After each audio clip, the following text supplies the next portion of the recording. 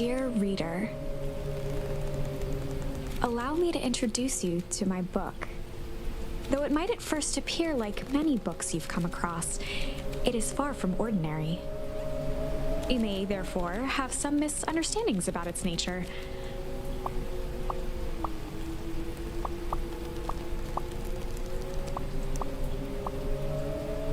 The story that awaits you has not been fully told. In fact, its conclusion is not yet known, even to myself. It is in that way that my book is special. It is in that way that you are special. Without you, there is no story. Chapter 1. Normal isn't what it used to be. This is a story about change. Nestled in a shallow valley is the town of PINES. Far from the town square, across the river, past the neglected welcome sign, a young boy walks alone at dawn. His name is Luka Van Horn, and like you, dear reader, he's here for a reason.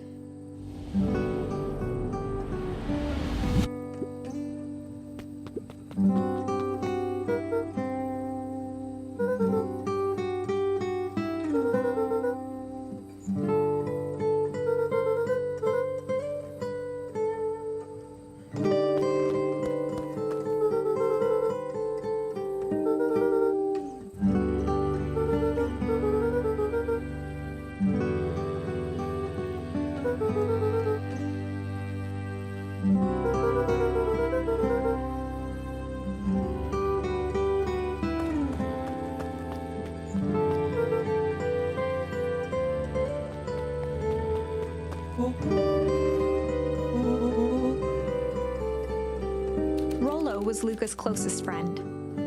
He possessed many fine qualities, but subtlety was not one of them.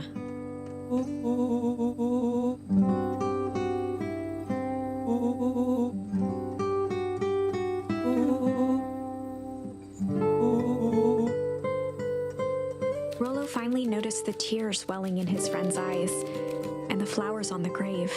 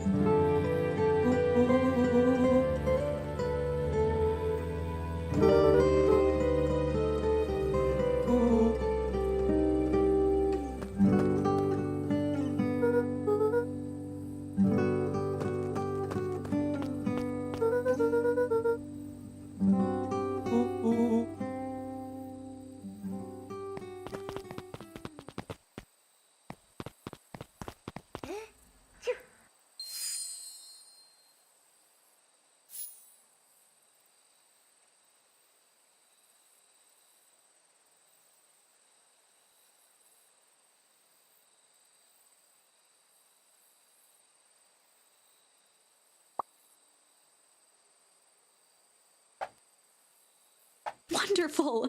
I had a good feeling about you from the moment you opened my book. That charm is a very special thing. Very special indeed. Keep hold of it for now. Its purpose will reveal itself soon enough.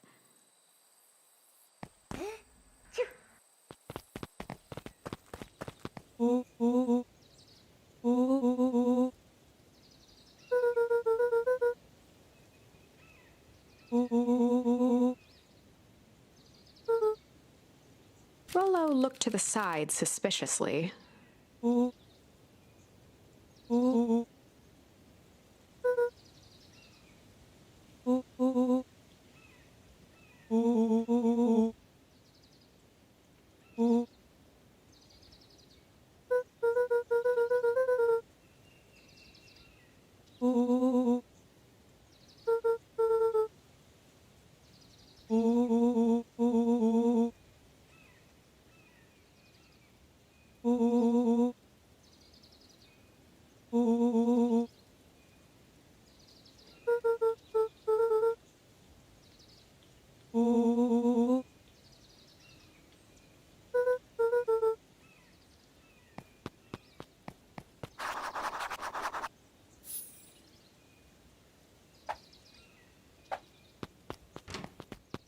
Dear reader, forgive me for this interlude.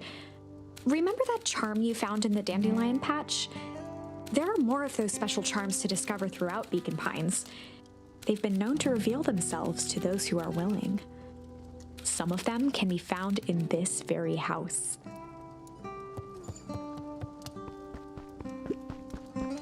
Since Gran had moved in, the house was more peaceful, more orderly, and more covered in flowery fabric. One of his father's old stethoscopes. Luka had spent countless hours listening to anything and everything with it. Not for years, though.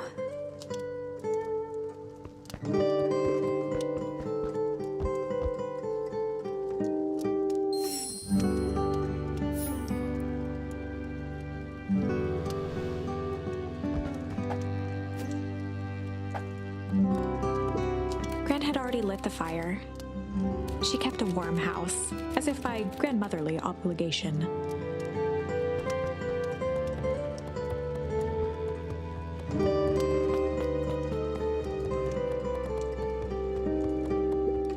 Luka paused at his parents' bedroom door. He just wasn't ready to go in yet. Gran had commandeered the upstairs closet when she moved in. "Some things need shelter from a young boy's mischief," she said.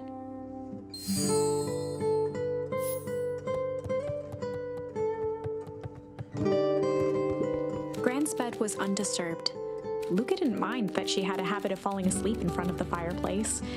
It meant that he could read late into the night.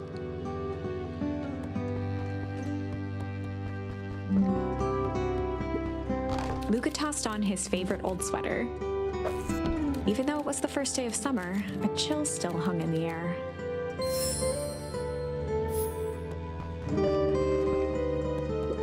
Gran's moving in meant that most of Luka's things had been crammed in the corner. Luka was somewhat annoyed by the situation.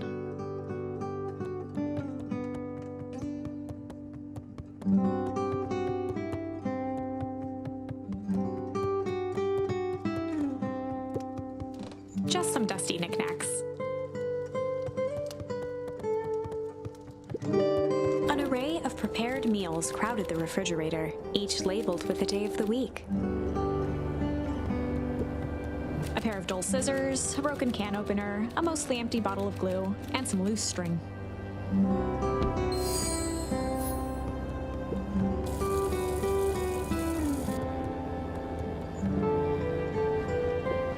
The only piece of furniture Gran had brought when she moved in was an old hutch.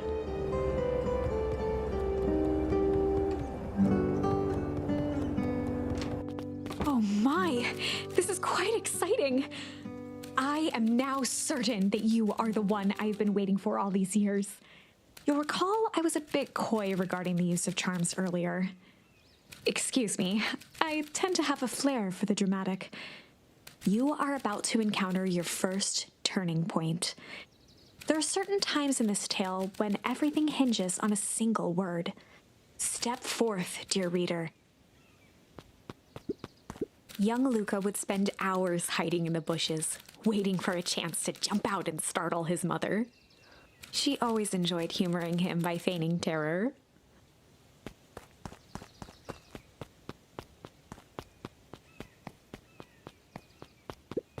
A beginner's guide to gardening laid open on the bench.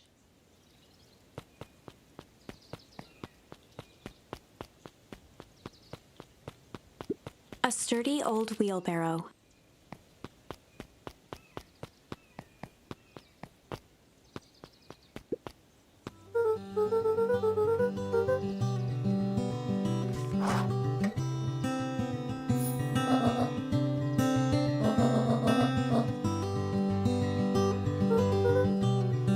The less Gran knew, the better for everyone involved.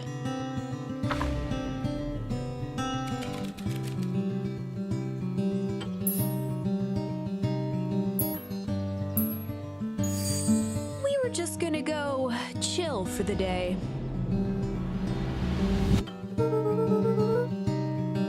The best lies are built on truth.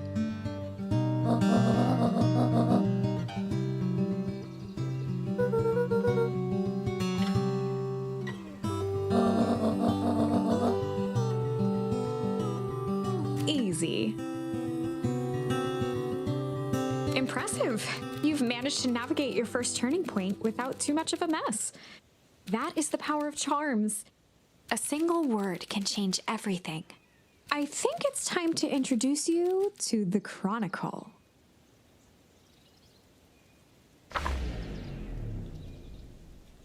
The Chronicle is a record of the decisions you've made. You can see the turning point which has been revealed. At any time, you can use the Chronicle to go back and invoke different charms, creating new branches. Luckily for us, this is the one and only turning point where the charms won't dramatically alter fate. It's the perfect opportunity to experiment with rewriting things.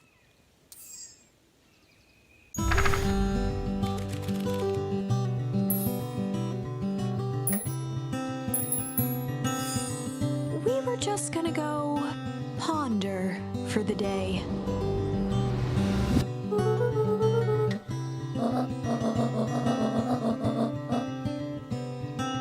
This was Luka's chance to sell his alibi.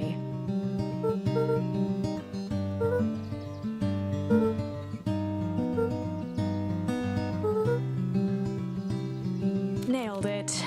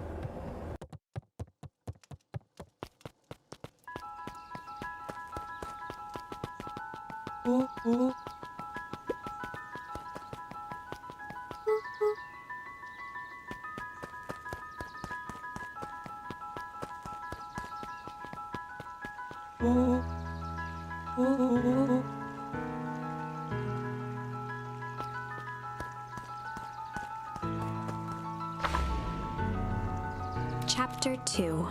Welcome to Beacon Pines. For many years, this valley had been a small mining outpost. It wasn't until Sharper Valentine built his fertilizer company that Beacon Pines was established. Over the next 30 years, the town had grown and prospered, until the foul harvest and his sudden death. In the 6 years since, everyone was simply trying to get by.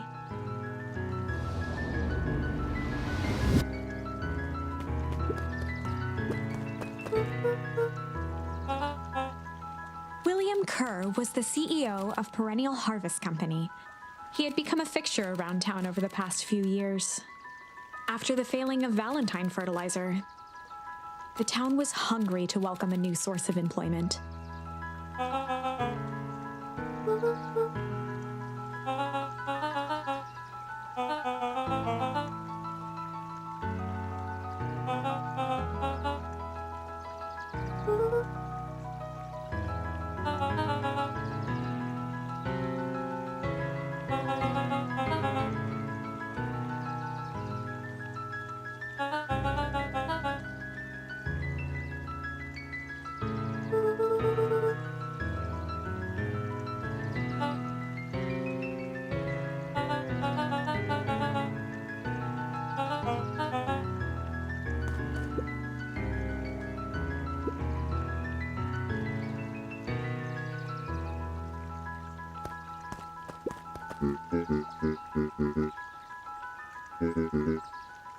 Mayor Augustus Valentine was not busy.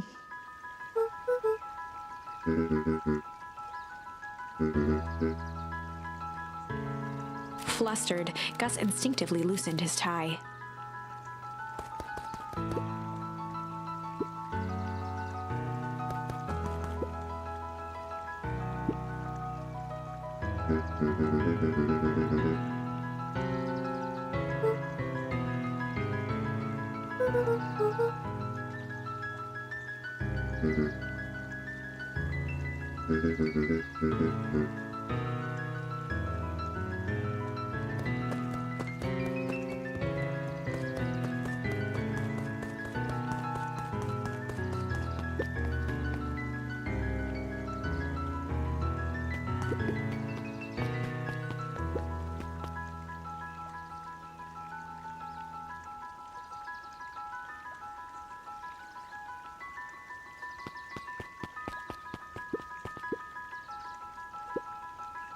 Mr. Sinclair continued snoring and lifted one eyelid just enough to see who it was, a tactic he often used to avoid undesirable conversation.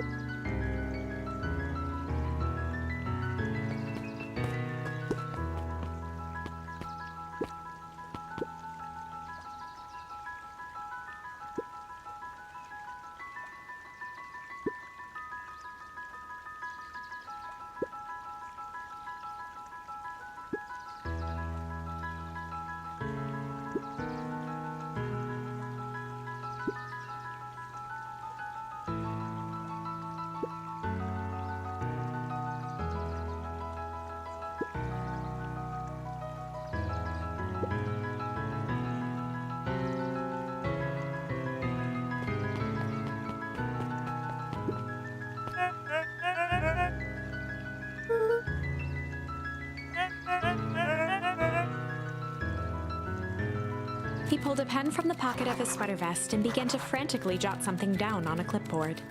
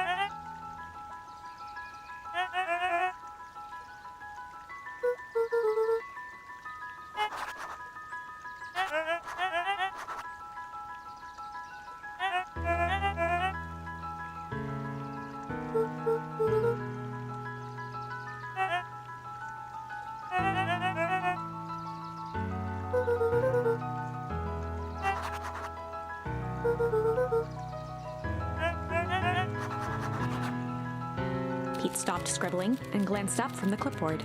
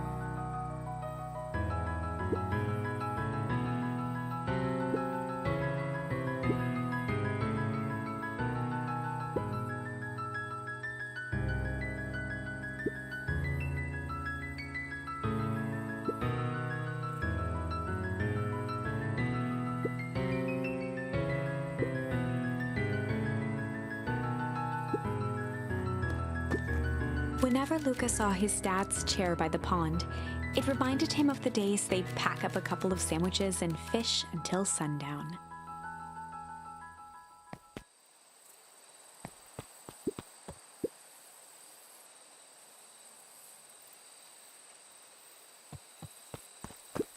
Luka opened the tackle box and picked the perfect bait. Luka tied a shoestring to the hook. What fish could resist a nice shoestring?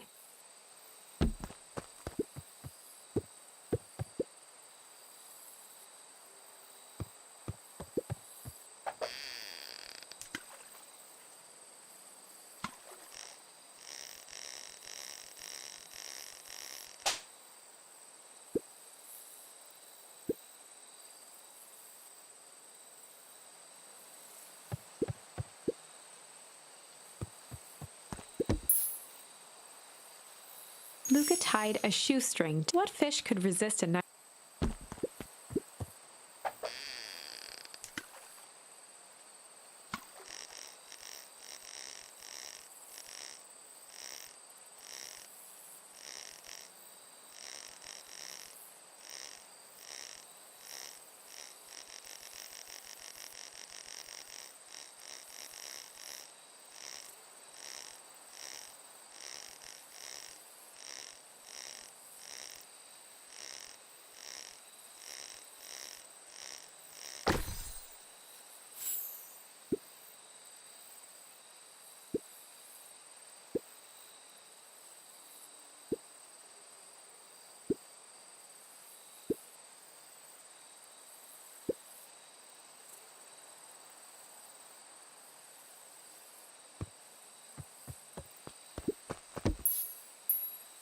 Luka gently baited a feather onto the hook. Good for skimming the surface.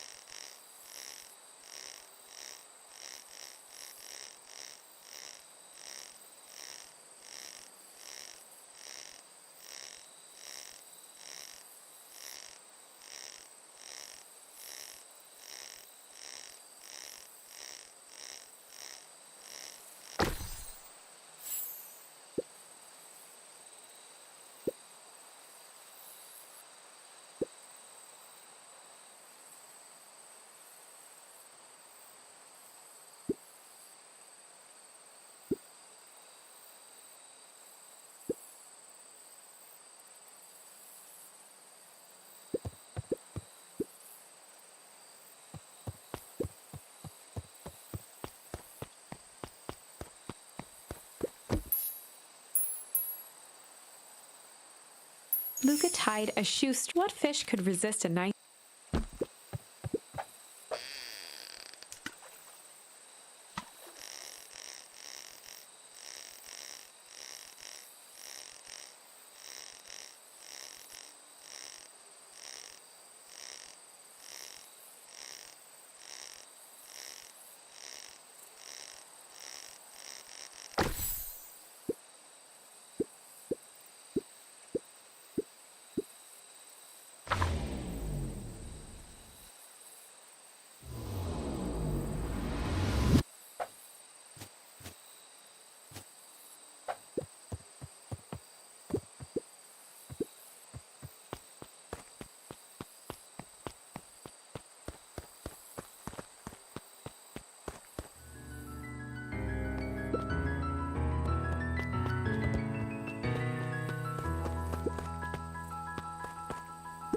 The boys had a good thing going, as long as they kept old Jeff happy.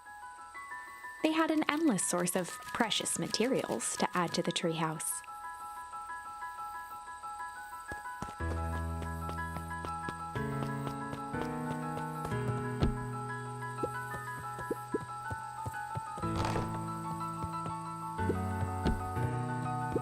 After Luka's father had passed, Rollo became obsessed with them building their own Hank atomic star scraper. It was some time before Luka realized it was Rollo's way of keeping him occupied.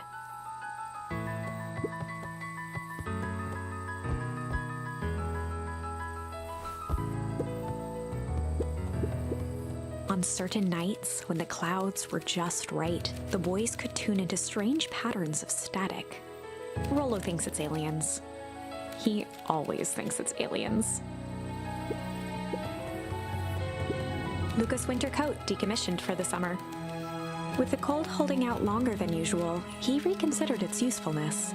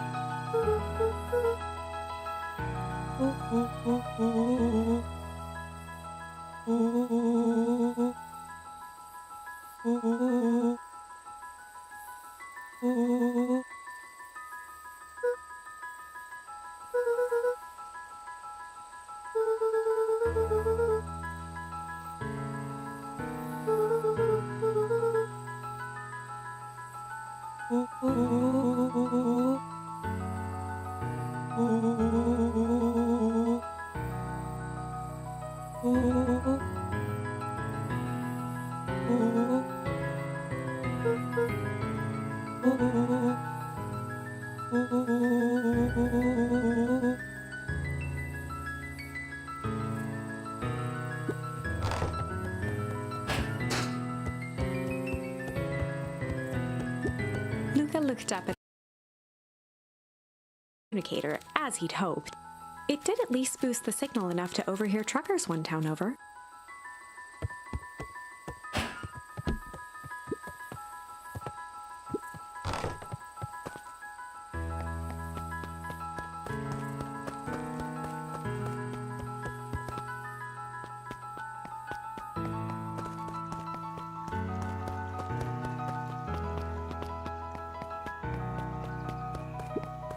The road leading to Beacon Pines was long and uninspiring, a sort of natural barrier for the impatient.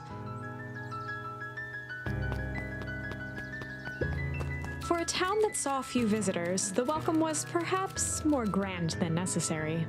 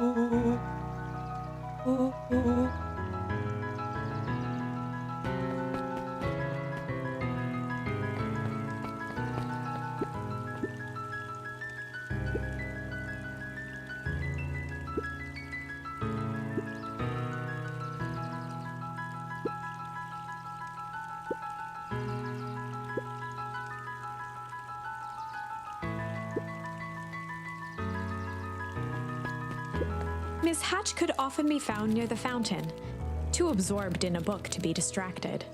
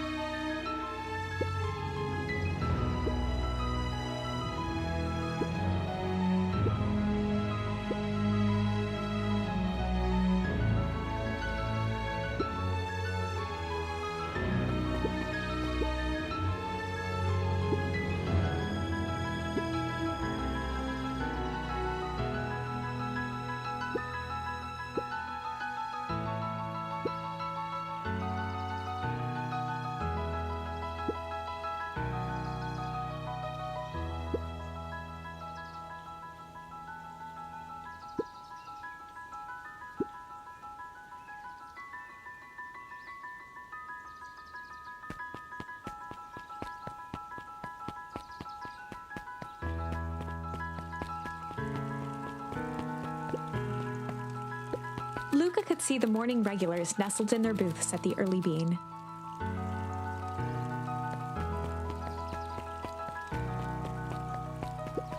Holden Wilder ran the local paper of record, the Beacon.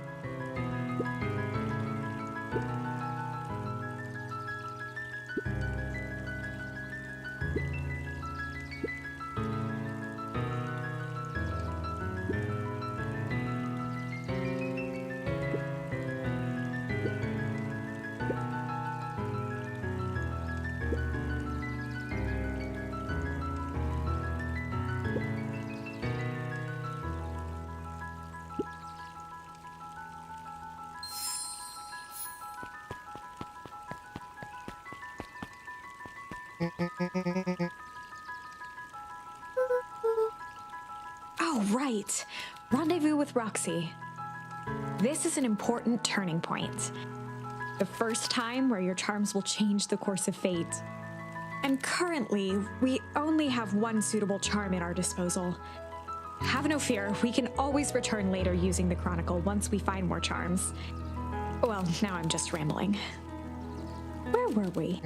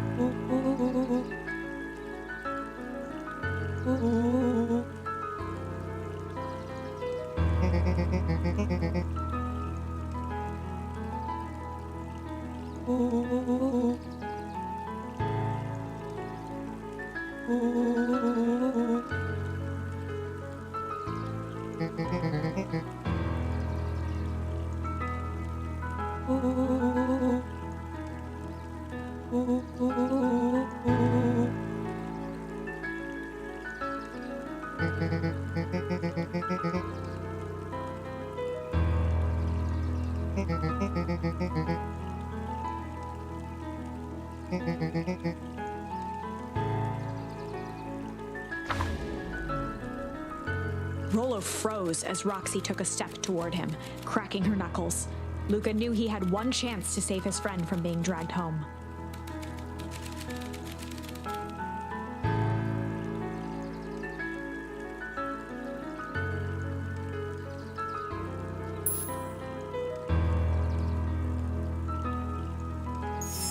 In the past, he found the best way to deal with an enraged Roxy was to be a little chill.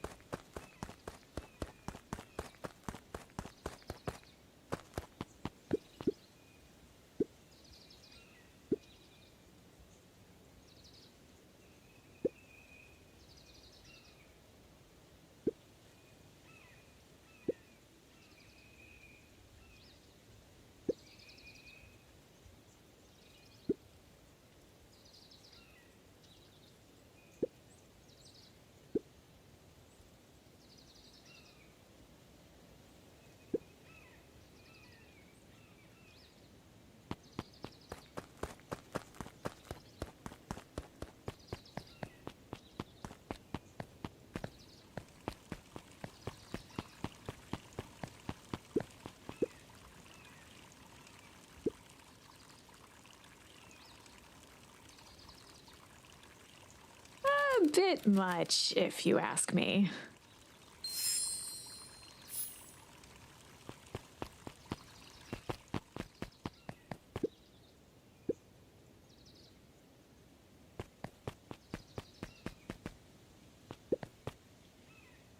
Jeff's hardware closed down about a year ago.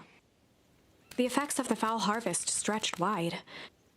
When there are no crops in the field, tractors don't need fixing.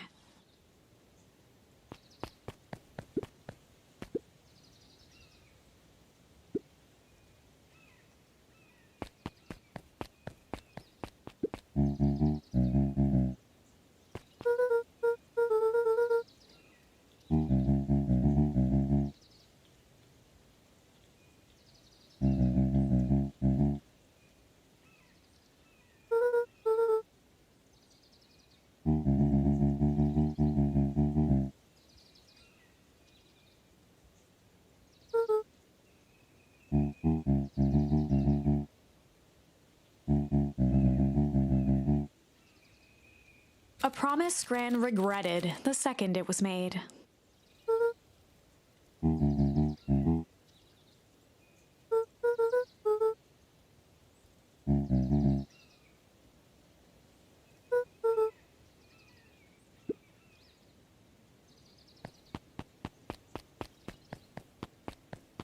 The phone booth was brand new, part of Perennial Harvest's Beacon Pines Reborn initiative. It didn't see much use.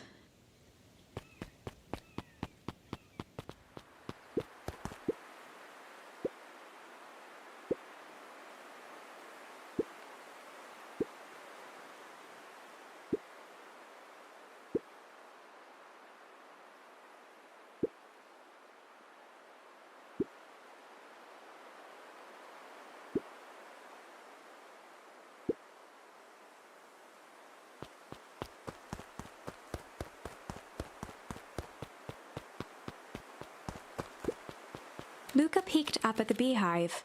It appeared to be deserted.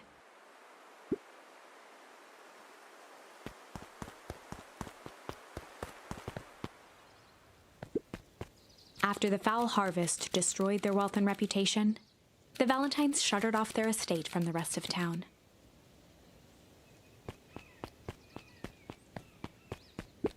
The Valentine mansion loomed over every other building in town, both figuratively and literally.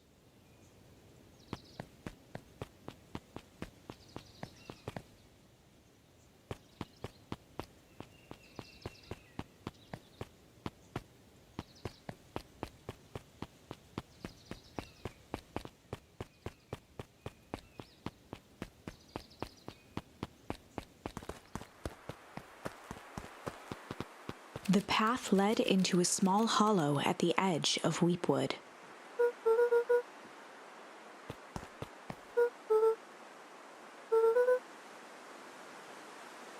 The fence thrummed with a gentle electric buzz. Luka often asked himself what Rollo would do, so that he could rule out that option.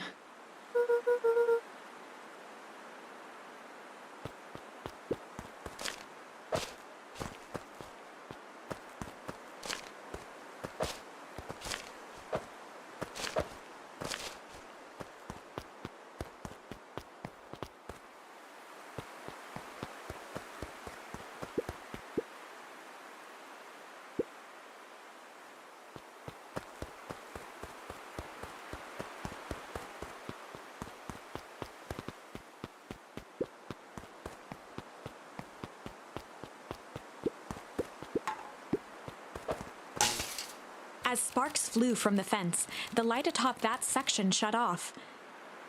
2 bulbs remained.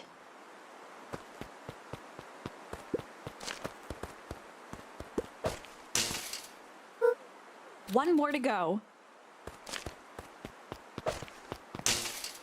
The fence's buzzing gave way to silence.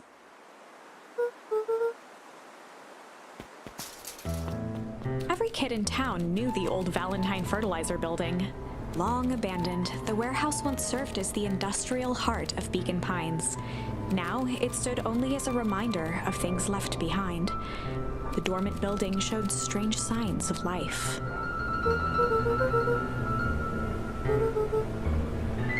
There was only one way to find out.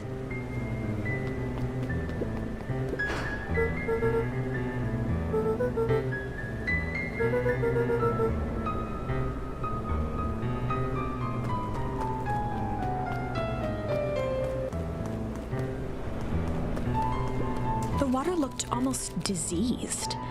It flowed slowly into the woods.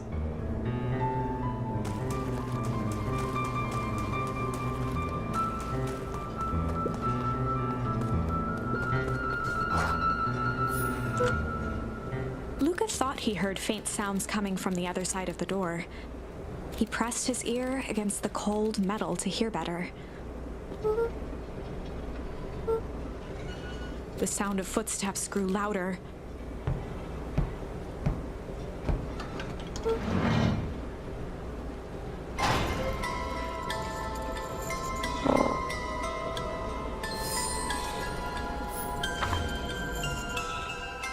The heavy steel door knocked Luka to the ground. Disoriented, he looked up to see an imposing figure silhouetted in a green glow. It lunged toward him. He tried to scramble away, but felt a gloved hand latch onto his ankle. Luka watched his fingernails leave trails in the dirt as the hand slowly dragged him back through the door, into the lab, into the green light.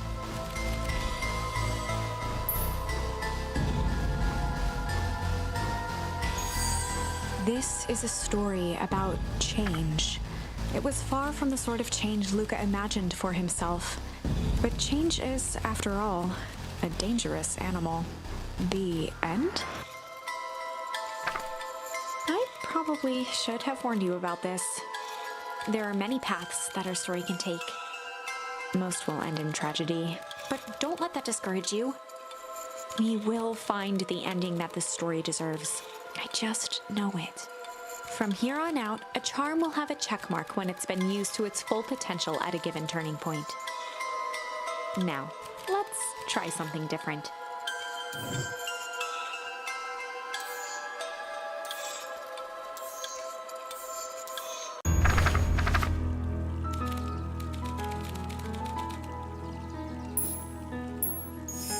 In the past, he found the best way to deal with an enraged Roxy was to be a little shit.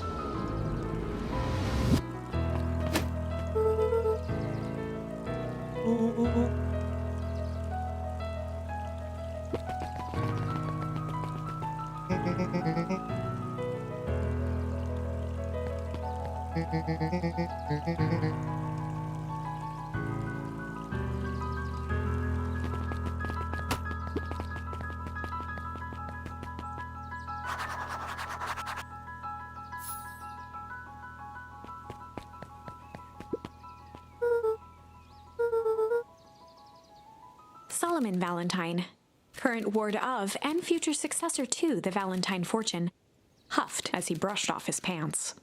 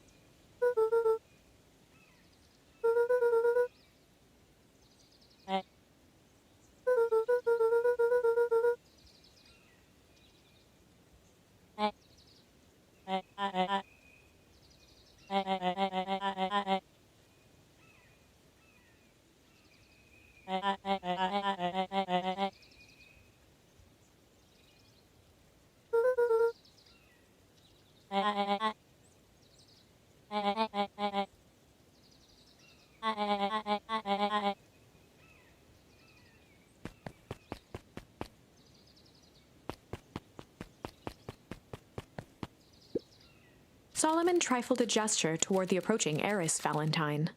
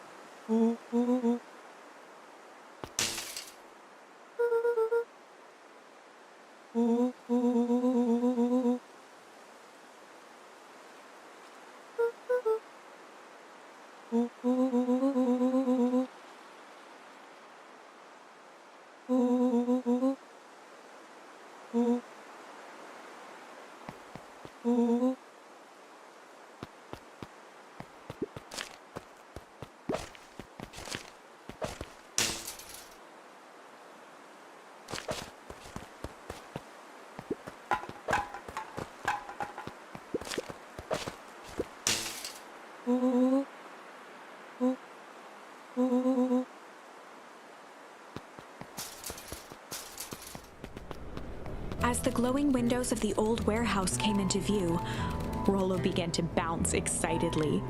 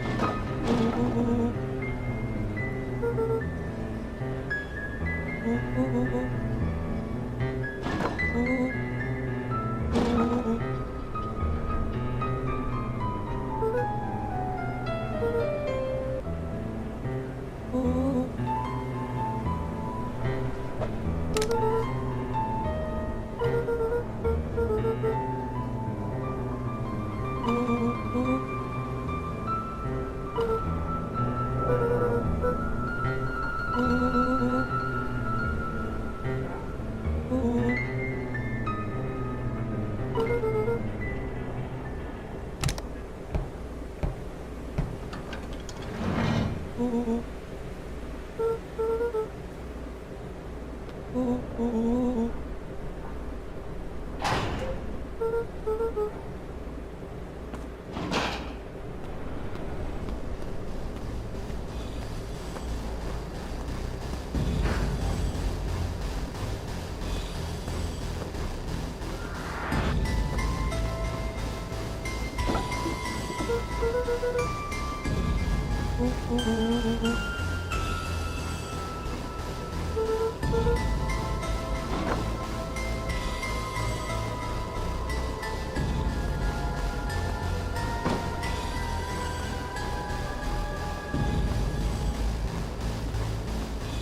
boy sat petrified under the weight of the bag.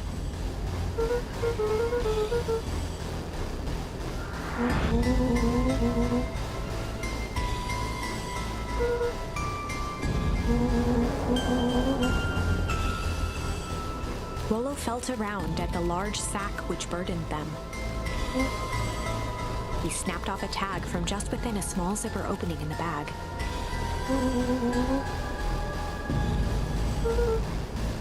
Rollo held the badge up to a faint shaft of light within the dumpster.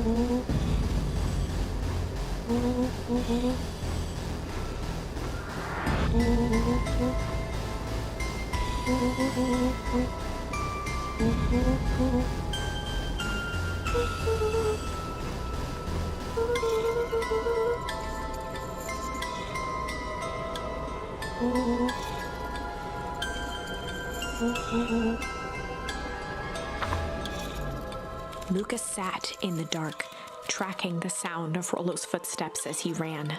1, 2, 3. He pressed his ear to the dumpster wall, straining to hear Rollo's footsteps as they faded away. 15, 16, 17. He tried not to think about the contents of the dumpster as he counted. 35, 36, 37. The thick stench made it hard to breathe. Screw it, that's long enough. Luka carefully lifted the lid and peered out. Nothing. No sign of Rollo. No sign of the man in the yellow suit. Time to haul ass. Luka clambered from the dumpster, stumbling to his knees. He was up like a shot and running, sprinting toward home as fast as he could. Beacon Pines flew by, blurred by the tears that welled up in his eyes. He wouldn't remember getting home at all that night. Throwing his front door open, storming up the stairs to his room and surrendering to sleep almost as abruptly as he hit his pillow. Chapter 3.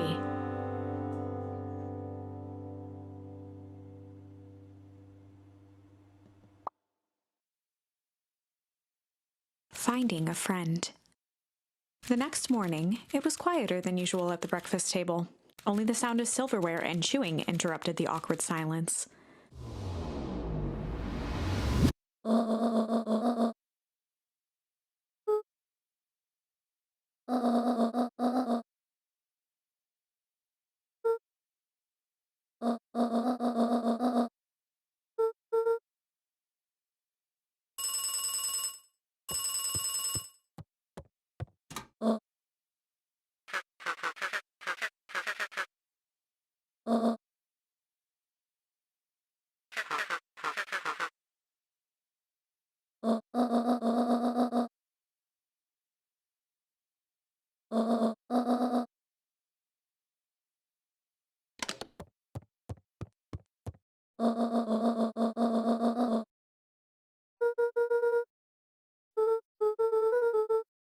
Gran's brow furrowed. She let out a long sigh. Her voice was quiet and even.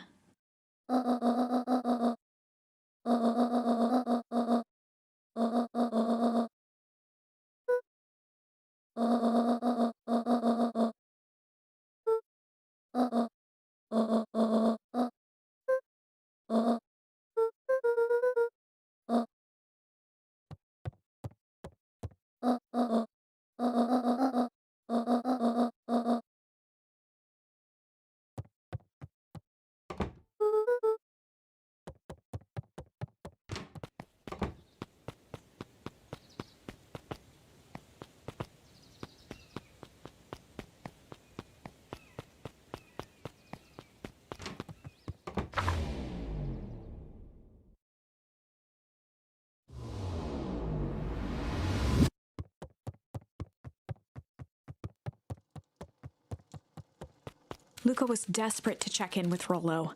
Until Gran returned, he was trapped.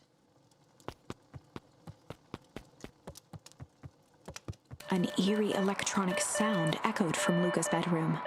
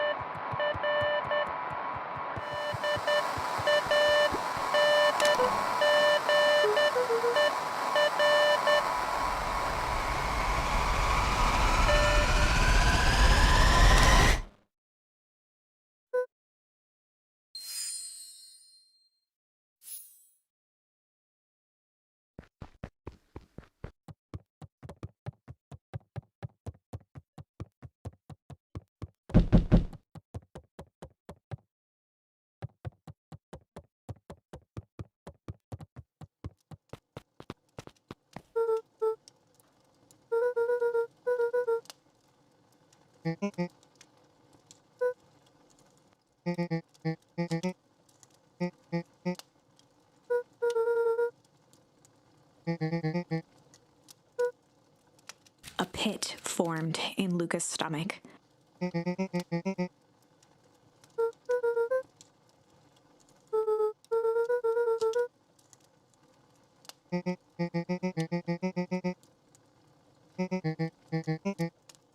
Luka's mouth felt dry.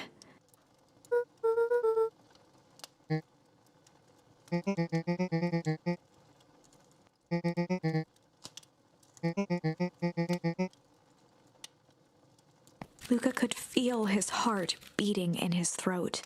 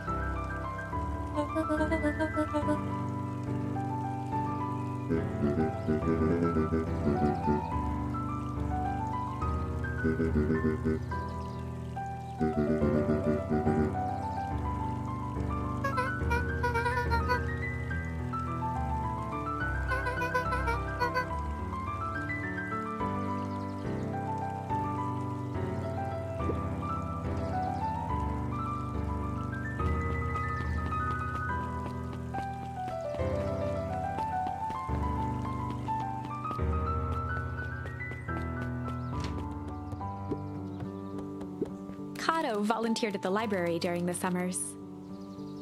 He wasn't very social, so he'd dedicate each summer to becoming an expert in a single subject, making him a reliable source of very particular knowledge. If you were to ask Kato something he didn't know, he'd escape into the dusty old bookshelves and return with just the right thing. Kato was lost in his reading. Luka crooked his neck to see the title, Introduction to Melitology.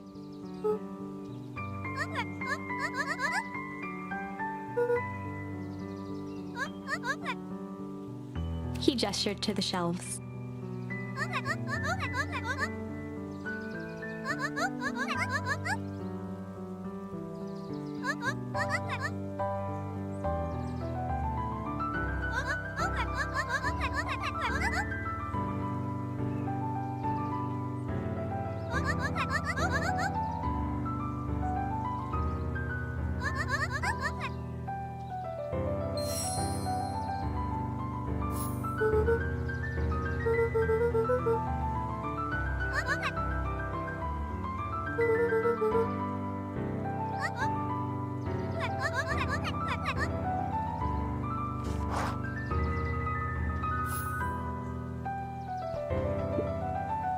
Oh, the cobs I've eaten. A salad-centric travel guide for the mildly adventurous. Sally Seashore's simple, succulent sundries. Luka brushed off a smudge of dust. Or maybe it was flour. 30 recipes so easy you'll doubt it's even edible.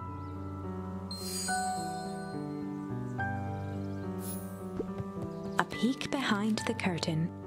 The methods and ruminations of Patrick C. Montesquieu. One of the greatest acting minds of our time. By Patrick C. Montesquieu.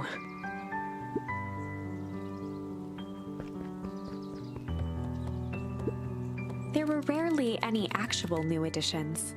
Simply a variety of existing content rotated into the front display each week.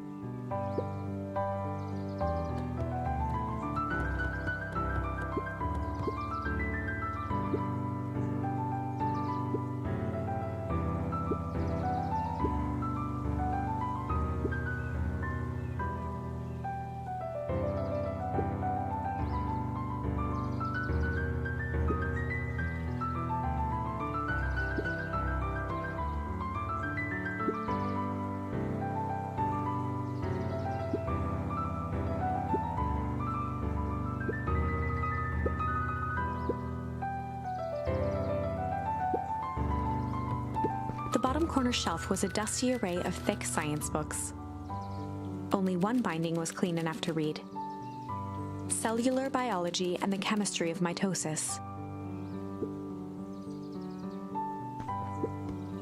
Mycological Phosphorescence.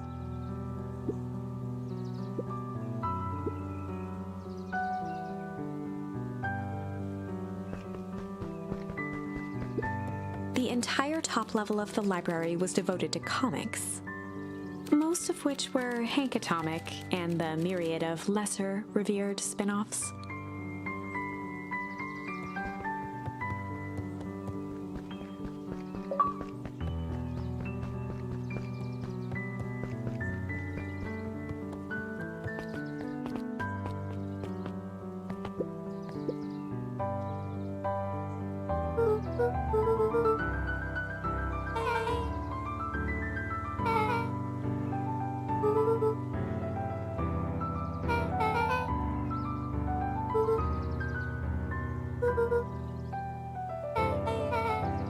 Beck's family moved often, giving her little time to establish any real connections.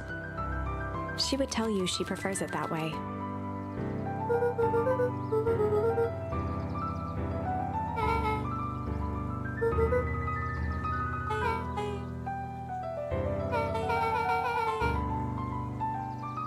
Luka shifted his feet uncomfortably.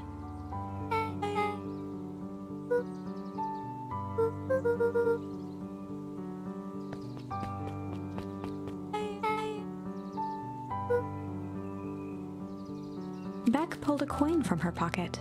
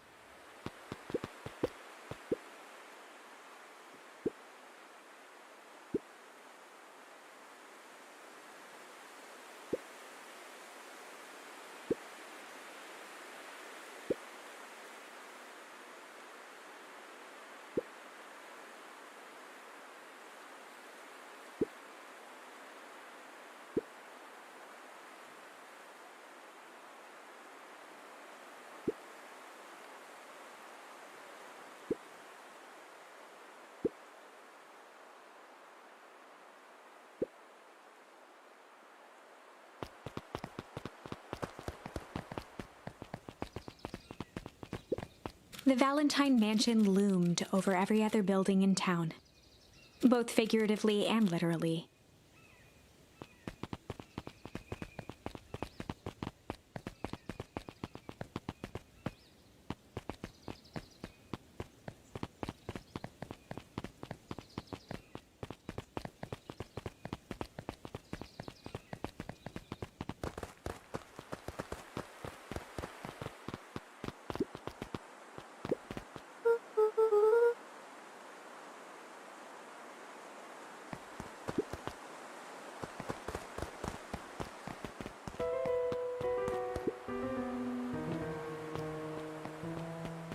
Luka felt a chill as he approached Beck.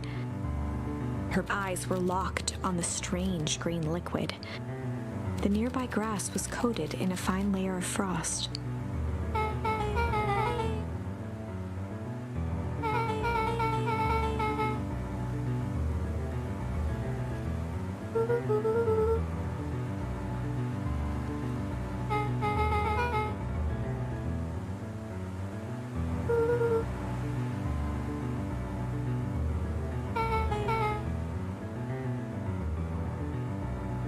Luka watched as Beck dipped a broken tree branch into the goo.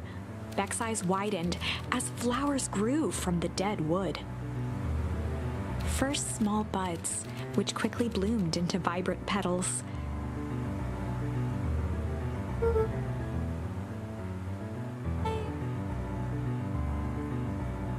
As quickly as they had grown, the flowers began to shrivel and turn gray. Beck dropped the stick with a grunt of disgust.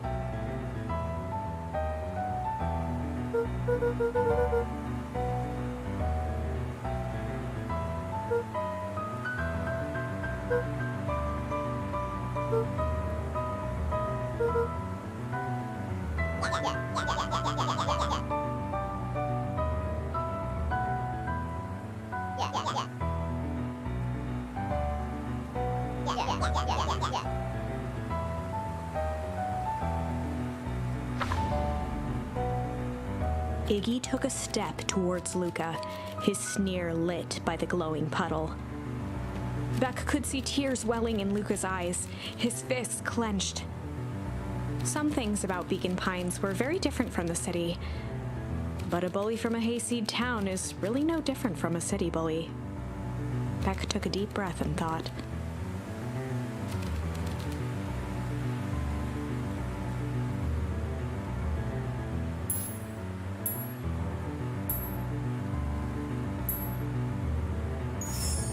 Well, time to bust out the strange.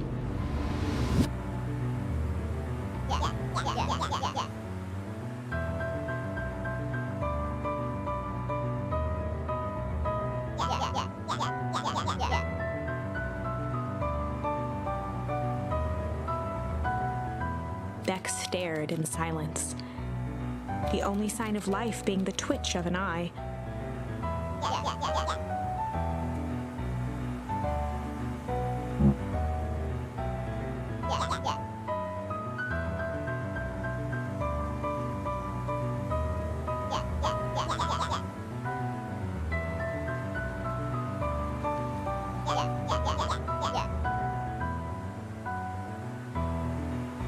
At the sight of Iggy taunting Beck, something in Luka snapped. Iggy's smirk shifted to a look of shock as Luka launched himself into his stomach. Iggy's clothes were drenched in the glowing ooze. Iggy's voice began to slur as he struggled to get up.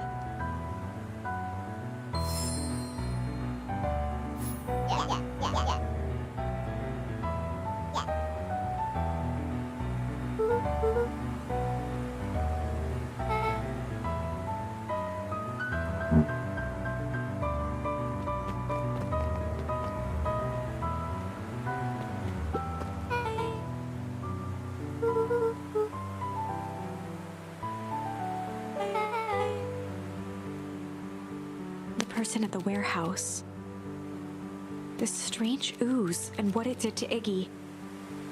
Was Rollo caught up in all of this?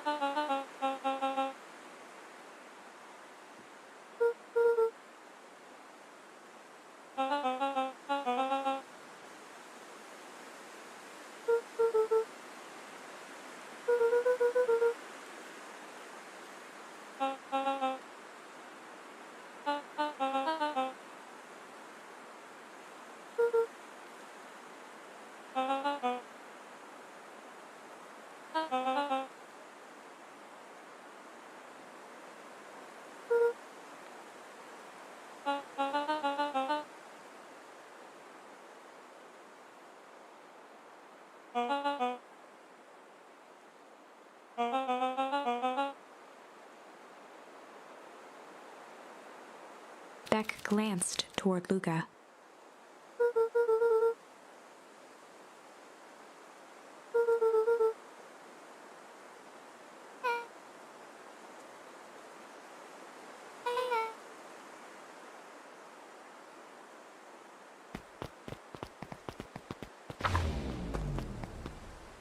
Rollo was safe.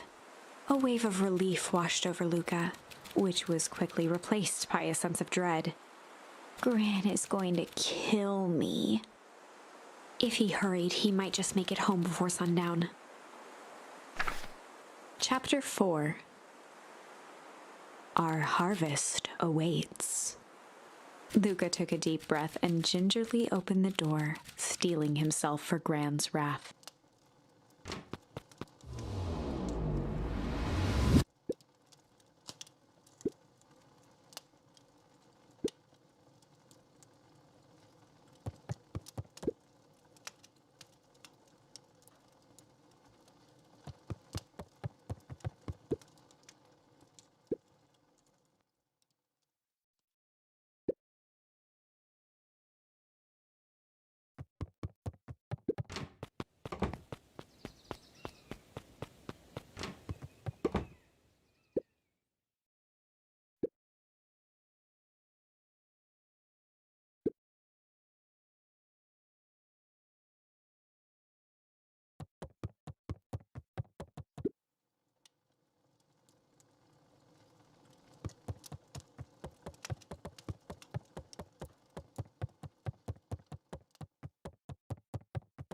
Luka was alone.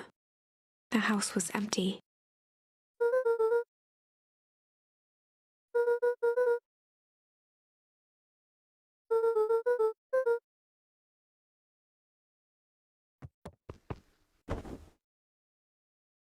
Luka was sitting by the pond, listening to small waves lap against a rock. His father sat in a folding chair in front of him. Without turning, he spoke. "Why don't you grab me some nice bait?" "Sure thing, Dad." Luka hopped over to the tackle box and popped open the lid. Inside was a rolling, buzzing mass. "We're fishing with bees?" Luka's father gave a warm chuckle. "Well, you catch more fish with bees than honey. Pick us out a good one." Luka closed his eyes and plucked out a bee. He could feel its wings struggle between his finger and thumb. Holding it at arm's length, he hurried over. His father deftly baited the hook and examined his work. Interesting choice. With a practiced flick of the wrist, the line buzzed in a graceful arc. The water accepted it without a splash or ripple. The wrong choice, but I respect it. The pond began to freeze over. Sometimes we gotta make the wrong choice before we can make it right. Pallid ice propagated across the still surface with an alarming speed. Luka scrambled back as the ground beneath him turned cold. "Dad, I don't understand." "Sorry, kiddo. Understanding isn't always part of the deal." The relentless ice shot through the fishing line toward his father. "Dad, look out!" His father casually wound the reel. "None of it's your fault, you know. Never was." "Dad, we have to go!" Luka grabbed his father's shoulders, trying to pull him away. "Please, you have to run!" The ice crackled as it spread across his father's hands. "That's the thing about fishing, Luka." His chest began to crystallize. "You toss your hook in, and you never know what you're gonna pull out." A shock of searing cold ran up Luka's arms. He gave one last desperate tug. The chair tipped backwards in a single frozen mass. Luka tried to stop the momentum, but it was too late. He watched the icy form of his father slam into the hard ground, shattering into 1,000 pieces that crowded around his feet. Dad, I don't understand. What does all this mean? The gentle rustle of leaves was the only reply.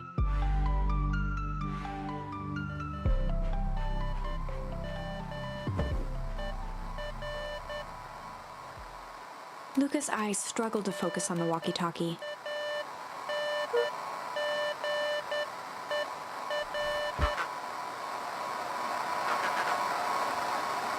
Faintly, he could hear Rollo amongst the noise.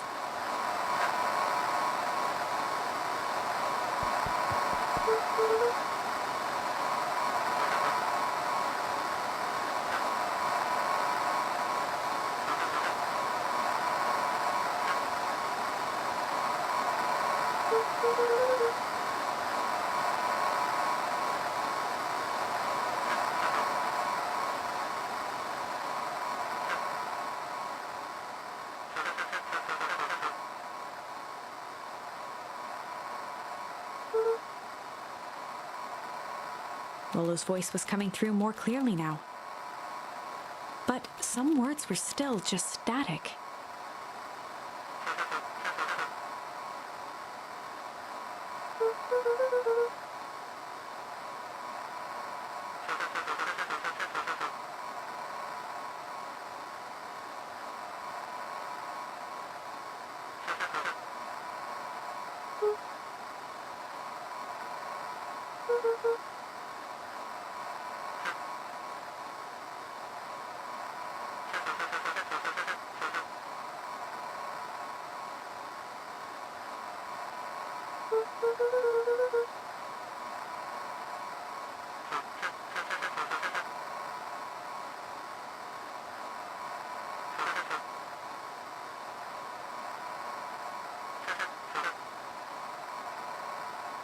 The signal went silent.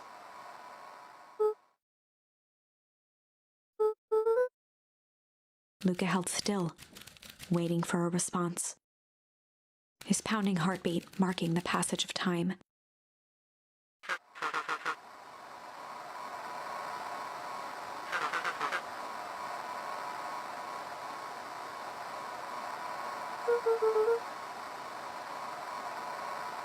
Lolo's voice began to fade.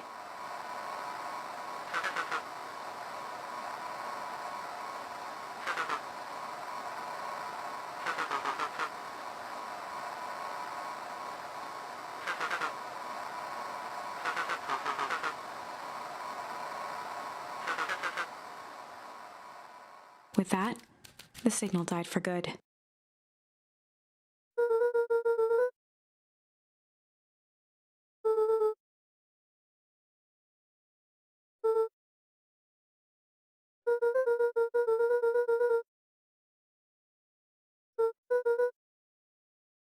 Luka grabbed the walkie-talkie and sprinted to the treehouse.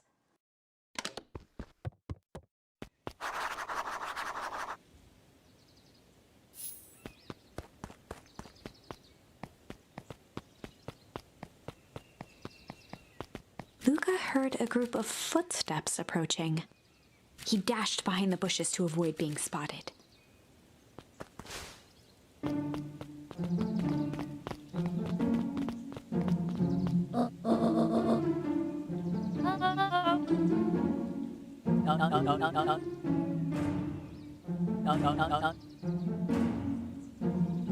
Mr. Tolliver paused, shifting his eyes to one side.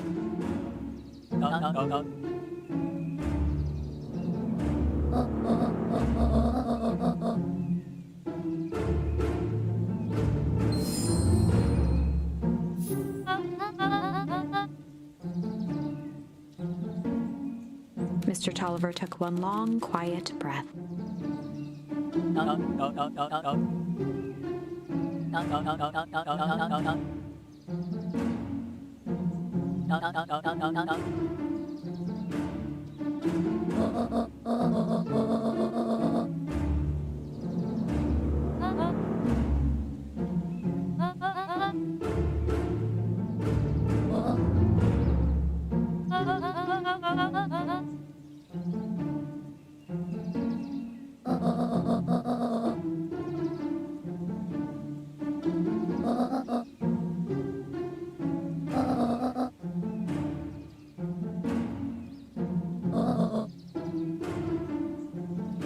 The three shared a determined look.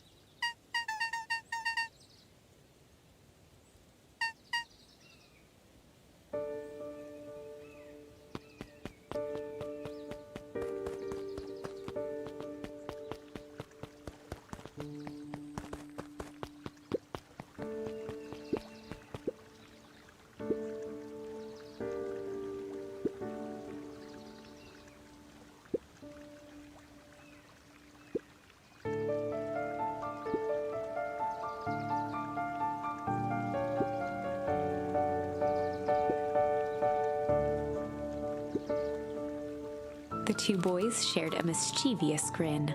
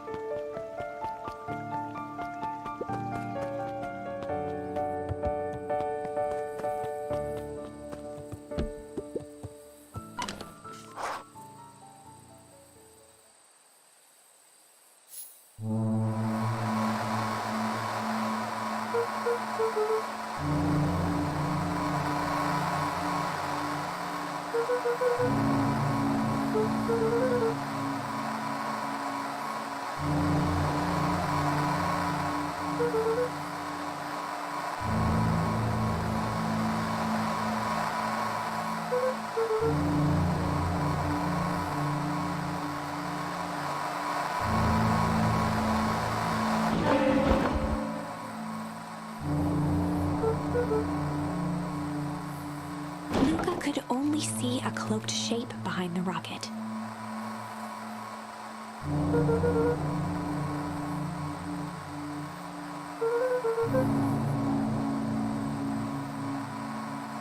He strained to hear as a muffled voice began.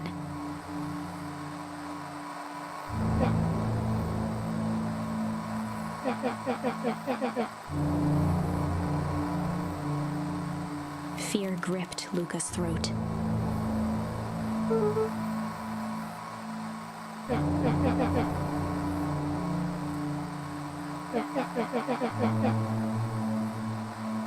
Luka stared at the ground for a moment, trying to place the dampened voice. The figure shifted slowly from behind the rocket, revealing itself to Luka.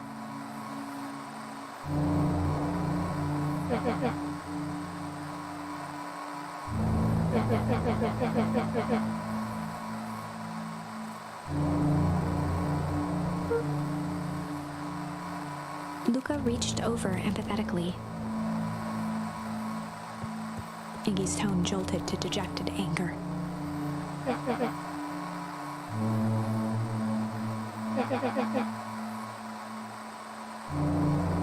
Luka slumped to the ground, overwhelmed by guilt.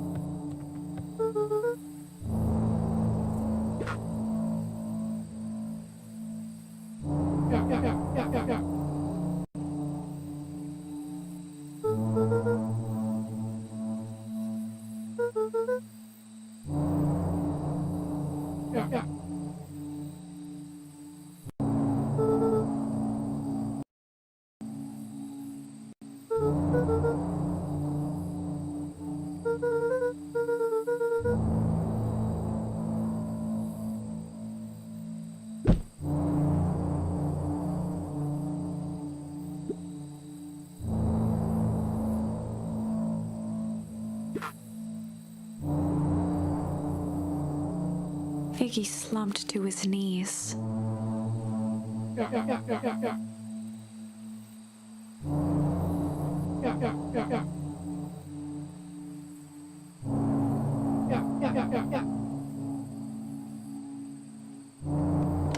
Luka grabbed the walkie-talkie and headed for the window.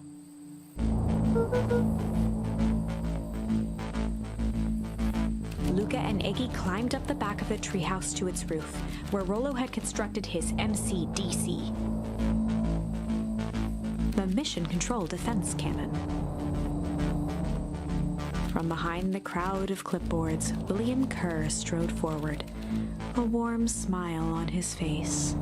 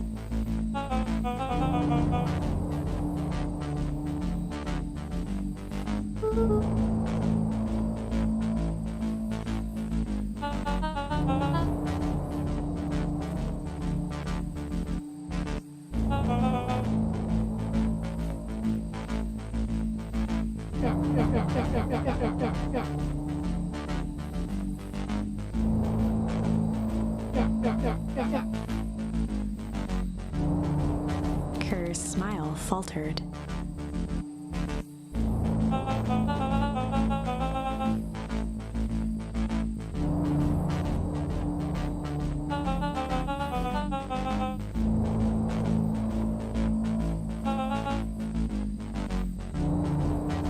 Luka's grip tightened on the MCDC.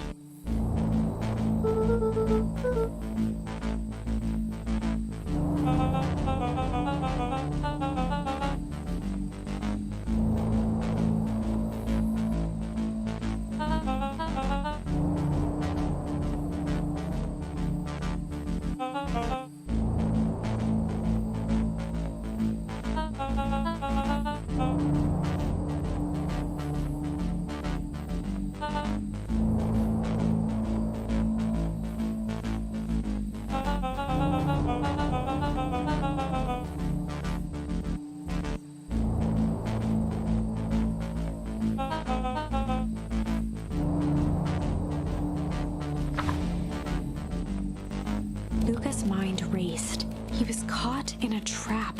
What do you do when there's no hope? He wiped his cheeks with a sleeve. What are you gonna do, Luka?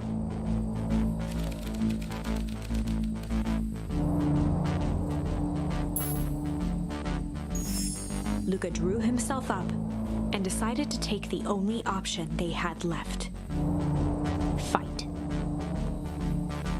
He swung the Mission Control Defense Cannon around, aiming it confidently at the smirking face of William Kerr.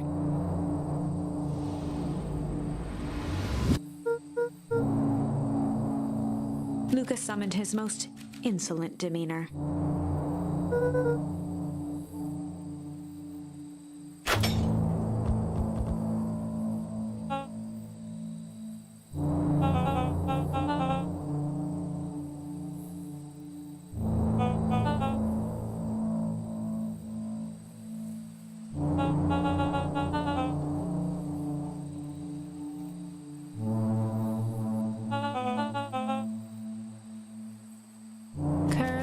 His back on the two boys. With With a nonchalant wave of the hand, he made his exit. As the clipboards began to slowly advance on the treehouse, Luka looked to Iggy with resignation in his eyes. The end. That escalated quickly. Maybe discretion was the better part of valor here. Let's put a pin in this for now.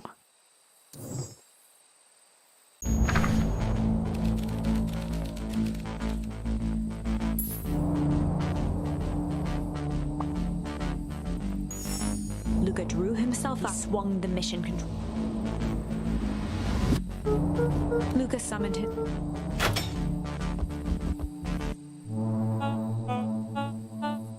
Kerr, with a non. As the clip the end. Let's.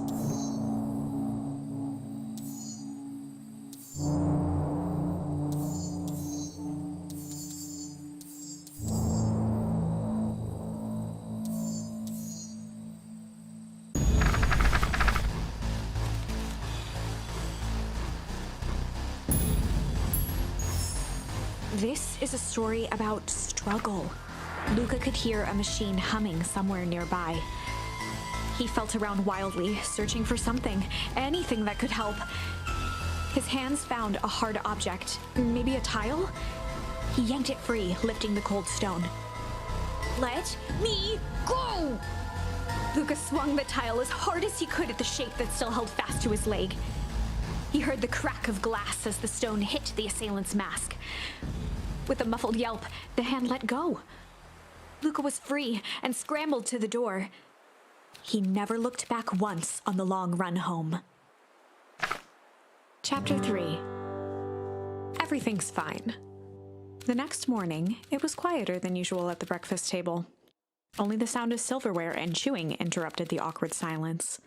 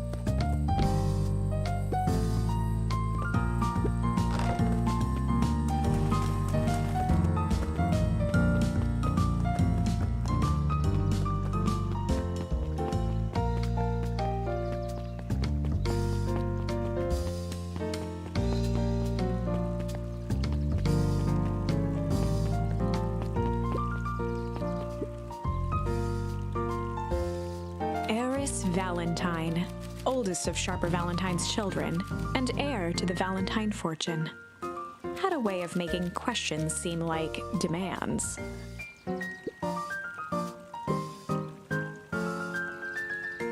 Mr. Wilder had learned to assume that if he was hearing from Eris, it was because she had taken issue with something he had put in the paper.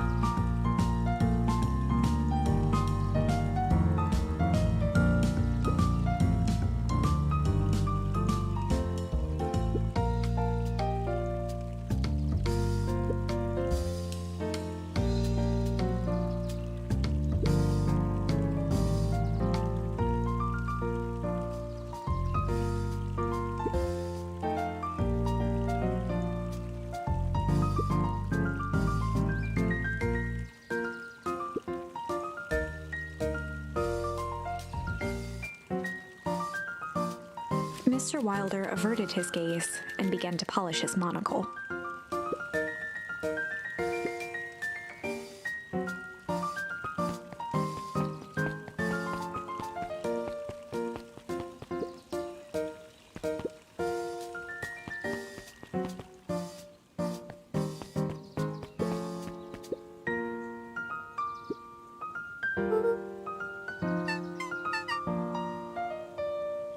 Dawn had dreams of becoming a big-time reporter.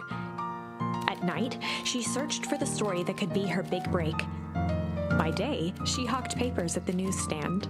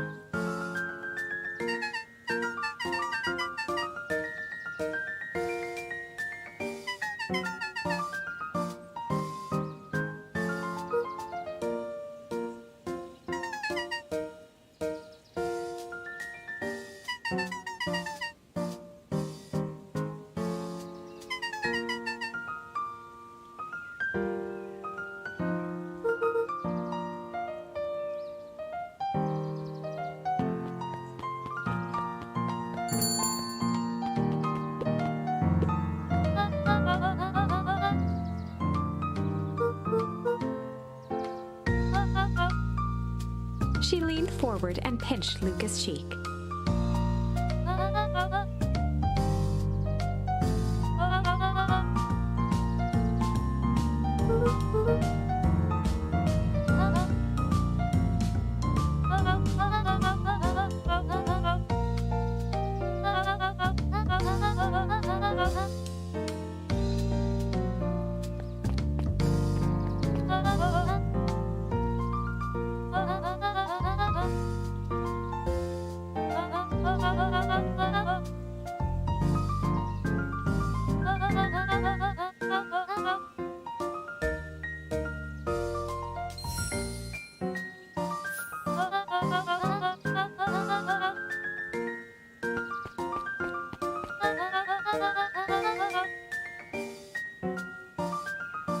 Luka shifted the basket uncomfortably.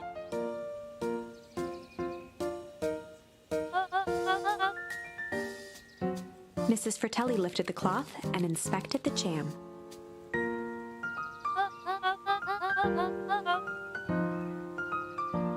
She carefully lifted out her jars of jam.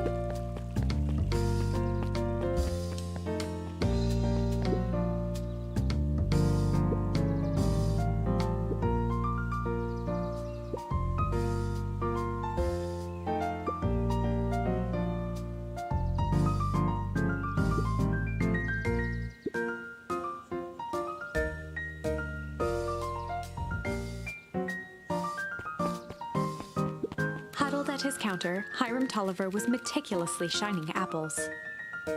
More accurately, Hiram Tolliver was meticulously shining one apple.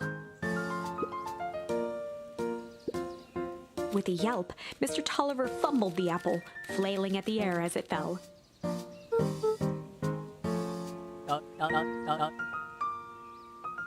He leaned forward and lowered his voice.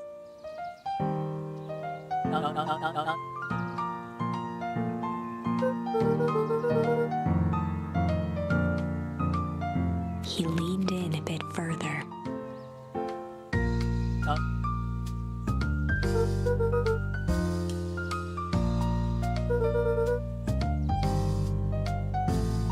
Mr. Tolliver leaned back, speaking loud enough for anyone to hear.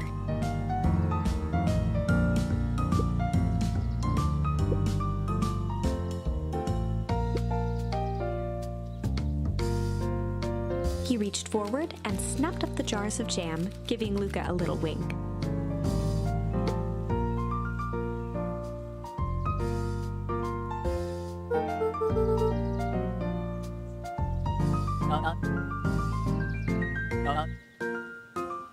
He leaned in for a final whisper.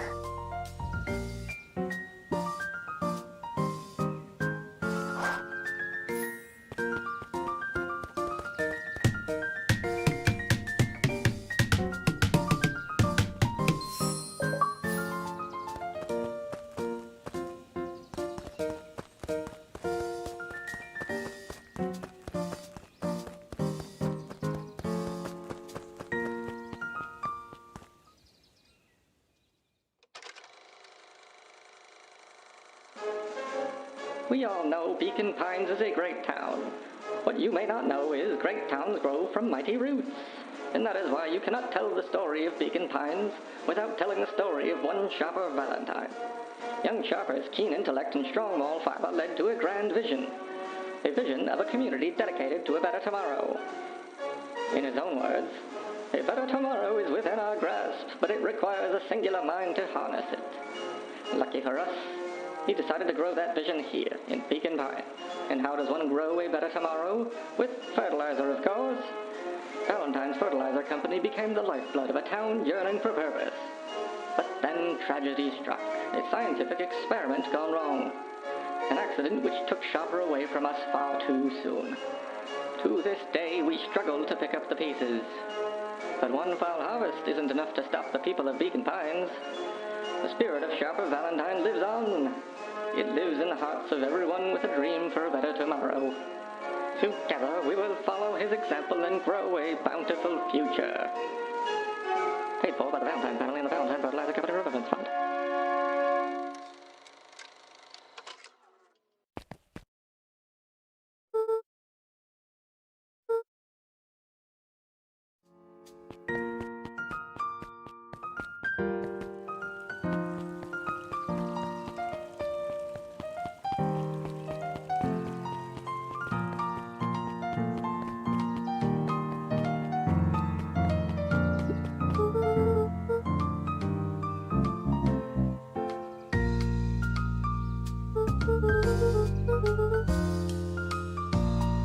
Mr. Nuncreed eyed Luka for a moment, then nodded in agreement.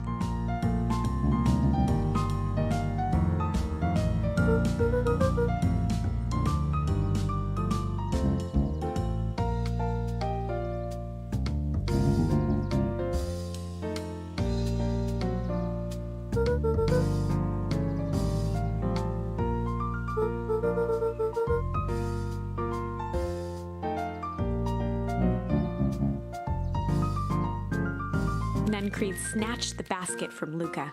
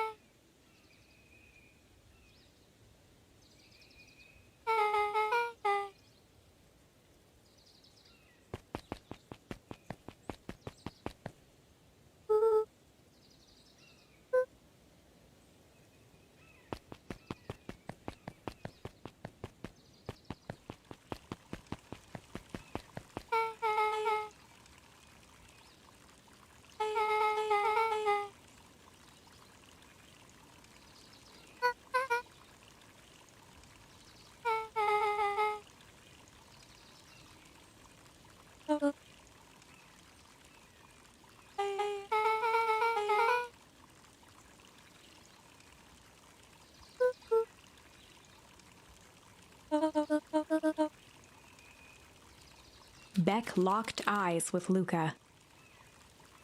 The look on her face was equal parts expectant and desperate.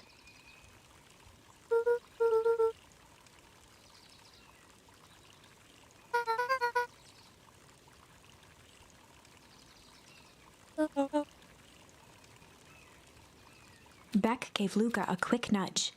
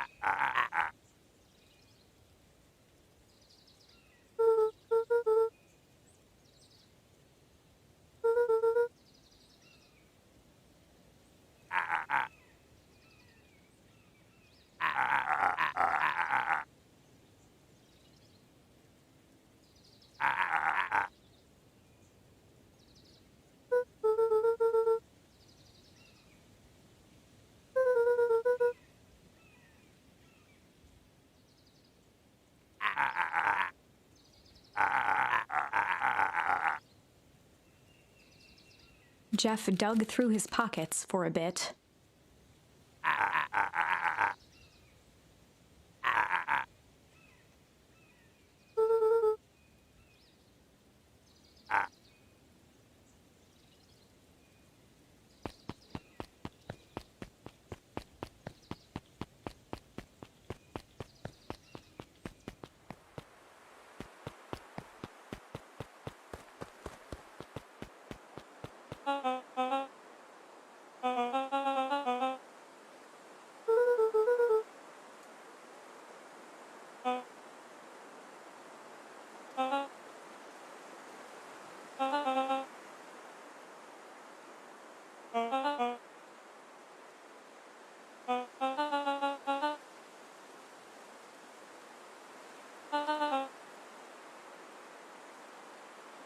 Mr. Kerr winked with a wry smile.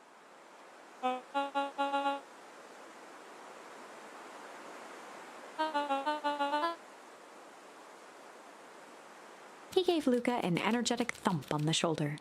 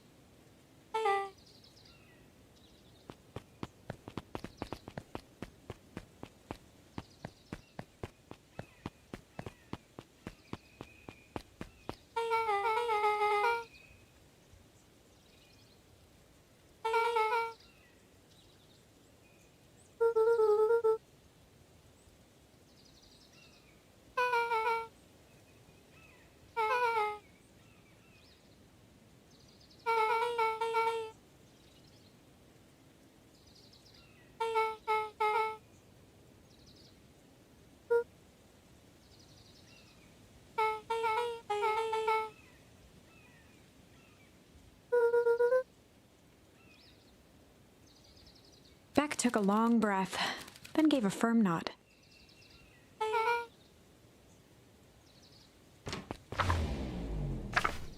Chapter 4. Dinner with the Moodwills. Ilona Moodwill was worried about change. A gardener at heart, she understood the necessity of change, relied on it even. But there was a difference between the controlled world of her plants and this cluttered cottage in a strange town. Almost done. Nellie was a blur of activity, digging through boxes. Sorry, love, couldn't find the dishes. We'll have to make do with paper plates. Dinner went by without much conversation. As she watched Beck and Luka finish up their pizza, Ilona let herself relax into the chair. The things she cared about were still here. Nellie finally had the job of her dreams. Beck was beginning to take root. Ilona's task was simply to tend to them. She could do that.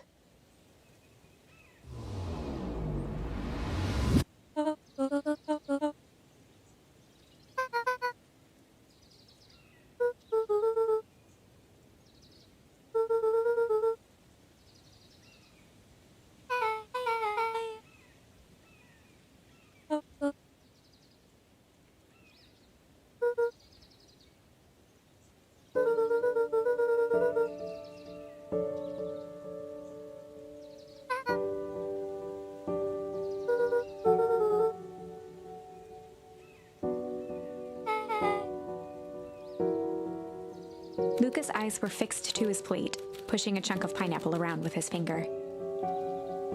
Nellie was the one who eventually broke the silence.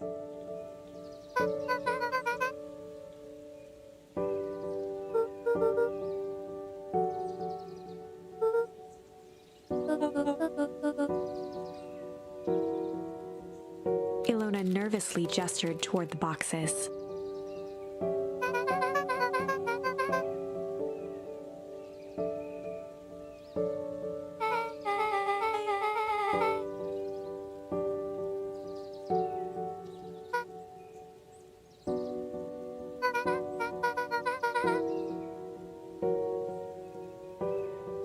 Luka wiped his face with his sleeve.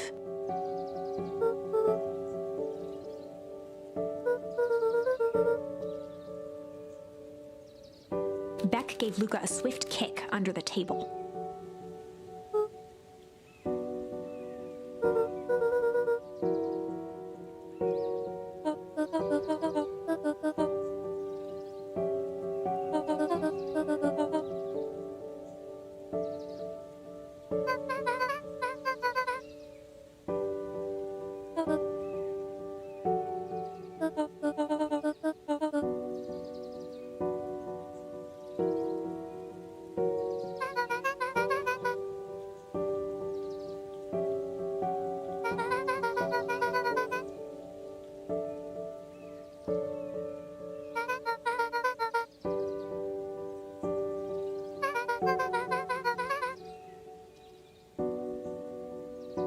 Luka glanced over to Beck.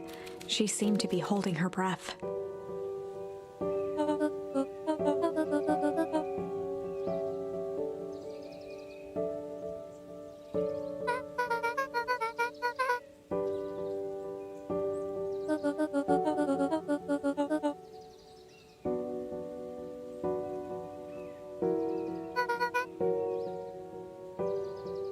Beck slammed her fist into the table.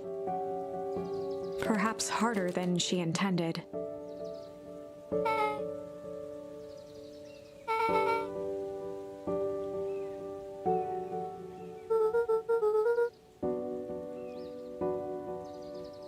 Luka glanced outside to gauge the time. The sky was darker than he expected, filled with ominous clouds.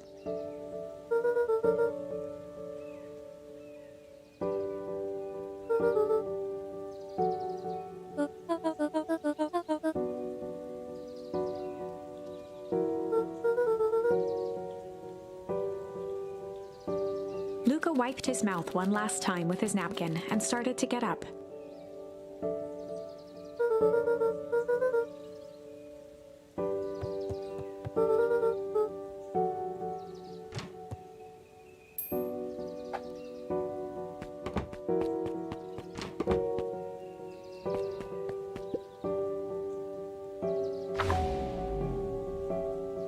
Surprised, Luka turned around.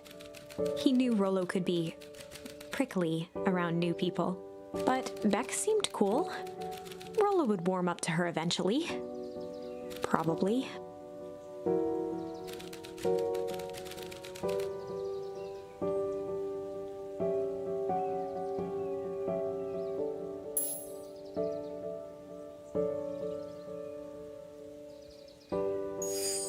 Luka began to respond, but the sky answered for him as the clouds above began to rumble with ominous thunder.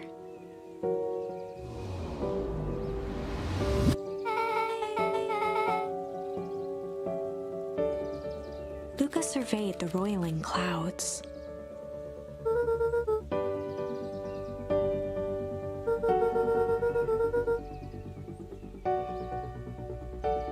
At that moment, the heavens opened up, unleashing torrential rain.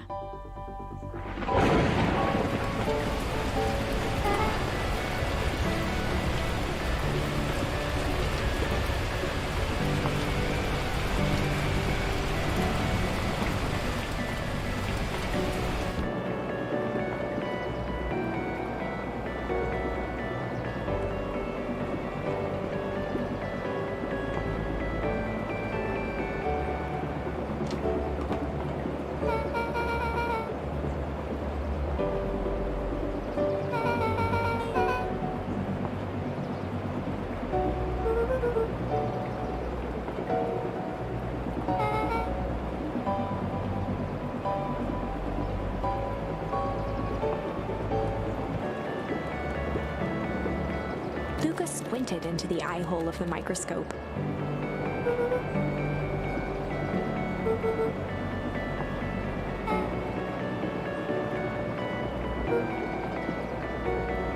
Luka adjusted the slide with his fingers to get a better look.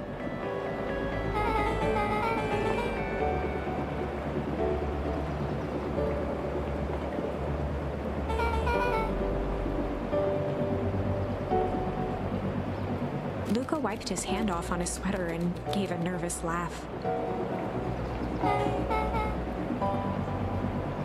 Beck looked down, timidly tapping the ladder with her feet.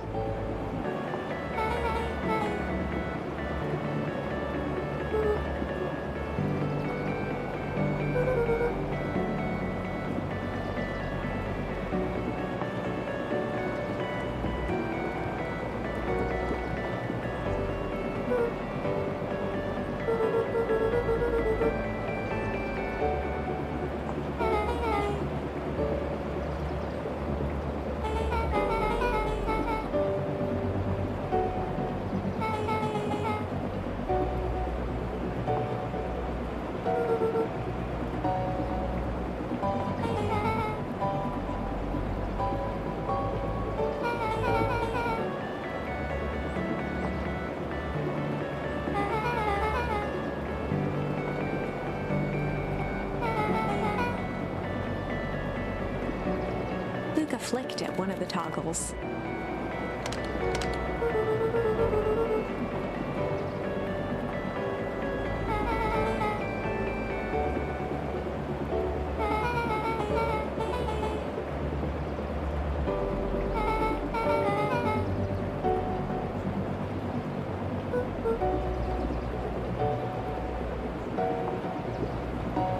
Luka bent down to examine the bouquet of wilting flowers.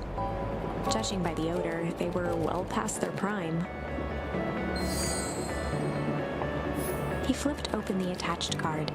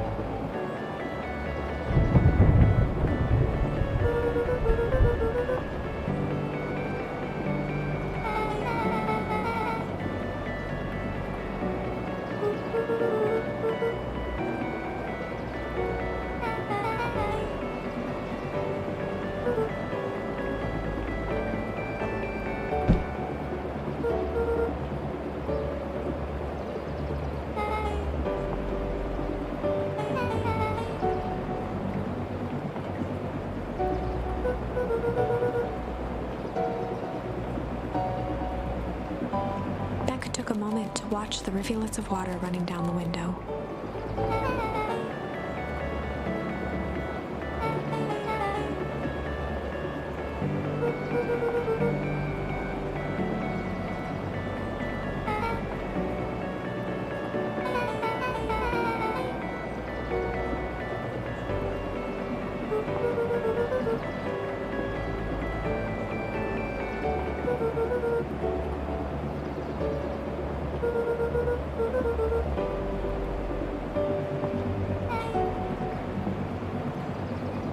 Luka took a deep breath, exhaling slowly.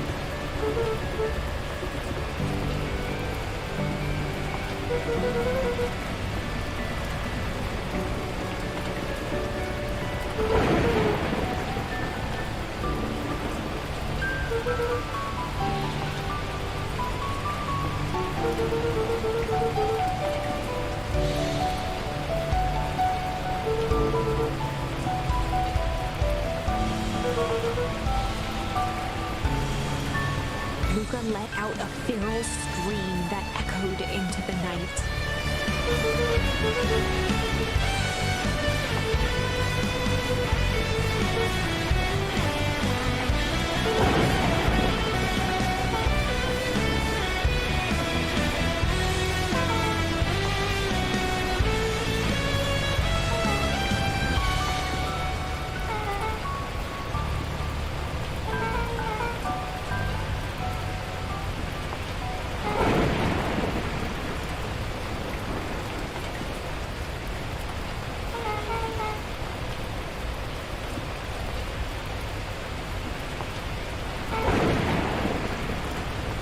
Her voice dropped to a trembling whisper.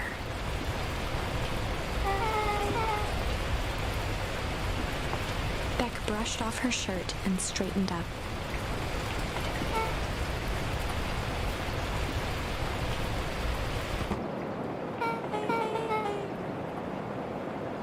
As abruptly as it began, the storm abated.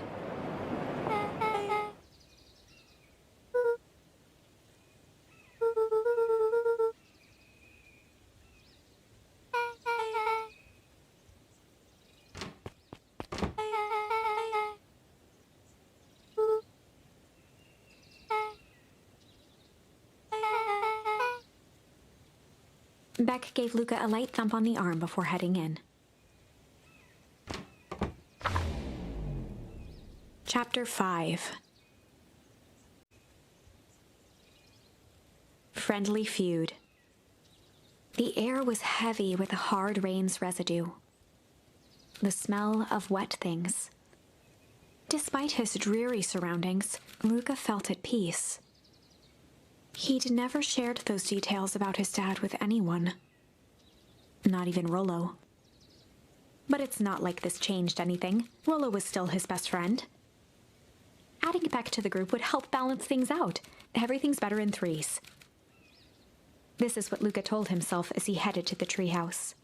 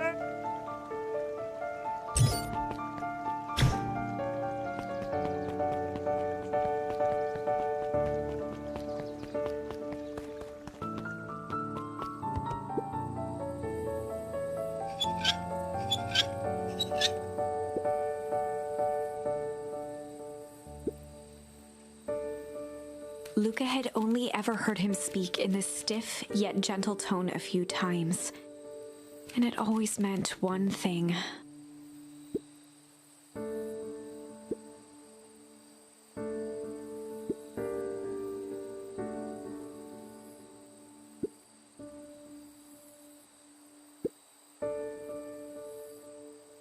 Rollo scoffed.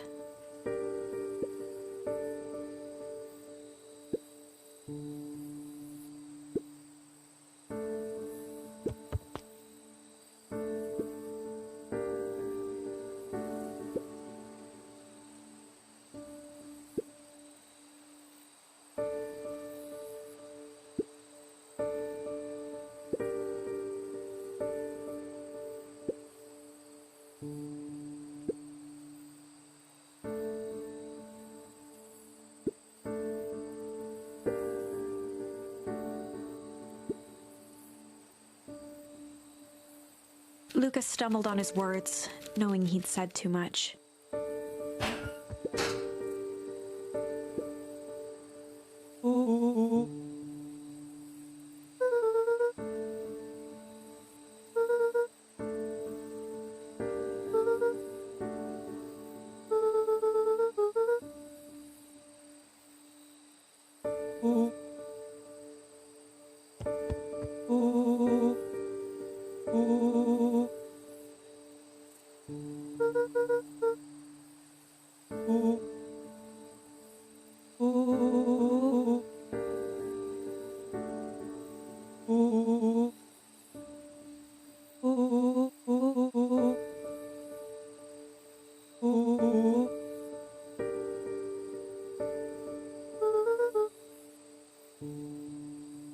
Luka became instinctively angry in response.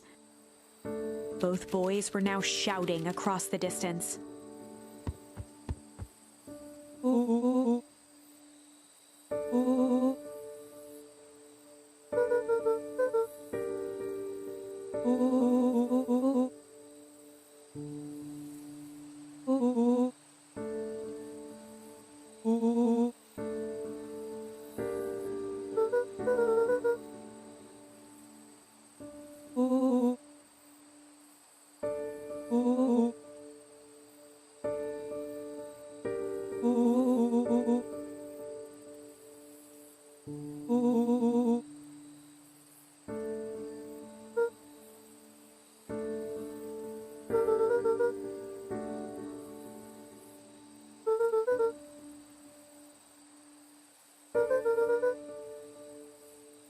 Rollo's tone changed to a calm, yet more intense anger.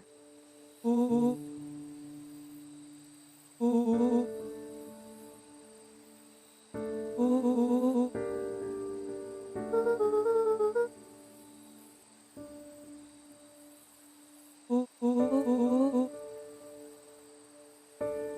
words hung in the cold night air. Rollo's stomach dropped, knowing he'd crossed a line. But it was too late.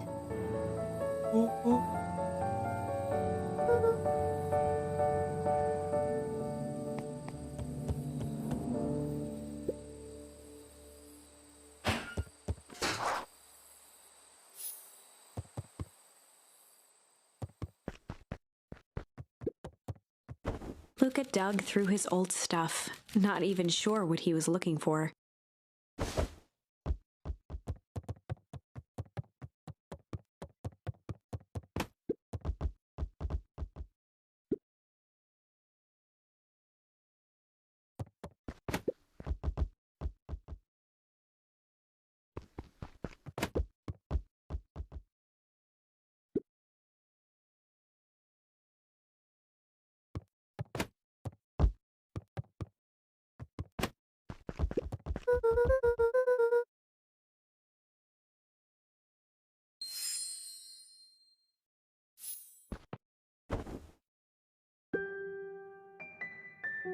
Gran cooed gently from the hallway.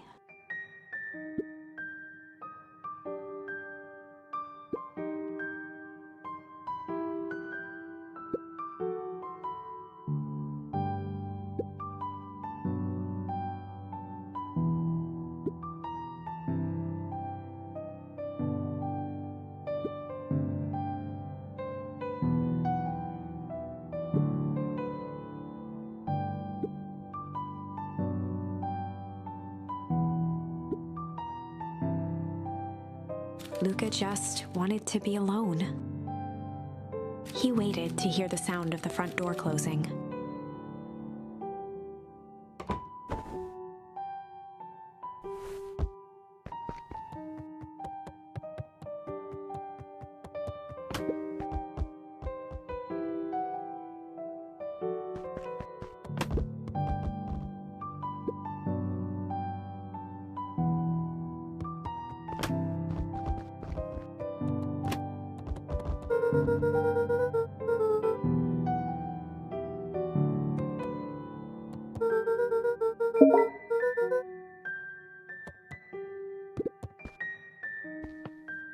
Luka dozed off again.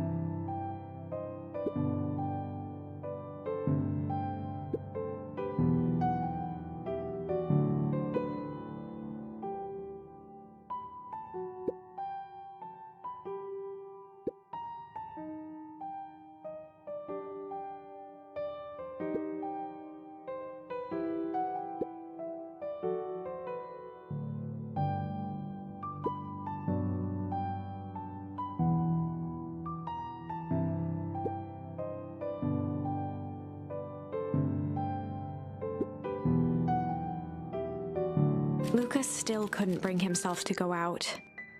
Besides, if he ran into Rollo, he'd have to actually confront the situation.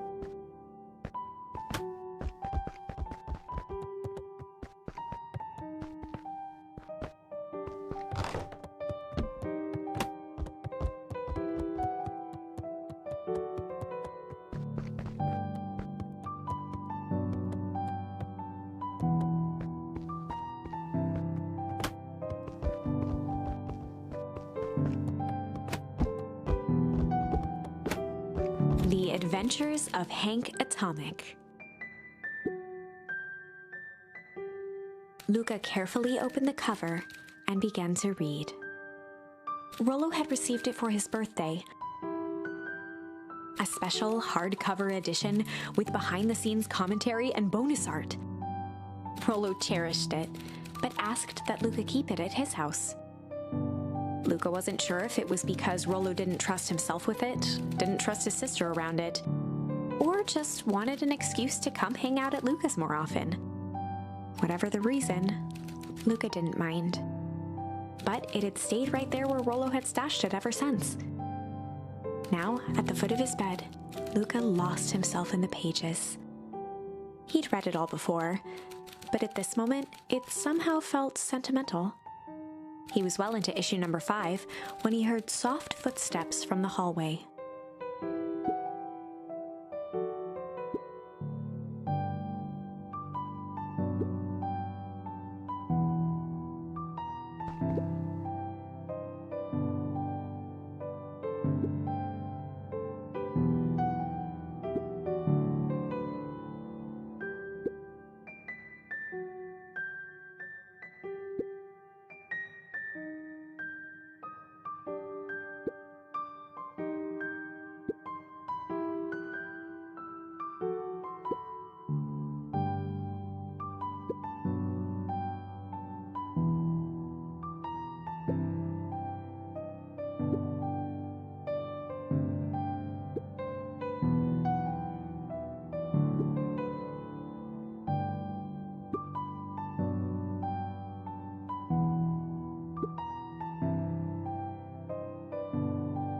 Without realizing it, Luka had pouted away the entire afternoon. He once again felt the weight of it all and allowed his weary eyes to close. Luka stood in a vast black expanse. He looked up at his father standing beside him. Walt was working a straw at the bottom of a fountain glass, trying to collect the last bits of milkshake. Dad, where are we? Taking a final loud gurgling sip, his father peered up from the glass. He jangled the straw playfully with a warm smile, then lifted the empty glass as if to point into the darkness. The source. Luka's eyes followed his father's gesture. In an instant, he was sitting in front of a blazing campfire. Across from him sat a large figure in a yellow hazmat suit. The figure's voice was a scratchy echo. Well, if it isn't the man of the hour. Make yourself comfortable. Luka held his shivering hands over the flame to warm himself. It doesn't work that way here.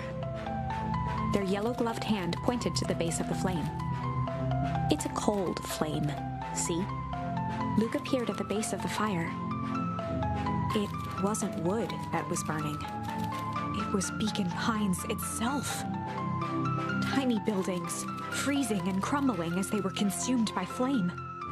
Luka could see small shadows moving in the burning city. People. Luka leapt to his feet. We've got to help them! The figure gave a dismissive wave of their hand.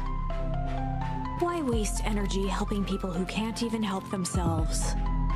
The figure bent down to examine the panicked crowd as they desperately tried to stop the flames. They only care about what's right in front of them.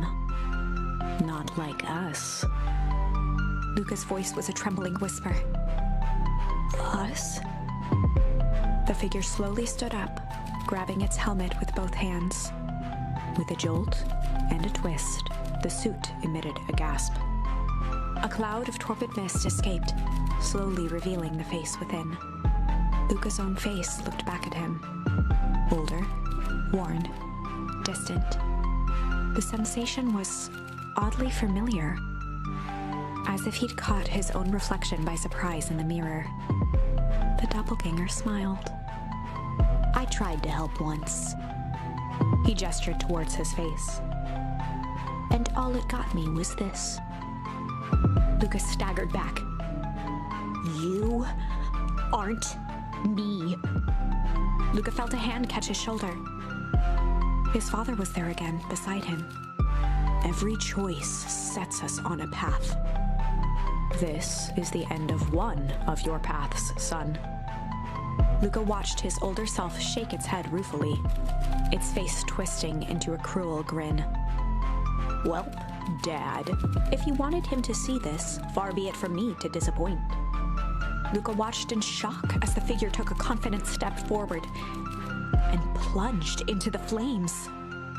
In a flash of cold light, he was gone. What does all of this mean? Luka felt a reassuring squeeze on his shoulder. Just remember, why we choose matters just as much as what we choose. Luka woke up to see a hazy figure at the foot of his bed, silhouetted in the morning sun.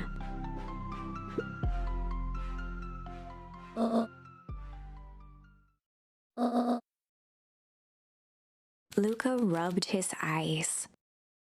The kind, concerned face of his gran came into focus.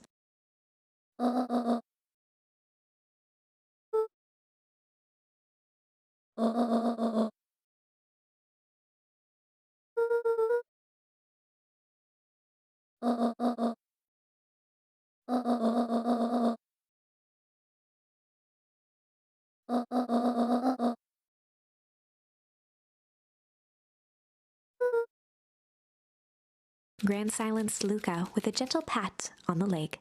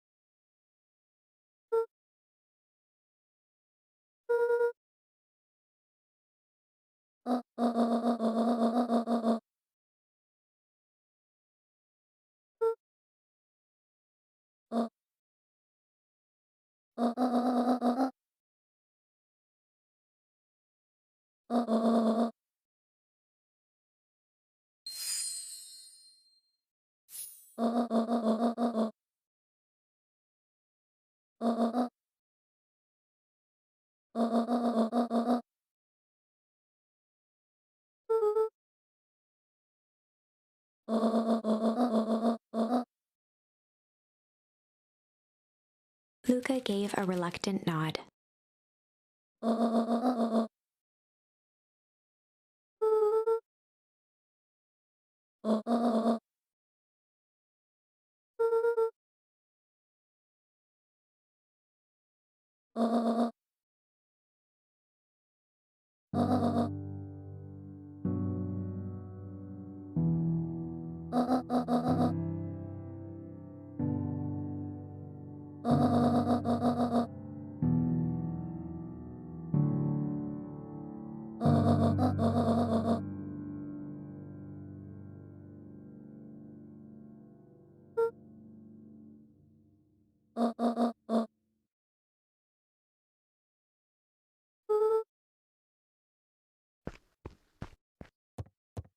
Luka took a deep breath.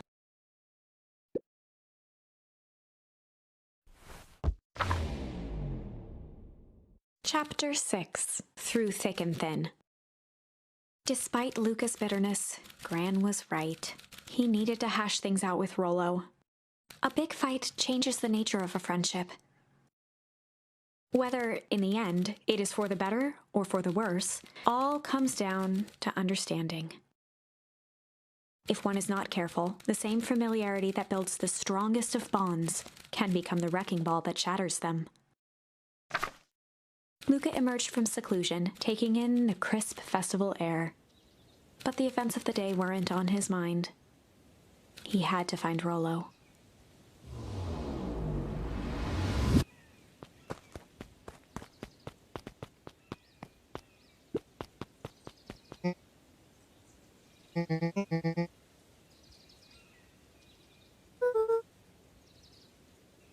Roxy rolled her eyes, shaking her head.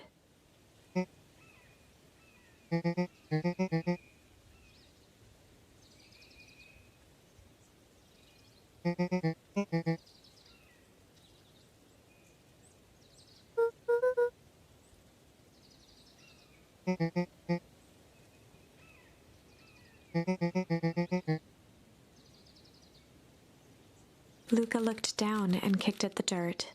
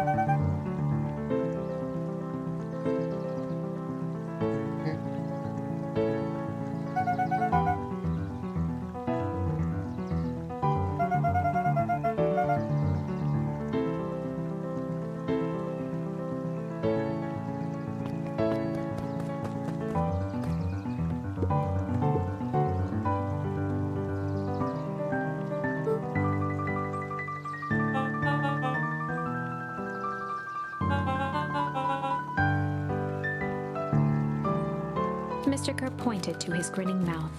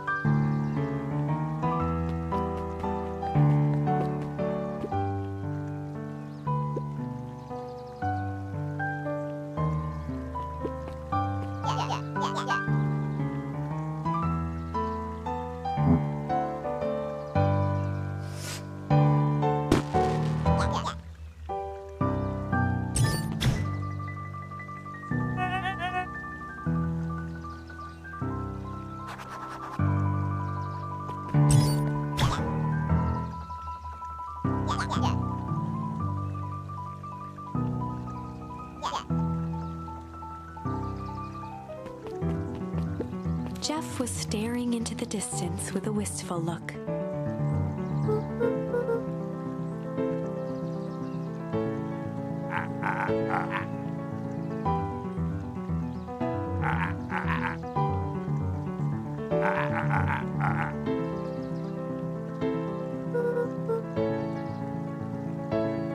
Jeff turned to Luka with a furrowed brow, then gave an understanding nod.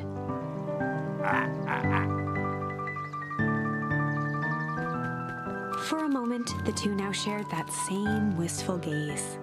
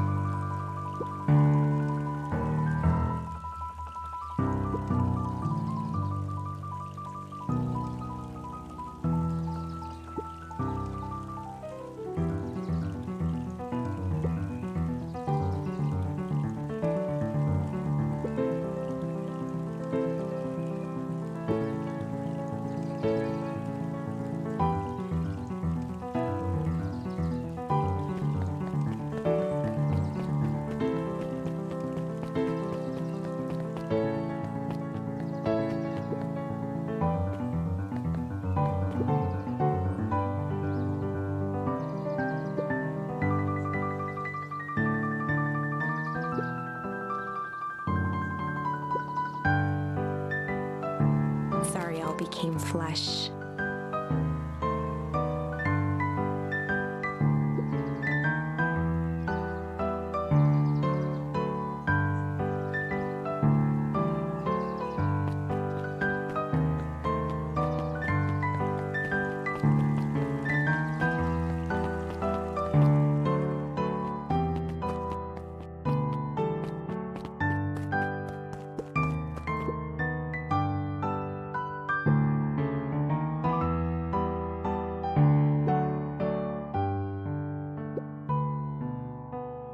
Griffin looked away suspiciously.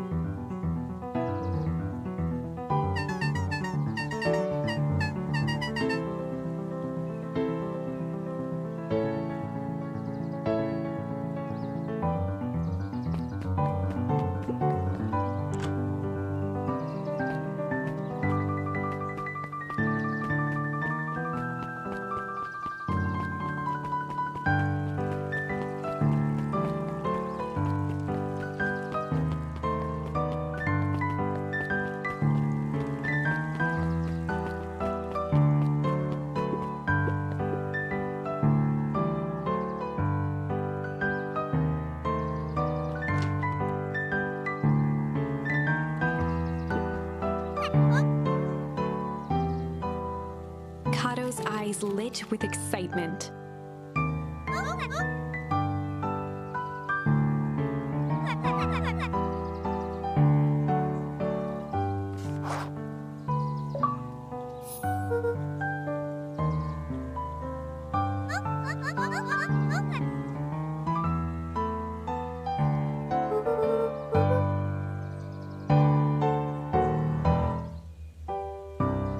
Kato straightened up and cleared his throat as if preparing to sing.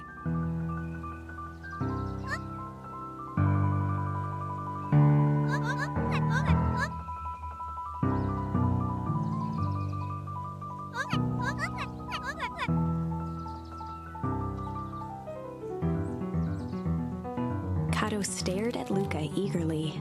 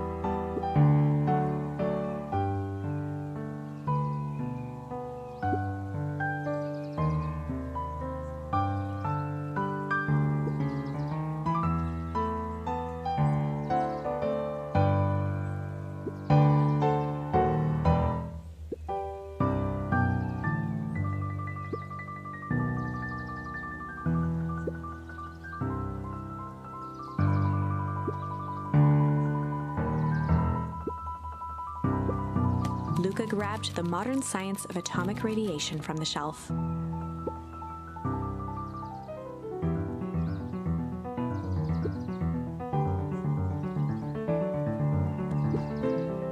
Luka grabbed Natural Photography, Volume 5, from the shelf. Luka grabbed The Adventures of Hank Atomic, issue number 4, from the shelf. Luka grabbed The Adventures of Hank Atomic, issue number 5, from the shelf.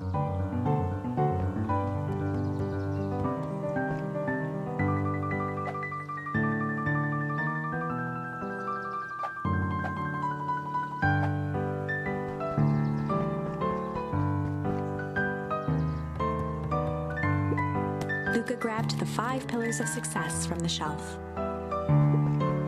Luka grabbed The Issue with Self-Help, a Helpful Guide, from the shelf.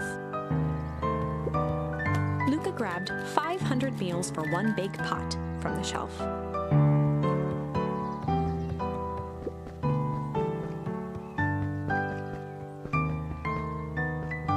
Luka grabbed The Adventures of Hank Atomic, issue number 5, from the shelf.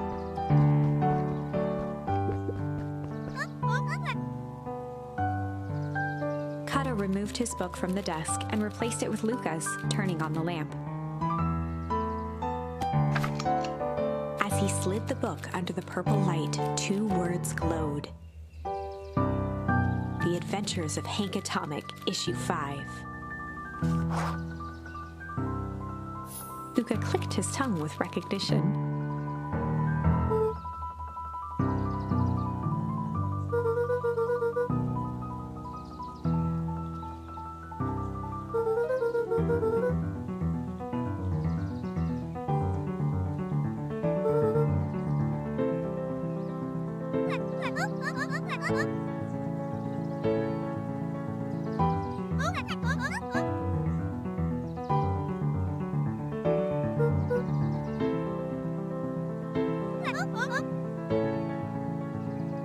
Kato began flipping through the pages, stopping when he hit a glowing word.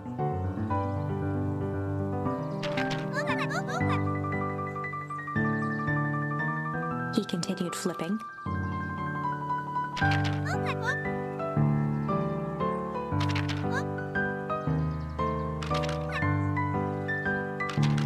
Reaching the end of the book, Kato looked up.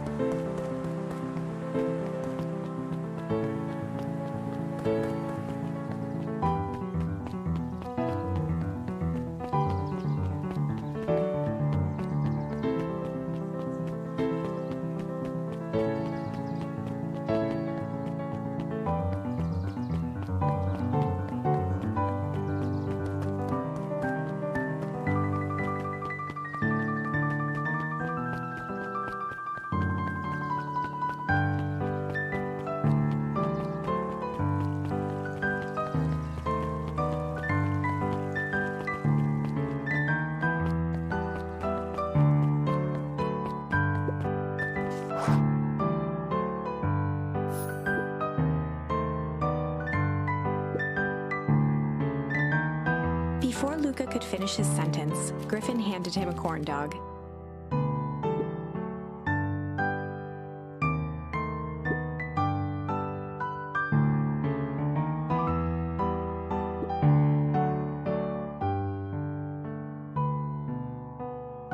Luka shrugged, taking a sizable bite out of the corn dog.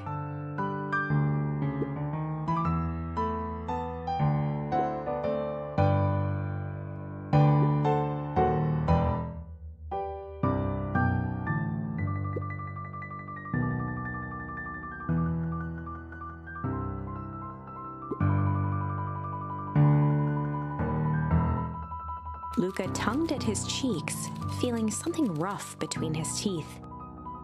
He reached into his mouth and pulled out a slip of paper. He shook off the bits of corn dog to read the slip.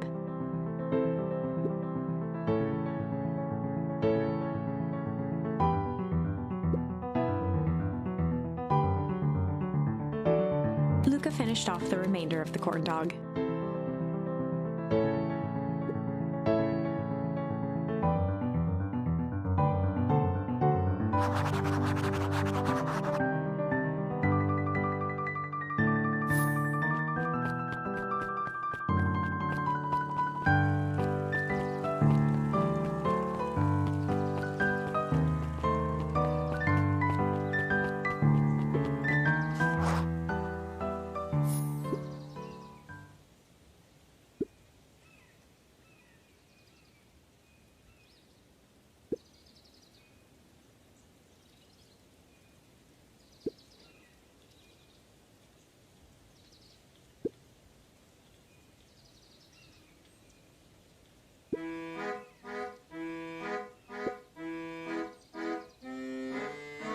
Lumi waved his hands around sarcastically as he began.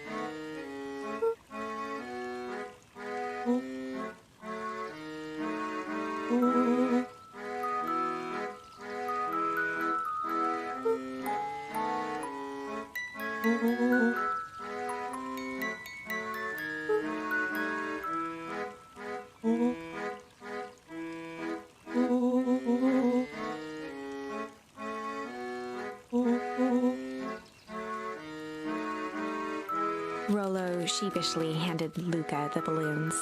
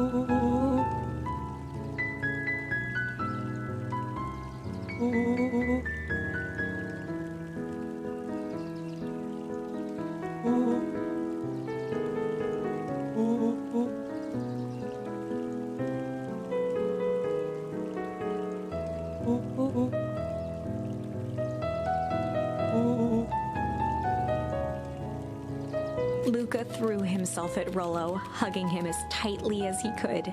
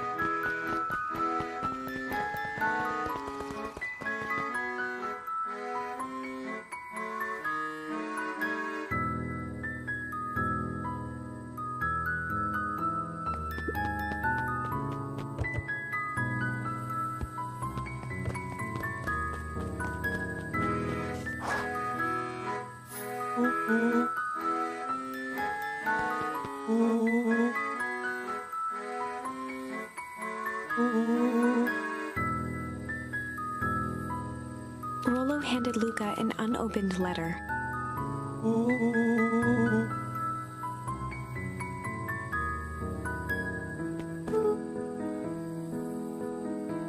Luka, some things are going to happen that might be difficult for you to understand.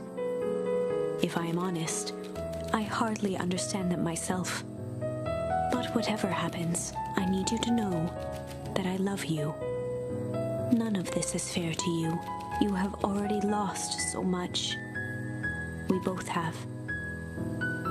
I wish there was a simpler way forward, but if there is, I haven't thought of it. God knows I've tried. Everything I've done, I did for you. I hope someday you can accept that. Love, Gran.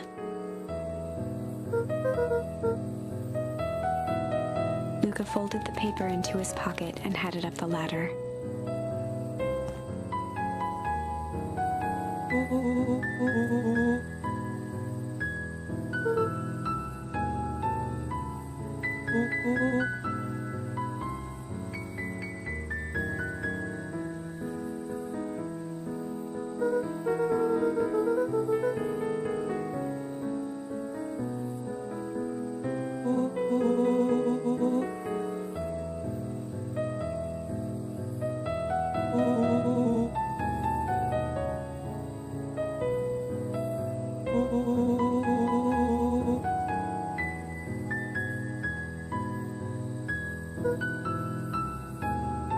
Luka was at a loss for words. But that was fine. Words aren't always necessary.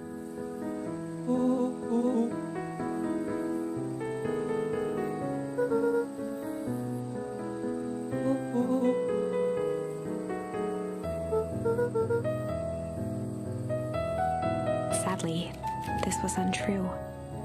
A distant rumble shook the treehouse.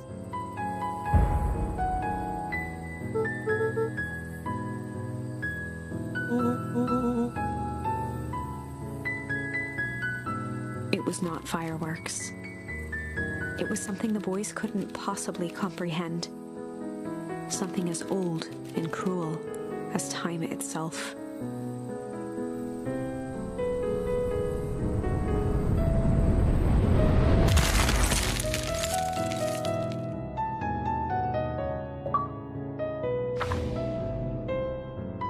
A shockwave of cold tore through the room.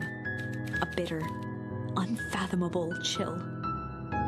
Before they could react, it encased them in ice. Two boys, reunited by friendship, only to be cruelly separated by a malevolence beyond reason. And so, our story ends on this melancholy scene. In a silent treehouse turned statuary, in a town brought low by its secrets, sits a pair of friends, alone, together. For the rest of time. The end. No, that can't be the ending. It simply can't. I won't accept it, and I hope you won't either. There are more endings, more possibilities. I can feel it. We are just going to have to sort through them all until we find the one that fits.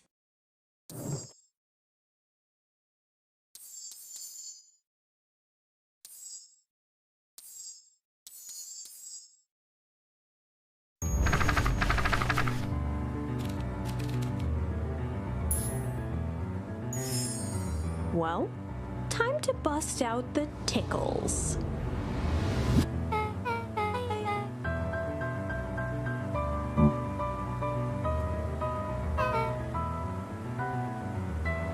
Beck lunged forward and began to tickle under Tish's arms.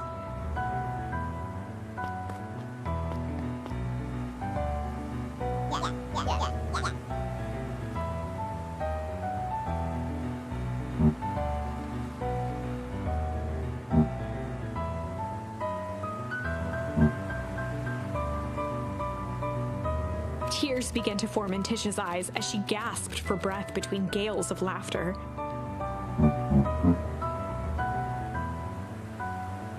Beck redoubled her efforts until Tish finally had had enough.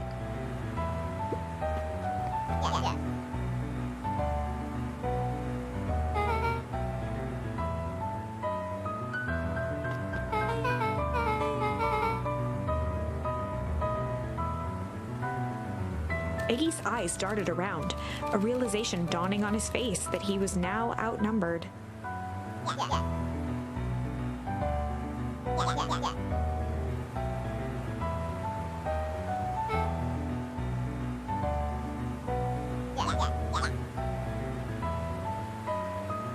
Iggy kicked at the puddle before making his escape.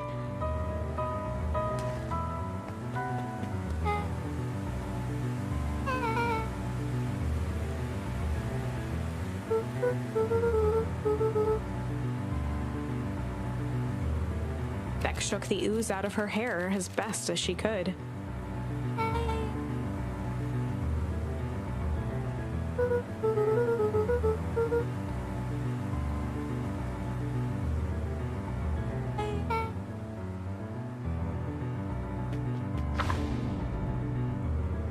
Chapter 4. The Best Policy. Luka paused for a moment, catching his breath. He'd only just met Beck, and somehow he already managed to drag her into this mess. Hopefully he could make it up to her, but finding Rollo was his primary concern.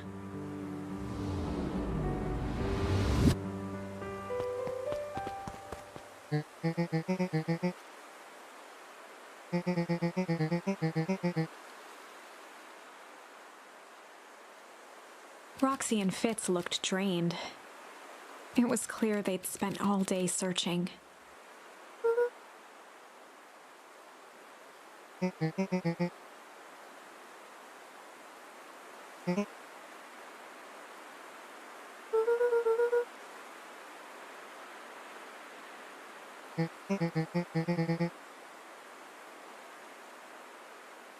Roxy's temper could often be dismissed as the impatience of an older sibling, but this was the most intense Luka had ever seen her.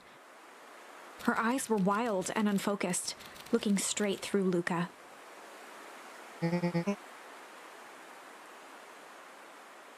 In a torrent of rambled words and tears, Luka broke down.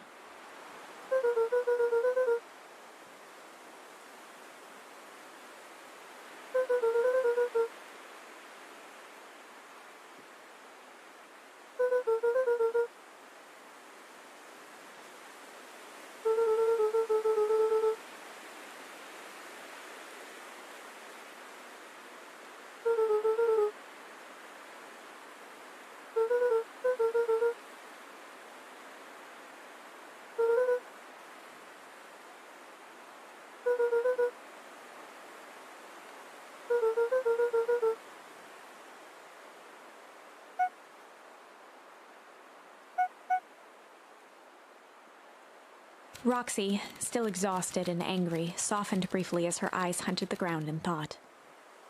With a determined sigh, she looked up at Luka.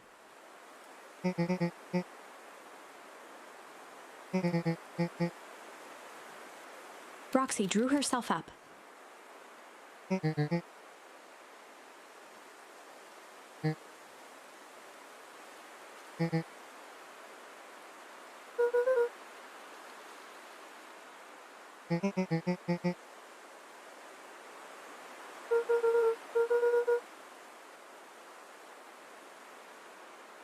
Roxy tried to think of the safest place to send Luka.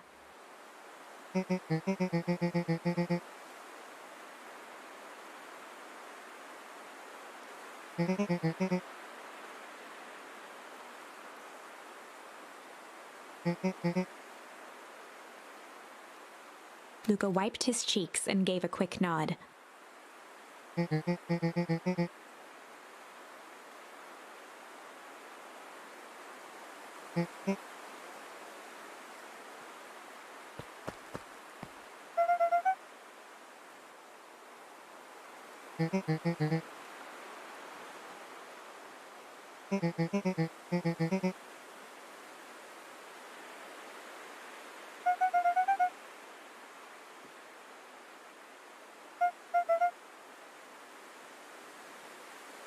Looking into the puddle, Roxy rubbed her arms to warm up.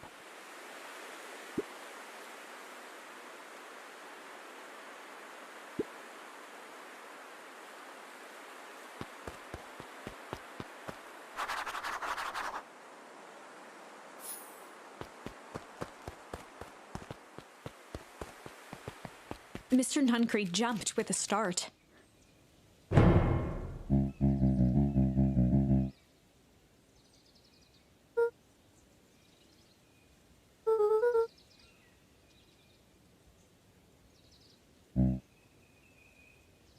Luka motioned to the phone booth.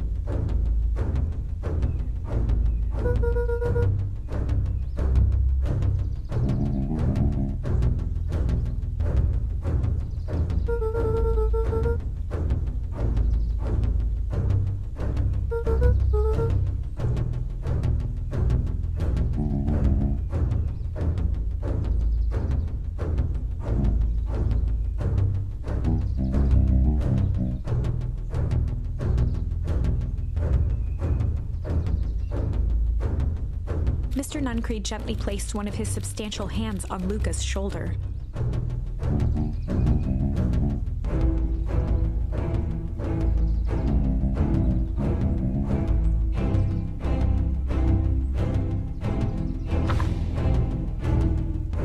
Luka peered up at Mr. Nuncreed. Kind eyes warmed a stern face.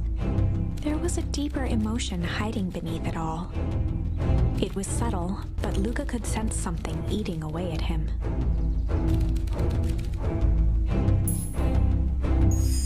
There was a shame lurking behind those eyes. A deep sadness. If Mr. Nuncreed was that worried about Rollo, maybe he could help.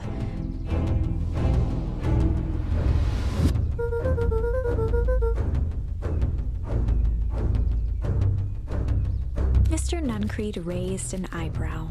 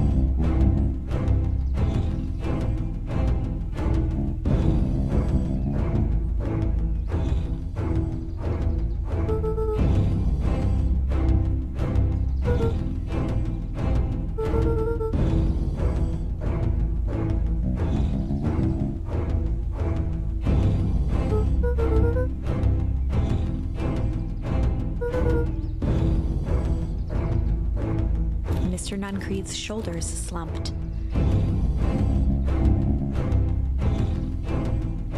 A deep sigh bellowed from his chest.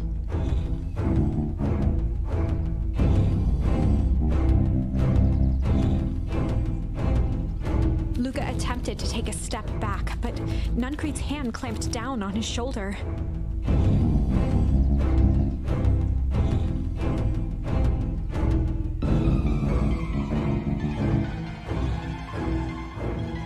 With a firm shove, Nuncreed manhandled Luka into the phone booth.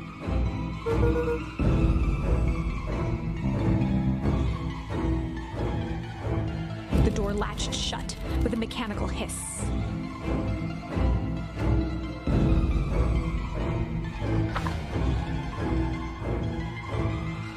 As Luka pounded the glass, the floor dropped from under his feet. The inside of the phone booth was now a loose capsule plummeting at gravity's whim. Luka winced and pressed his hands to the walls. As he braced for impact, the capsule hurried to a surprisingly smooth stop. He felt a cold rush of air and opened his eyes with hesitance. Two large figures in hazmat suits occluded his view. Luka heard the deep, resigned voice of Mr. Nuncreed over an intercom. He knows too much. The end. Wait. No. This isn't the end. I know there's still much more. Somehow this went wrong. Okay, let's try something else.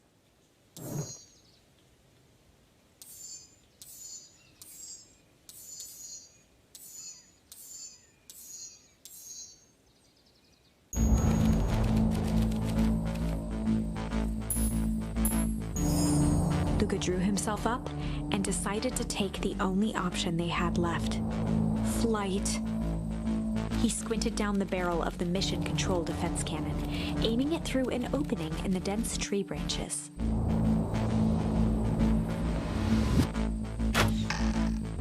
He looked up with surprise as it struck true and taut.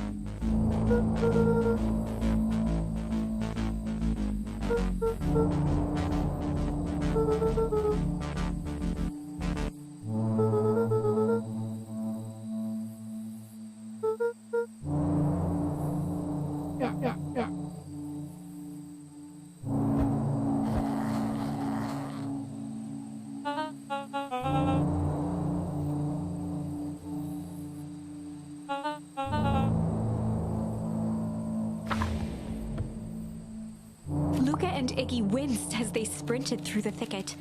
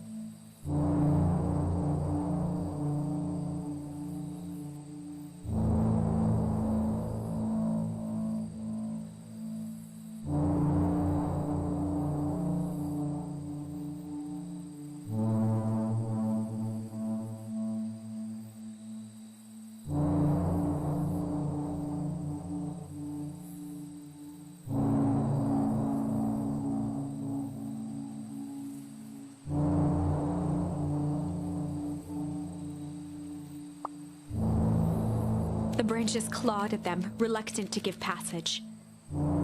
After what felt like a marathon, Luka stopped in his tracks as they reached the clearing. What the? That was all he was able to say before Iggy slammed into his back.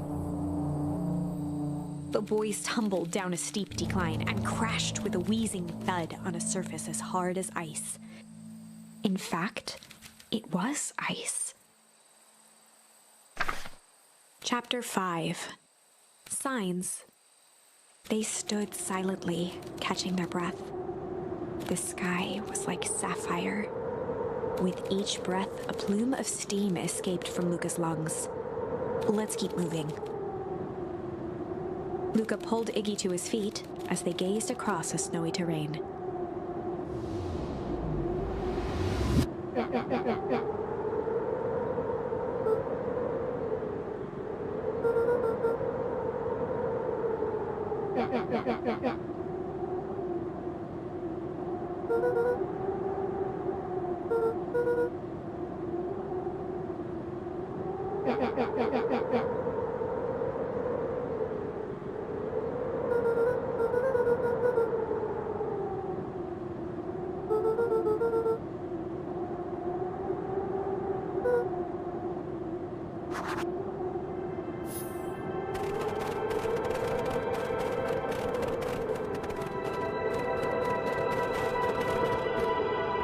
A disc of smooth metal was lightly covered in snow. Two faint seams were visible along the surface.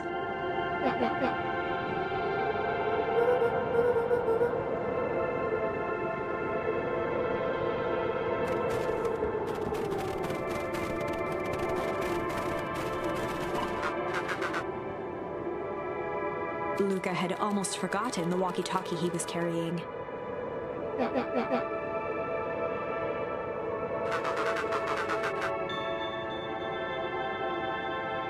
Luka looked at Iggy with hesitation. With a resigned sigh, Luka responded.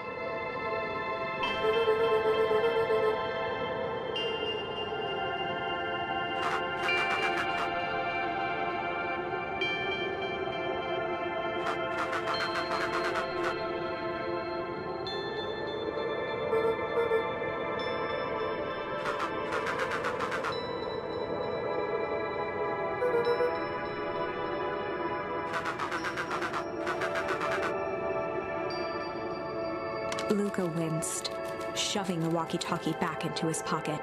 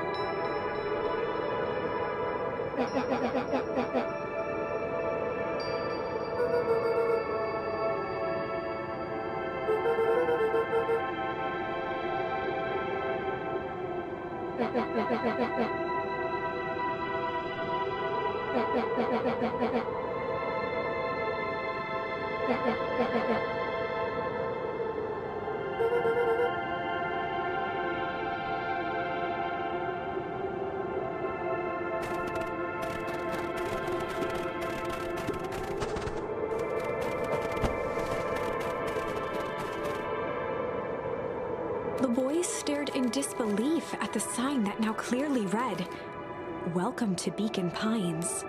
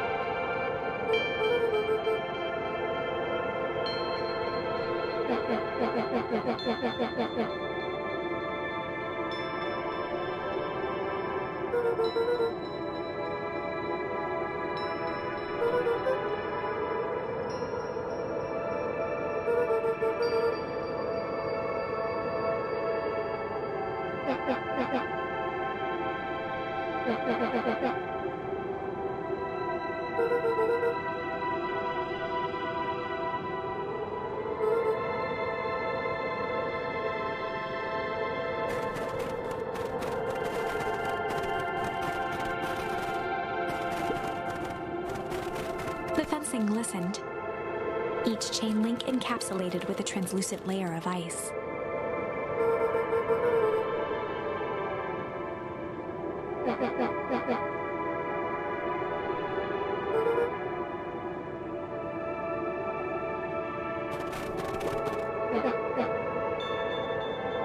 Looking down at the frozen stream, Luka could faintly see a school of minnows encased in the ice.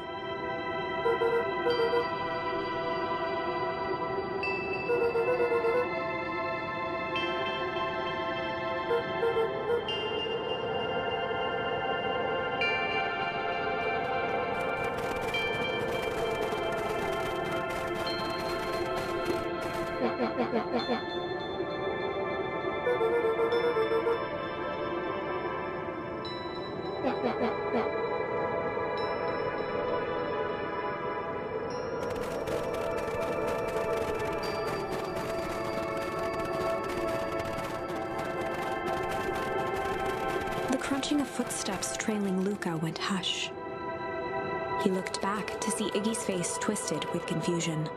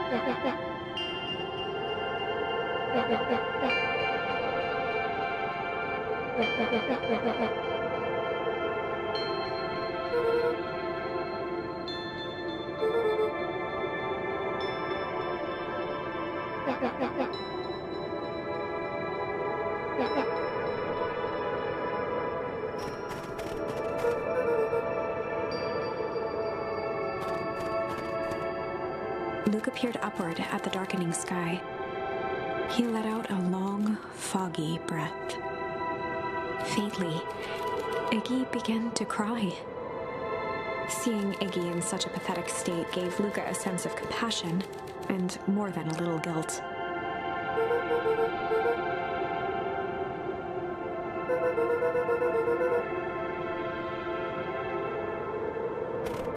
Luka allowed himself to collapse next to Iggy. The boys huddled together for warmth and comfort. If not for exhaustion, their minds would be racing, trying to make sense of the events of the day. As it was, all they had energy for was to sit in silence, numb.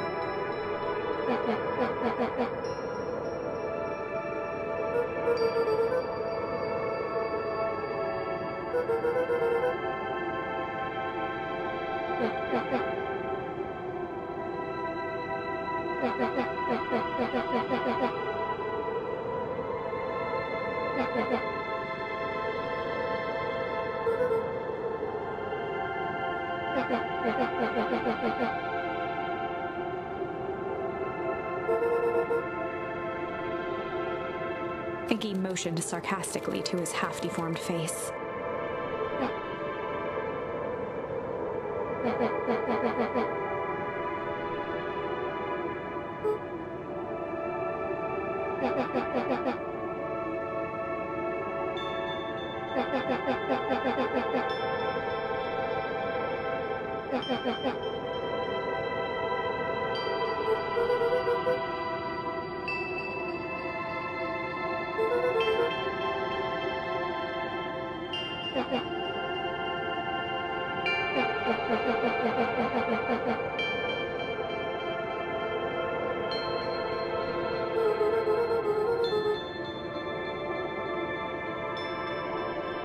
Iggy shrugged.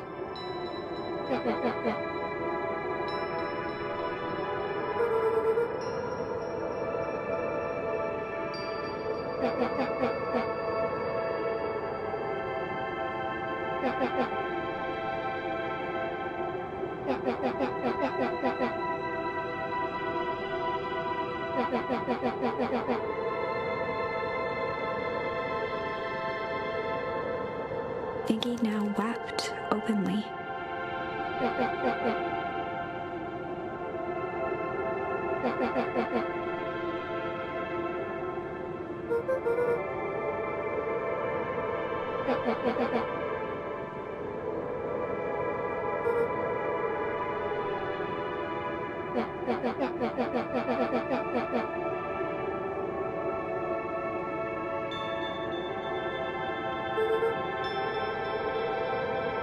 He wiped his nose with a sleeve.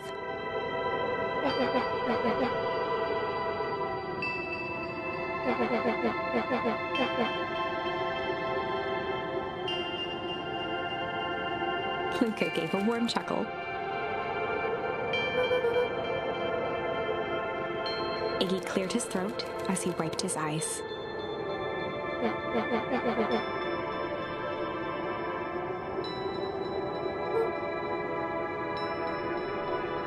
Iggy arched into a wide yawn.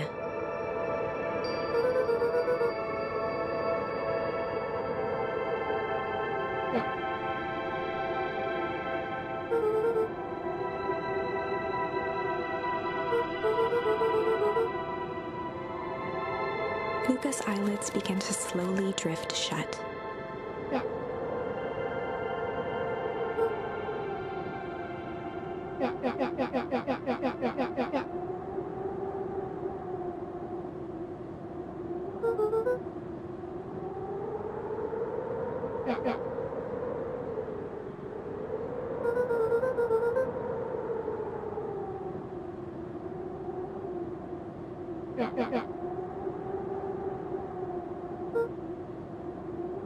That's all Luka could whisper before succumbing to sleep. Iggy snuggled in some more.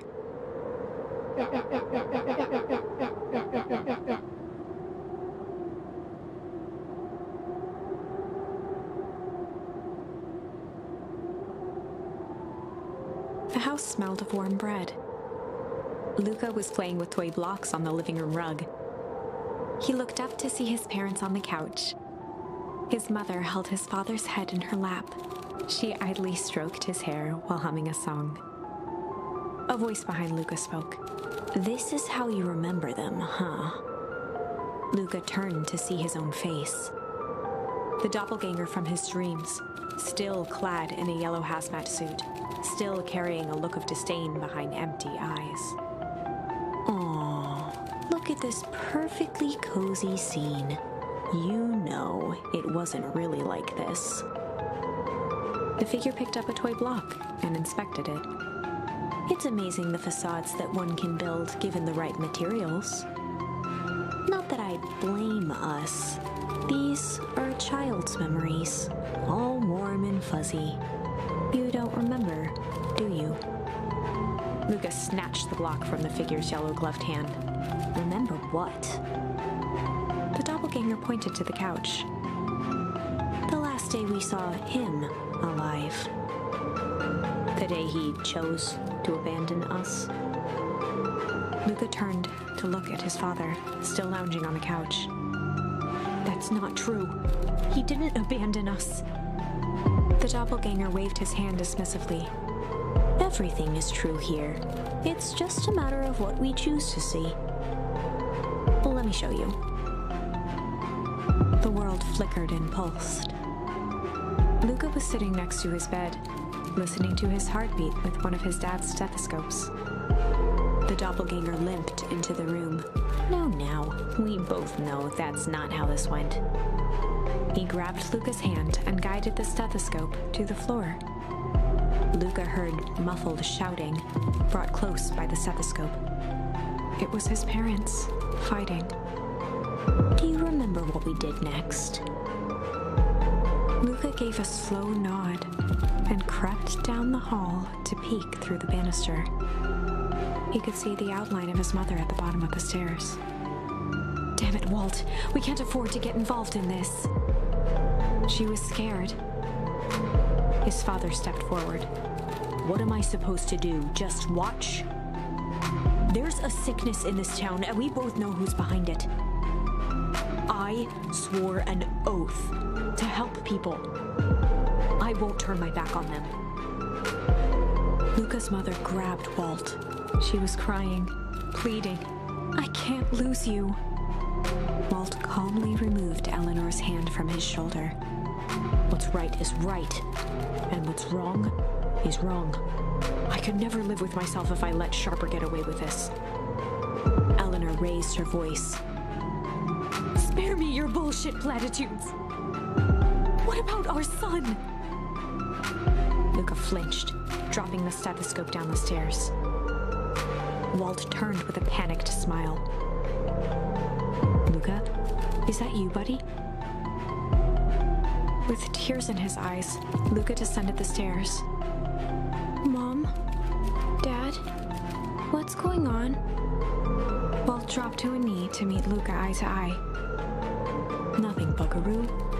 Your mom and I just got a little overexcited is all. Luka placed the stethoscope against his father's chest.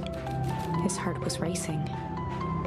It sounded like you were going somewhere? Walt gently removed the device from Luka's ears. Listen to me, Luka. I have some business to take care of. I'll be back in time to tuck you in. Luka hugged his father tightly. Promise? Walt stood up and walked to the door. He glanced over his shoulder. I promise. With a wink and a grin, he put on his hat and strode out into the evening sun.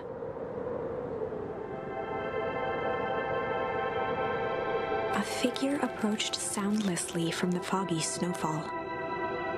It stood above them, lingering in contemplation. Slowly raising one hand above Iggy, it snapped out 2 brisk raps on his head. From a deep slumber, Iggy sprang up defensively.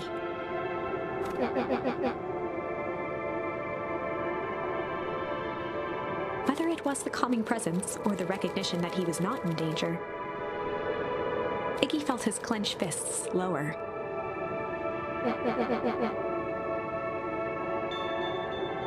Luka looked up, gradually remembering his whereabouts. The figure exhaled a cloud of warm vapor.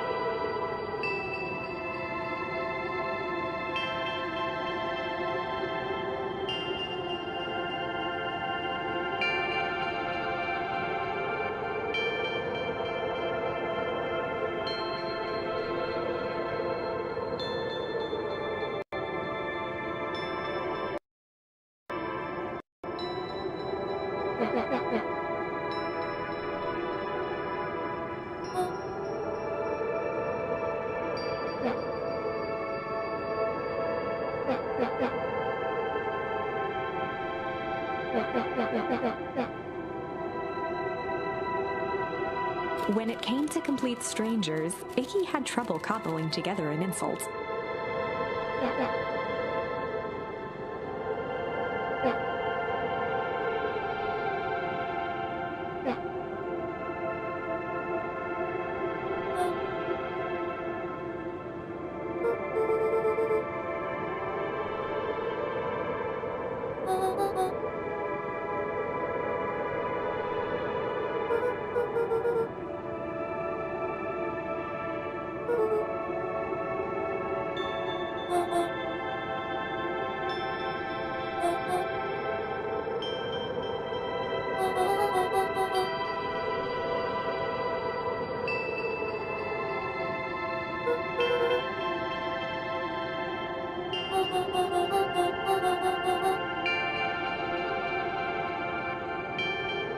Iggy huffed with gratification.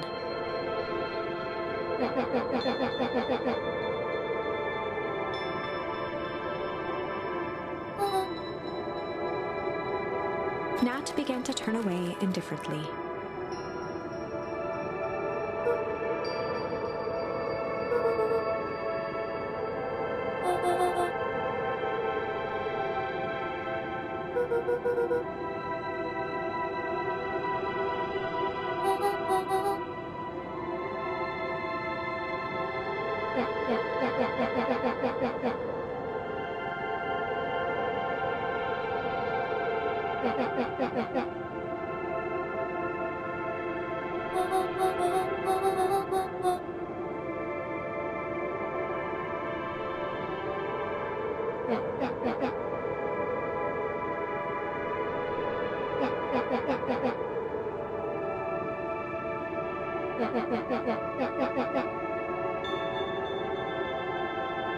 Iggy turned sharply and began to stomp off.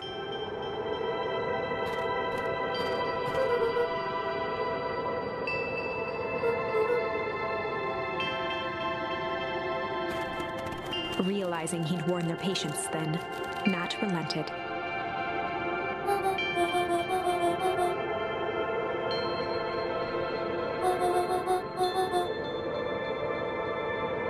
Luka and Iggy turned around with hope in their eyes.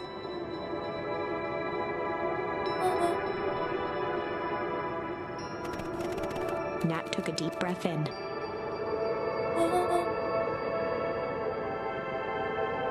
Nat exhaled slowly, then snapped his fingers.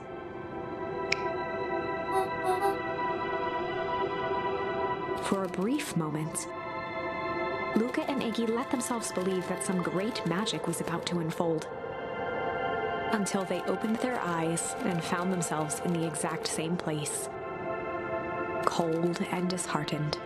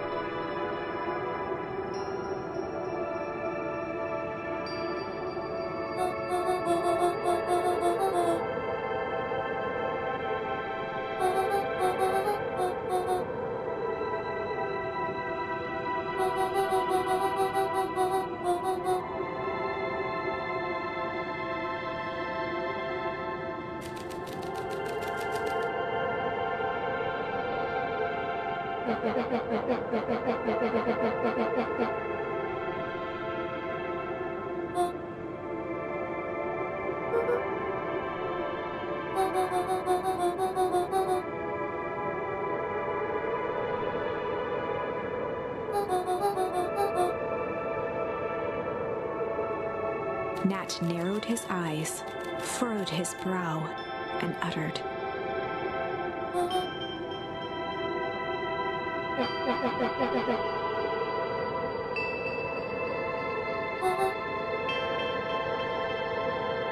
Luka began to laugh uncomfortably.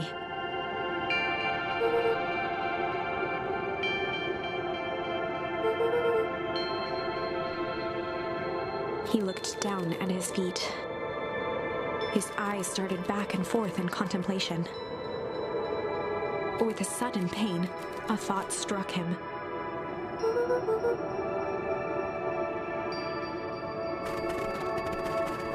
He sprinted off into the pale distance. As Iggy turned to follow, Nat called out,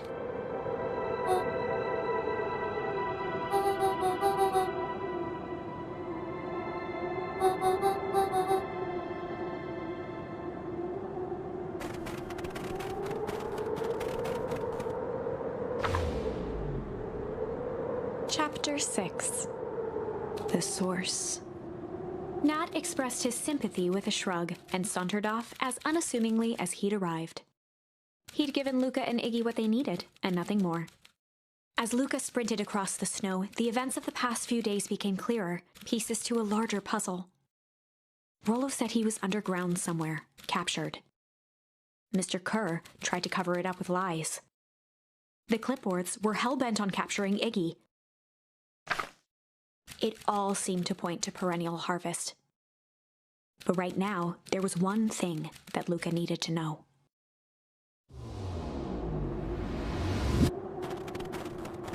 Luka stopped dead in his tracks.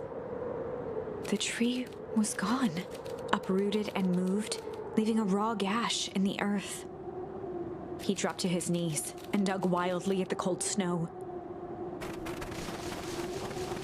His numb hands hit something hard, a headstone. A dry whisper escaped Luka's lips.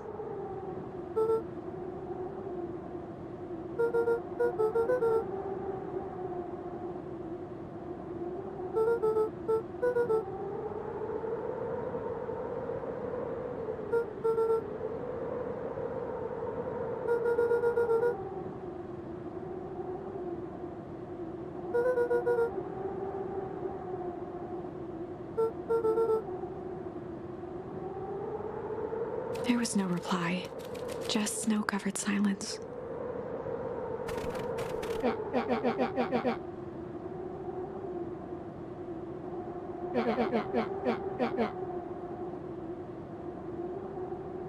Iggy finally noticed the tears welling in Luka's eyes and the snow-covered grave.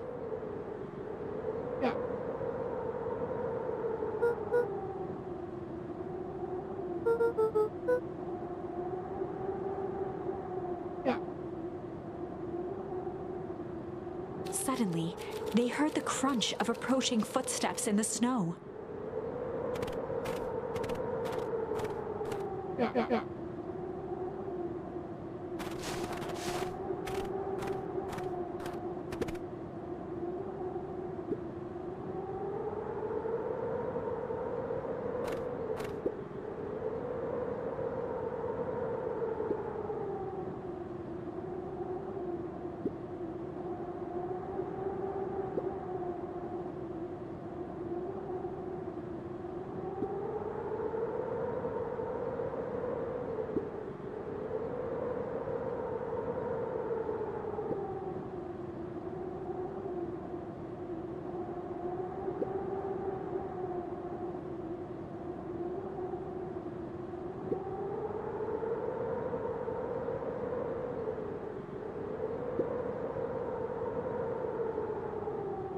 He bent down to scoop up a snowball and lobbed it playfully.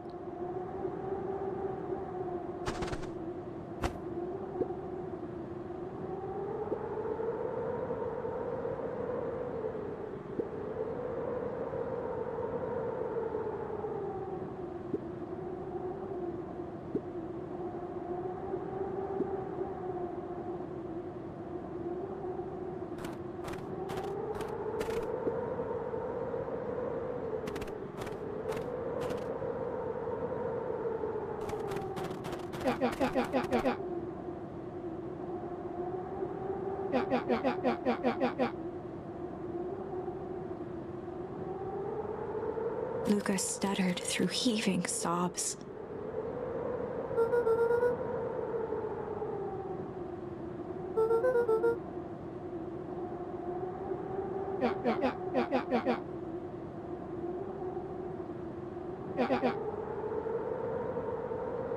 Iggy gave Luka a solid smack on the back of his head.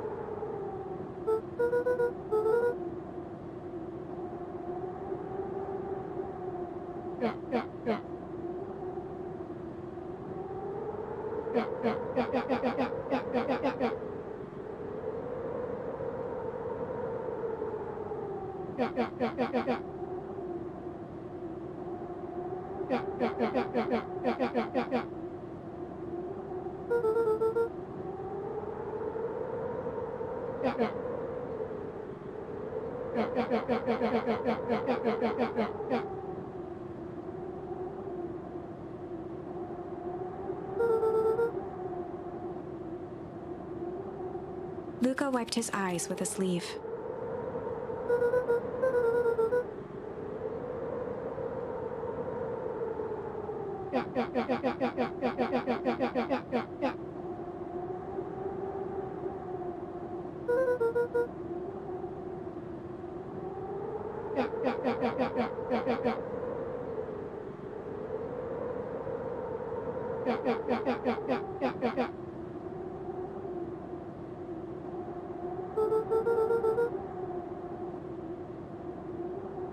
Iggy flashed a mischievous smile and cracked his knuckles.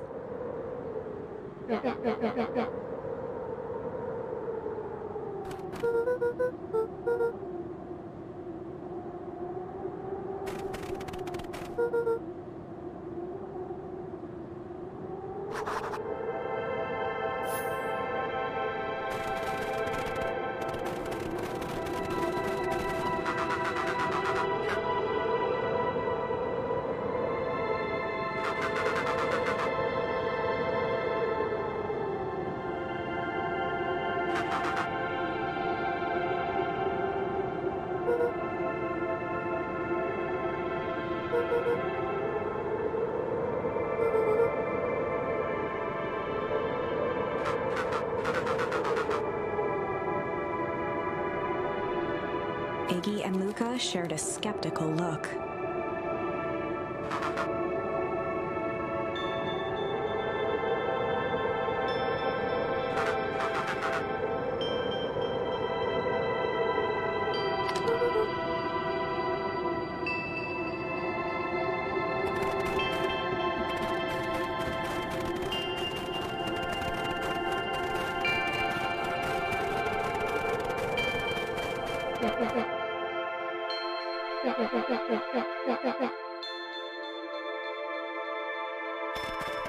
Iggy darted behind a large pine and began digging furiously. He emerged holding a shoebox with a crude skull painted on its lid.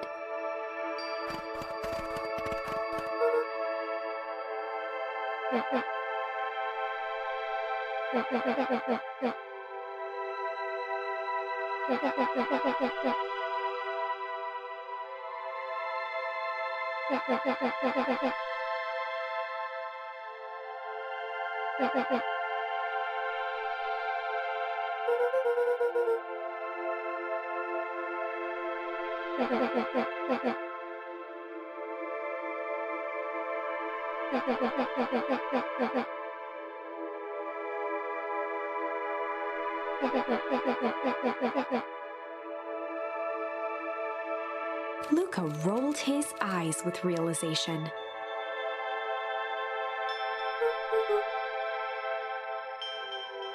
Iggy stifled a chuckle.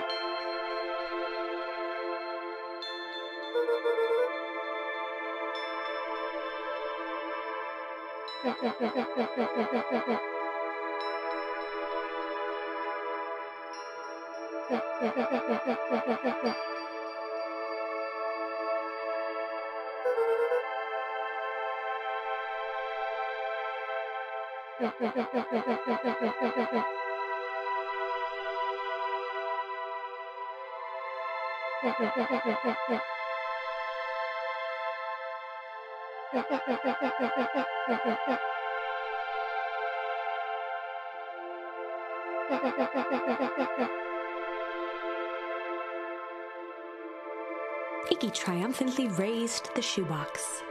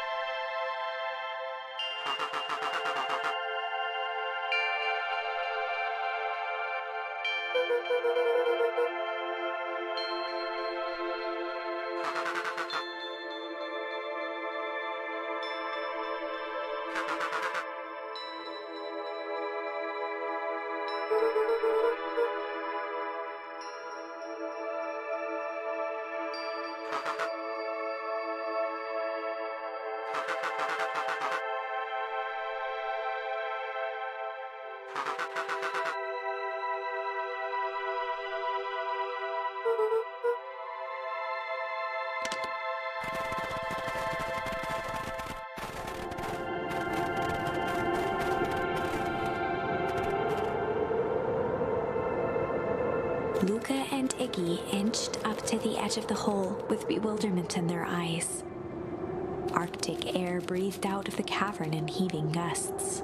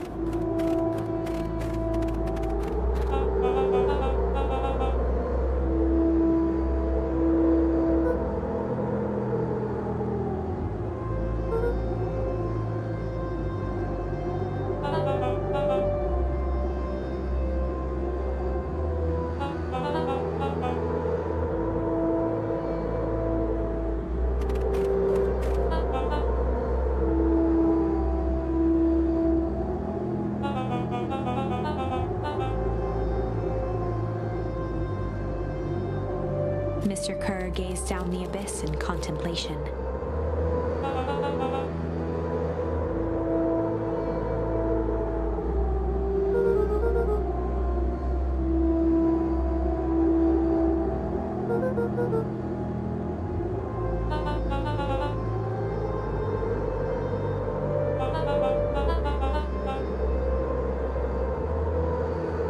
Kerr scratched the back of his head.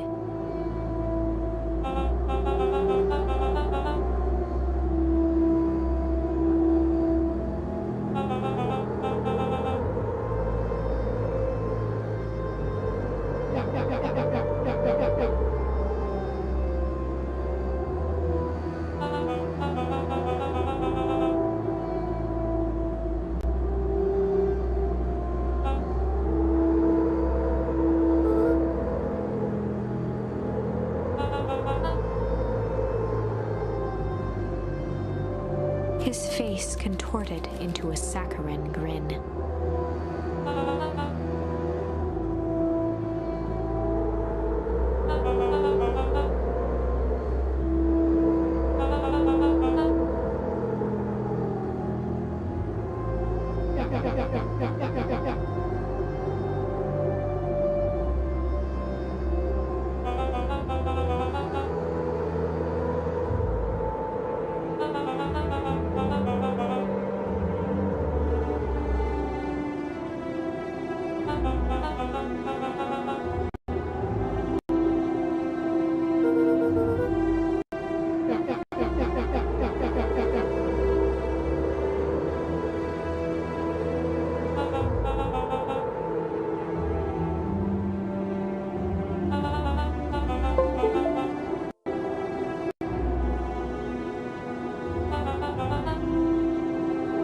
Snapped his fingers.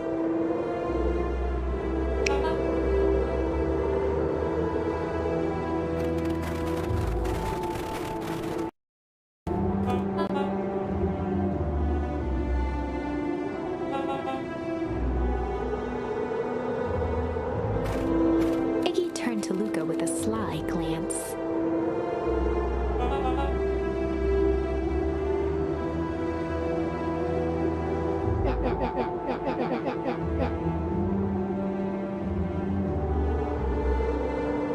Iggy waved the box into the air, threatening to drop it down the hole.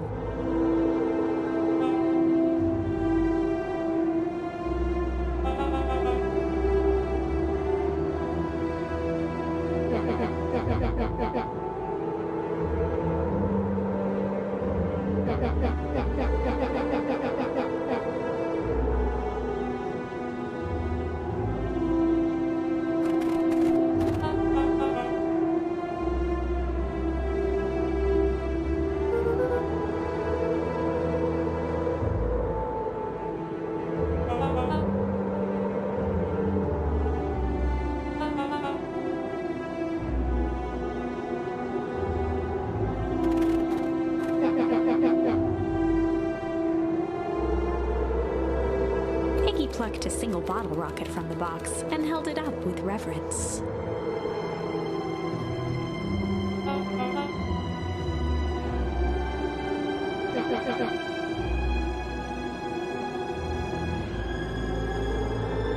After a long pause, Mr. Kerr flung up his hand with frustration.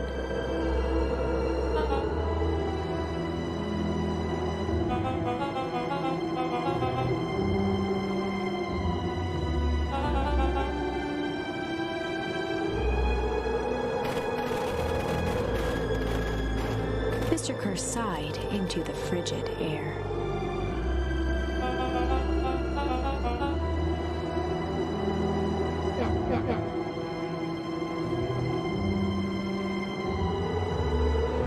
With a nonchalant flick, Iggy tossed the firework into the hole.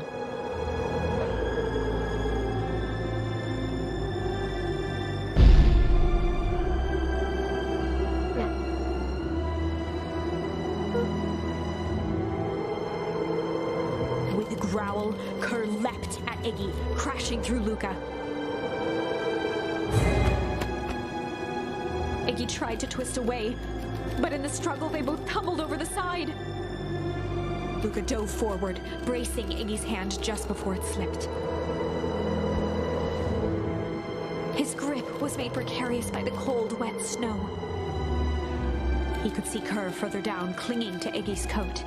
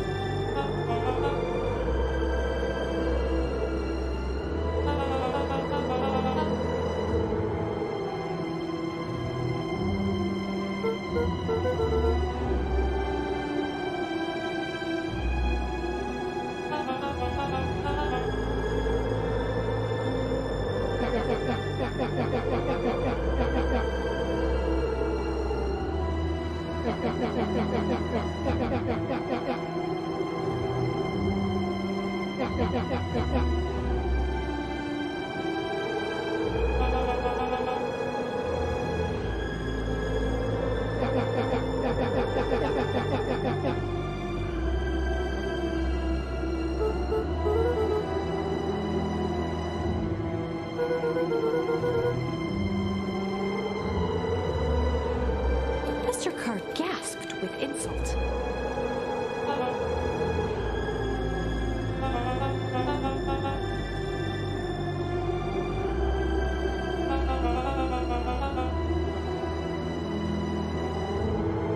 With a wild look in his eye, Mr. Kerr began to hum a proud melody.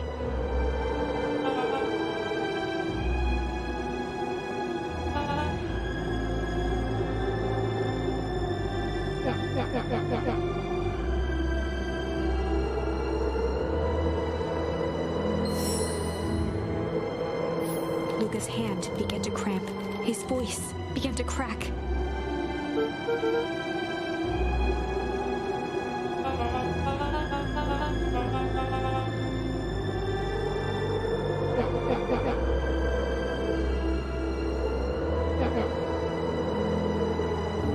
Luka felt Iggy loosen his grasp.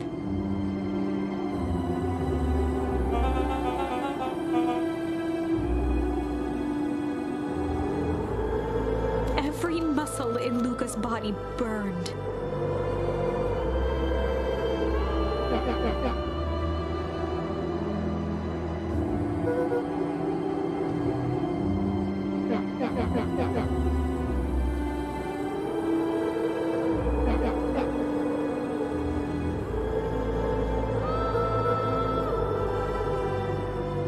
Luka felt his hand slipping.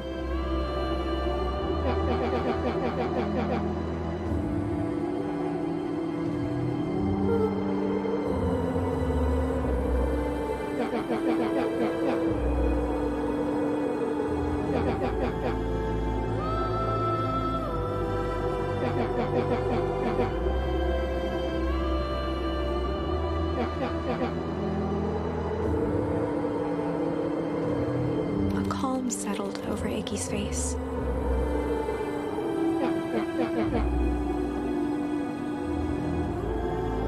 Iggy's voice was colder than the bitter air billowing from the chasm.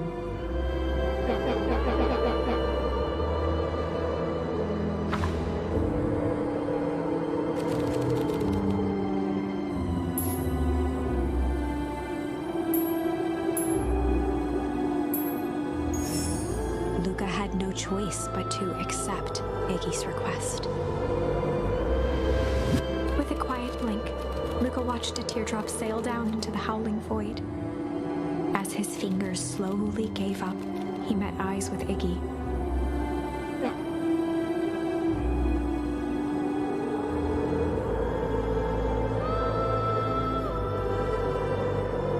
The two silhouettes were swallowed by darkness.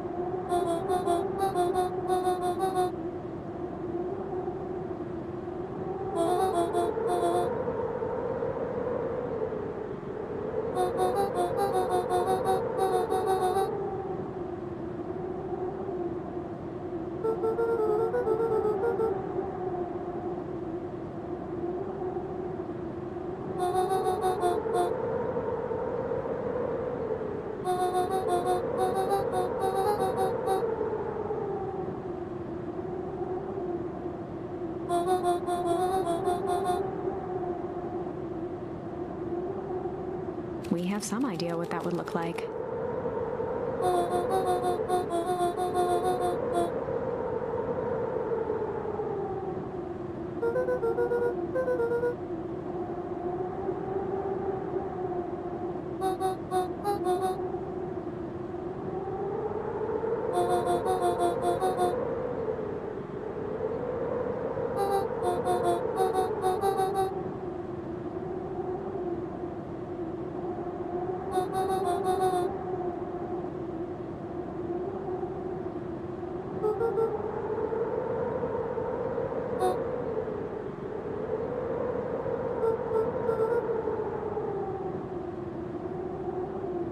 A fierce twinkle flashed in Nat's eyes.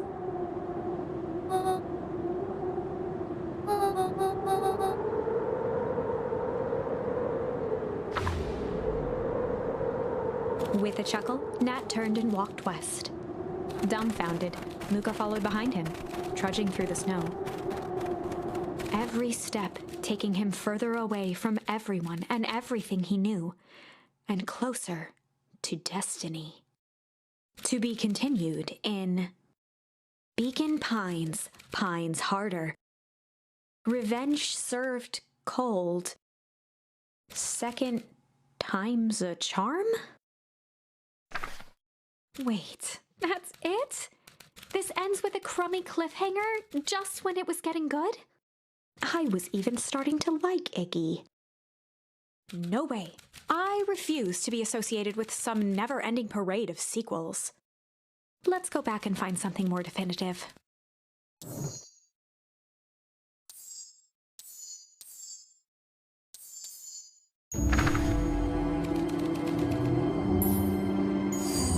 Luka had no choice but to refuse Iggy's request. He tightened his grip and reached for the walkie-talkie in his pocket. A wild delight crept onto Mr. Kerr's face. That's a good lad. Now, radio for help. Iggy begged Luka with his eyes one last time, but Luka pressed the button and called out. We need help. Mr. Kerr is in danger. It wasn't long before they were once again surrounded by clipboards. Mr. Kerr sighed with relieved frustration. There you are. You really are a worthless lot, aren't you?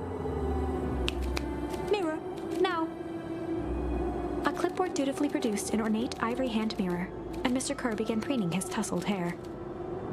Ah, that's better. Mr. Van Horn, I applaud your sharp thinking under duress. I'll put in a good word for you with the founder. Take them away.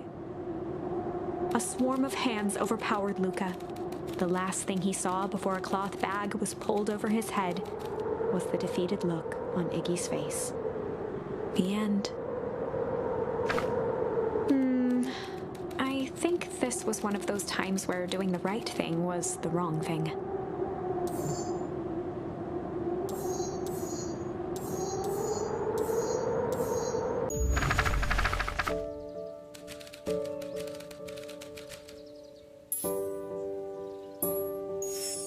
Luka began to respond, but the sky answered for him as the clouds above began to break, revealing patches of star-filled summer night.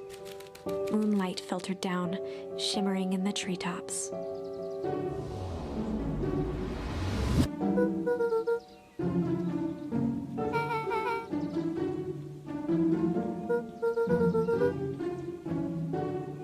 Luka stopped himself mid-sentence.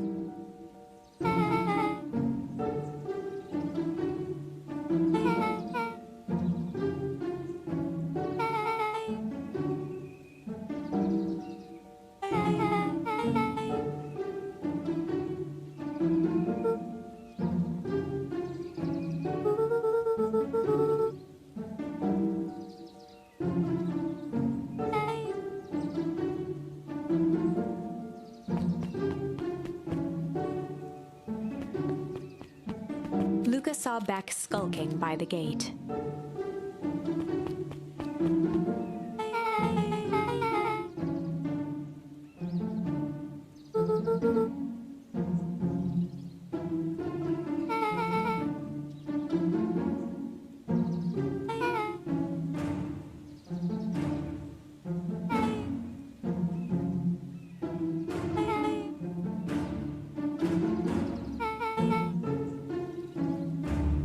Beck grabbed the wrought iron bars and shook the gate.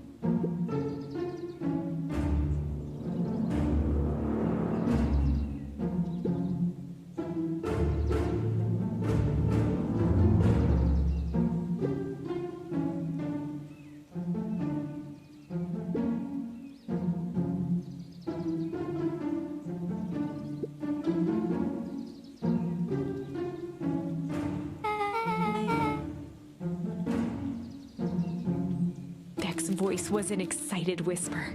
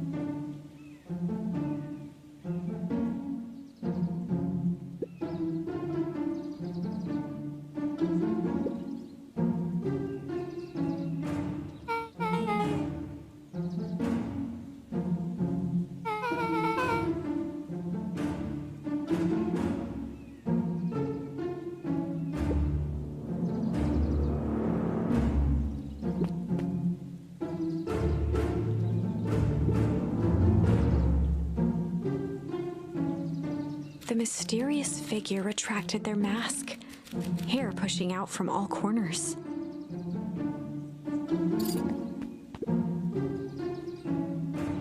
A chill ran down Luka's spine. His vision blurred. Beck stifled a sharp wince, and Luka looked down to see himself wrenching her hand.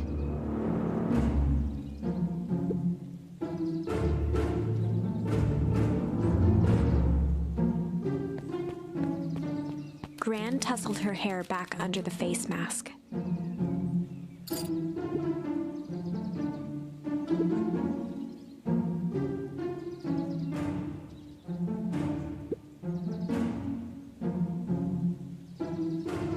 Gran gave Eris a curt nod and disappeared into the night.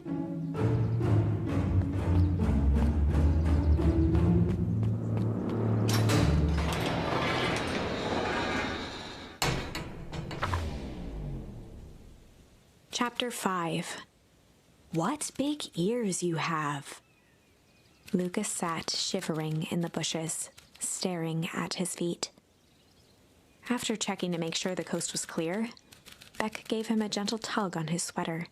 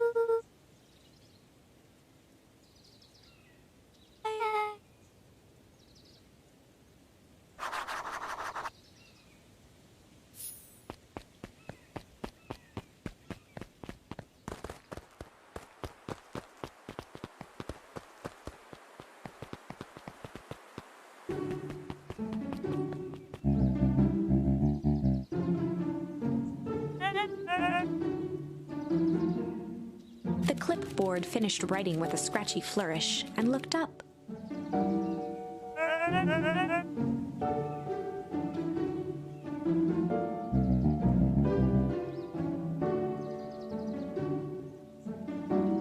Mr. Nuncreed, arms crossed over his paunch, gave an exhausted sigh.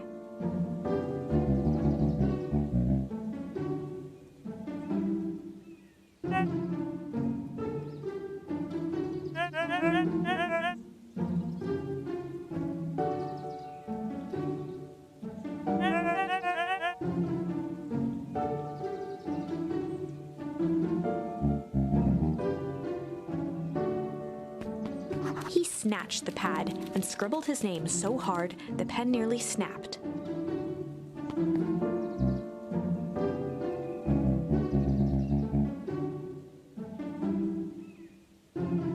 The clipboards looked at each other for a moment, almost pondering the possibility, then broke into laughter as they walked away.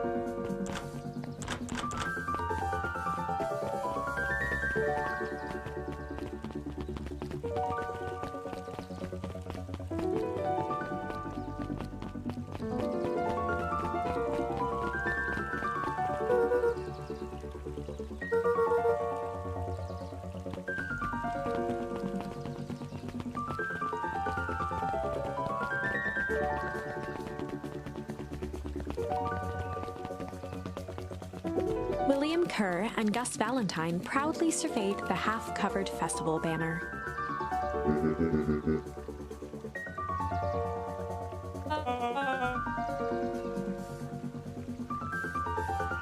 The mayor gave a half-hearted shrug.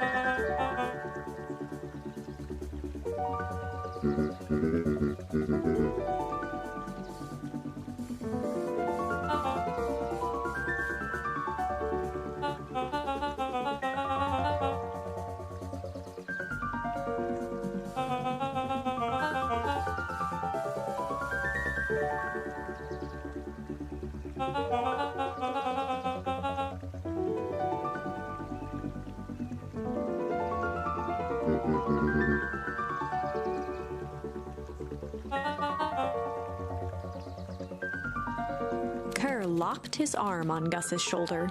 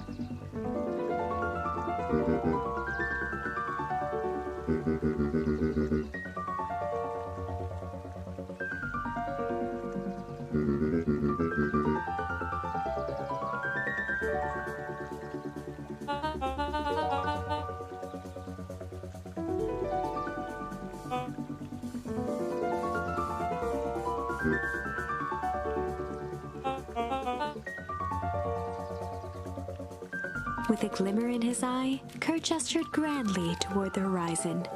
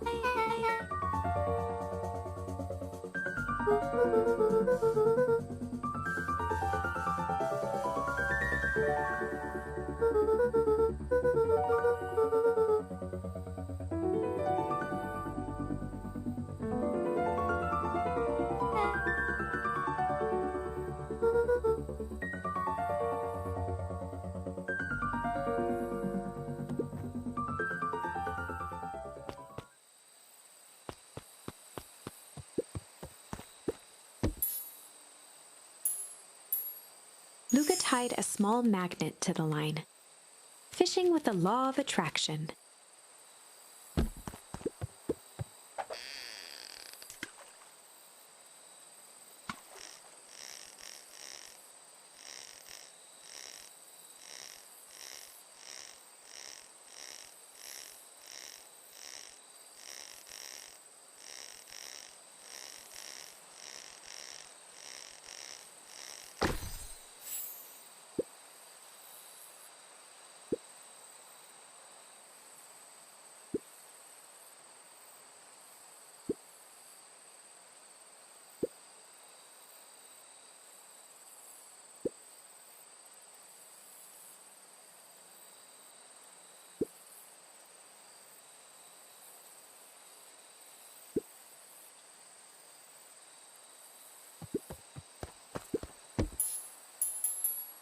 Luka placed a sinker on the line.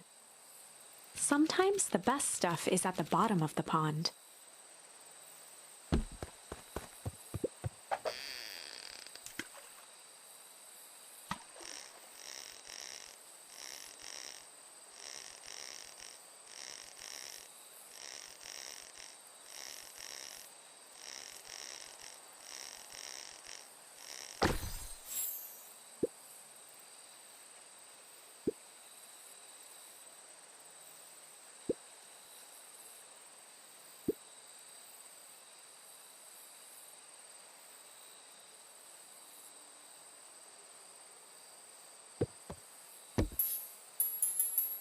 Luka stuck a toy stretchy hand onto the hook.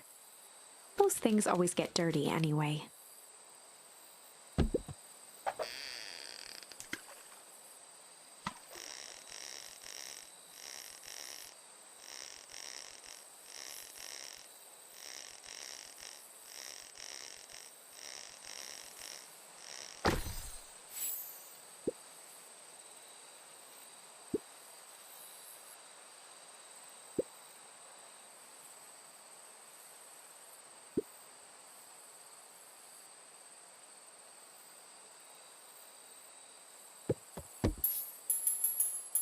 Luka wrapped a twig of thyme around the hook. Some fish have refined taste.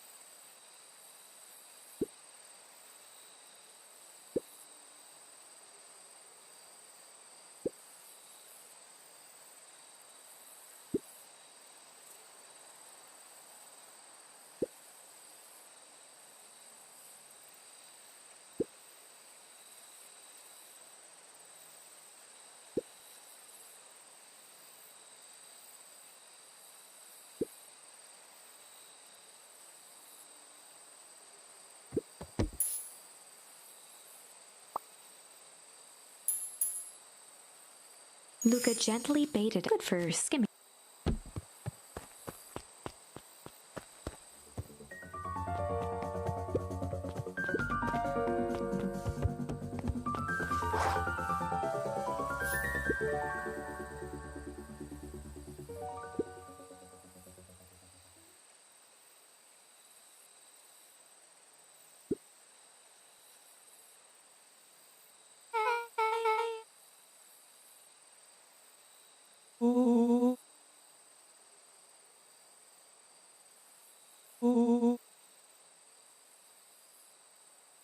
Rollo waggled his head with pride.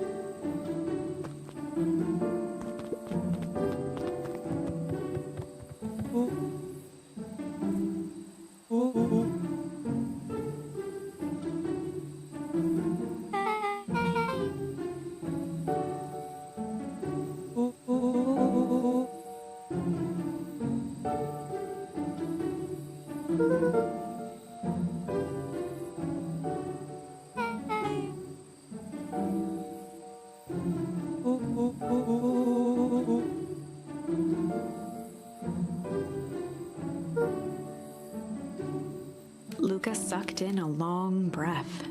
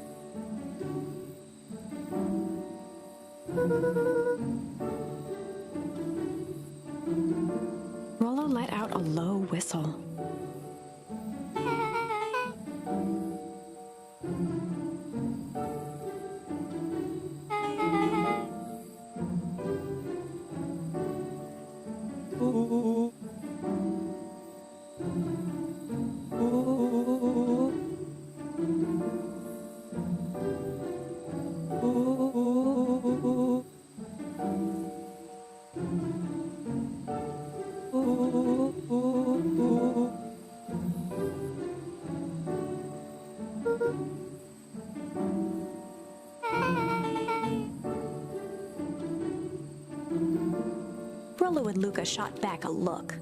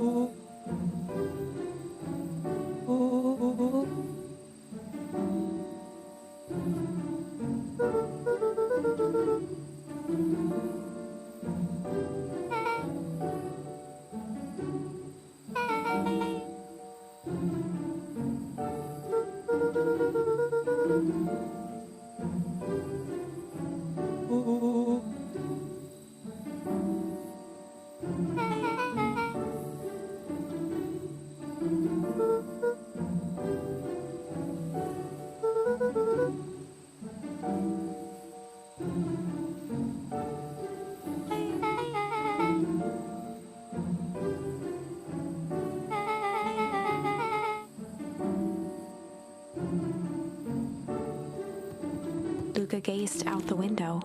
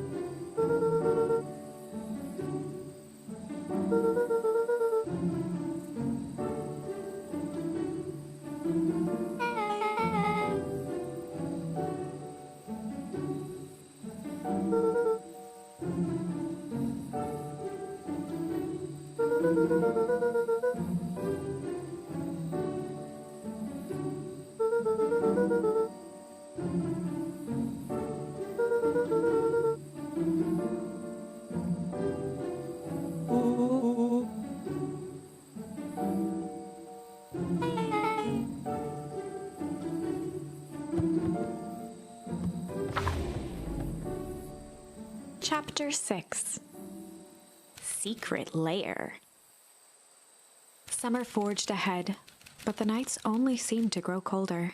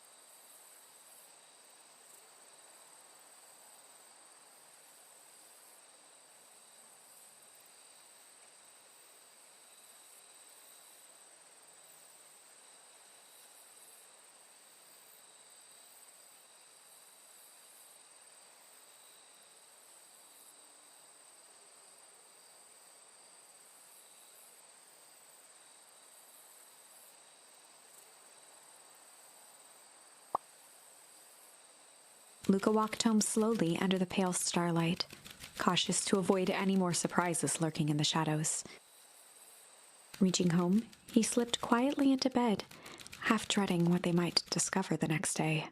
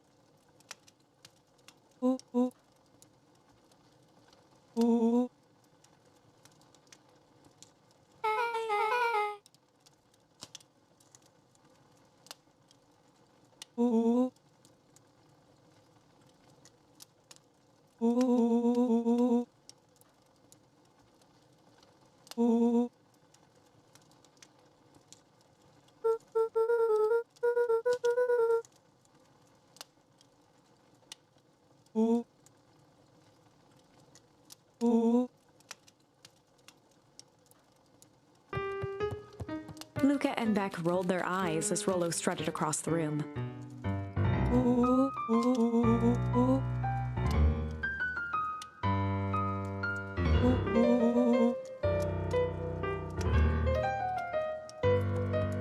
Rollo flung open the cabinet with confidence.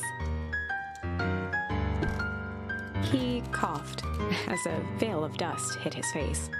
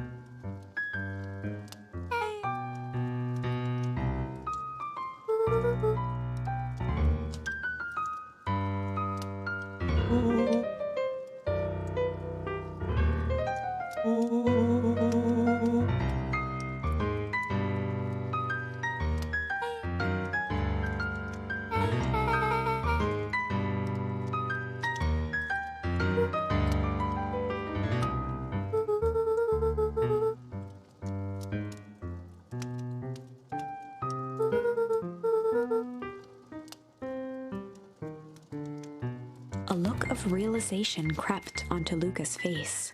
All three kids snapped to glance at each other, then sprinted in.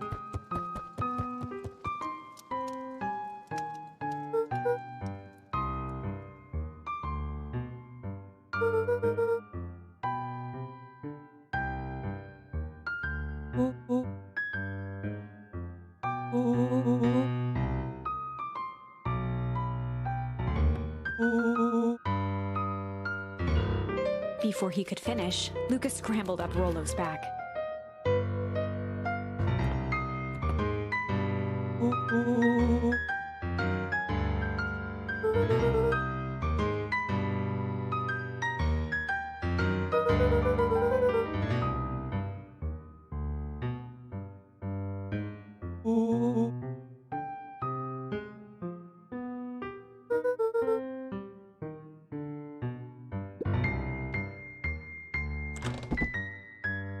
The three crowded around the hutch to peer in. With the glass doors opened, a perfect porcelain display gleamed in front of them. Their eyes searched for anything amiss. But the only distinct feature was its impeccability.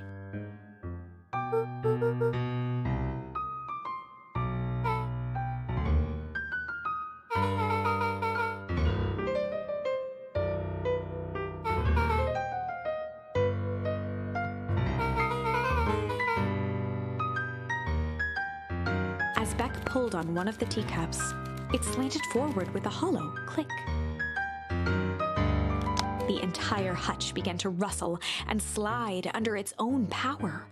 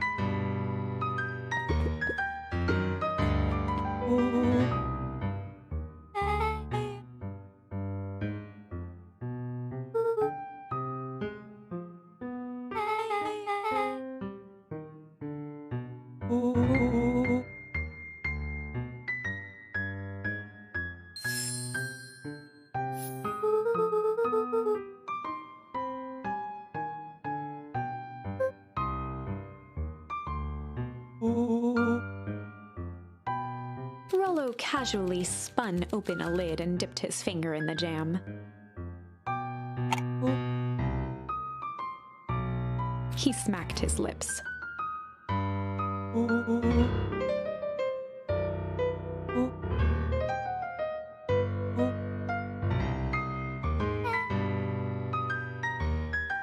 Rollo plunged his hand in the jar, fishing out a soggy slip of paper. Rollo offered the slimy note to Luka and licked his fingers clean.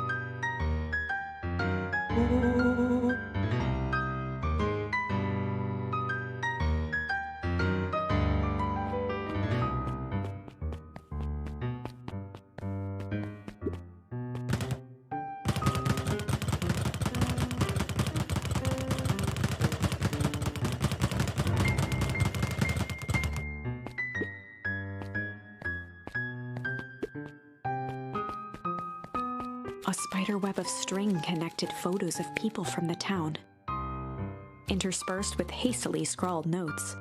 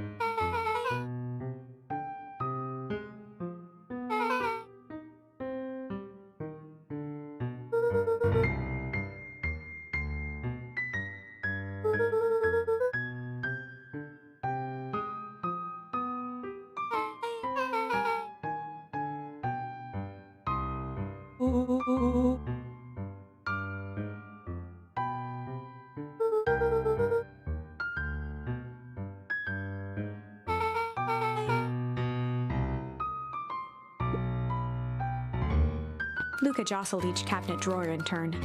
Only one was unlocked. He fingered through the filing cabinet, pausing at a bulging folder labeled Walter. For a long moment, he just stared at it.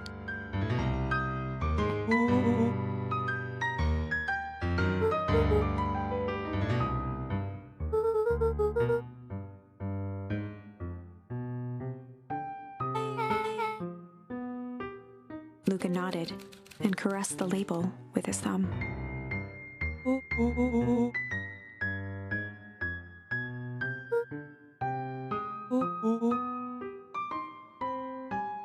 Rollo swiped the folder from the drawer and began leafing through the pages. He whistled to himself, barely looking at the text.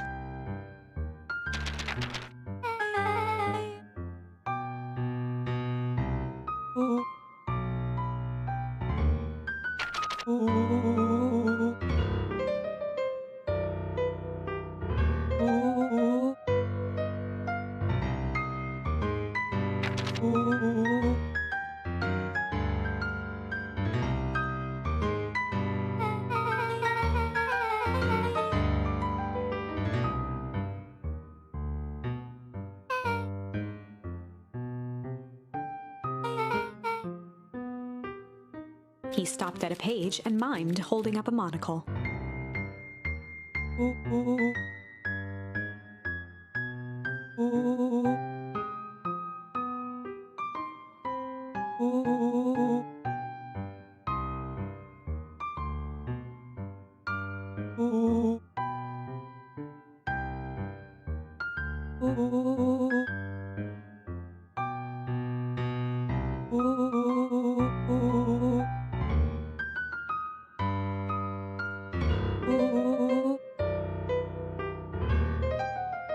Rollo looked up with heightened surprise.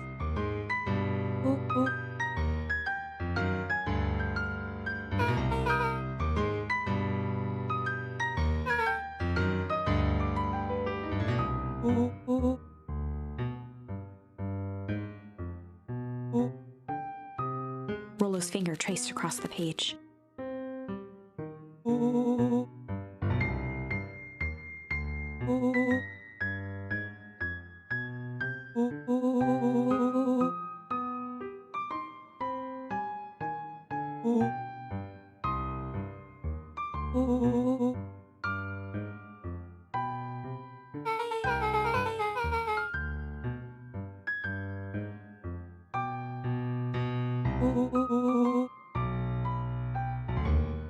Rollo scanned through several more pages.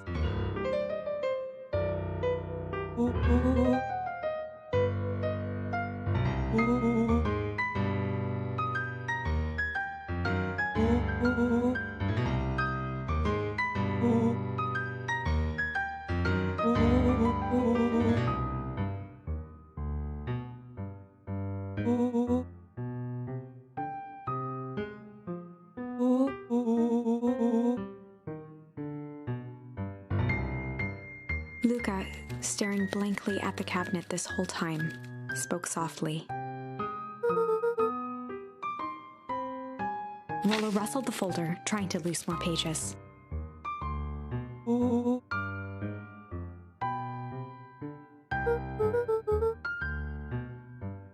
Luka frantically shoved the remaining cabinet folders, trying to find another labeled Walter.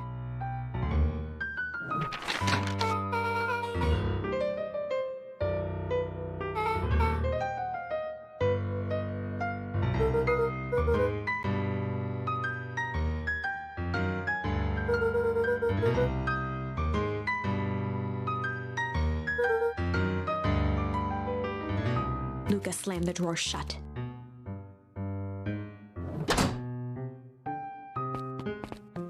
They crowded around a worn-down old map of Beacon Pines.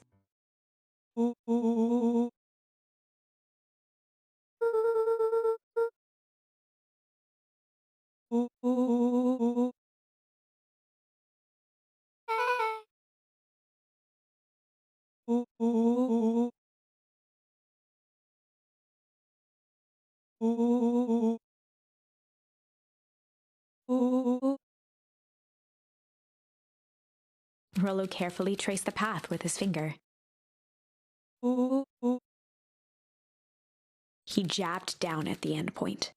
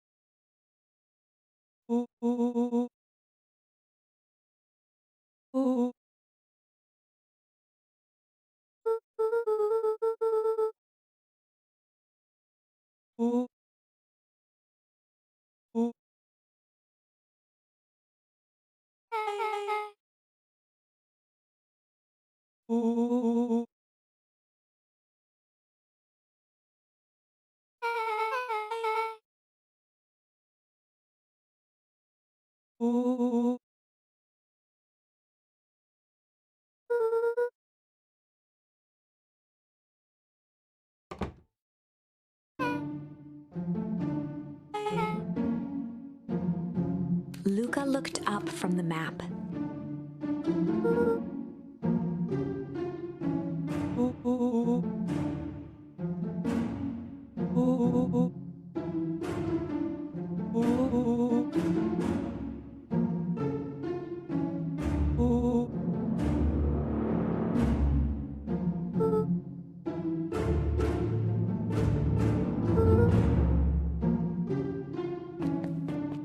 Beck flicked off the light, and they became statues in the dark.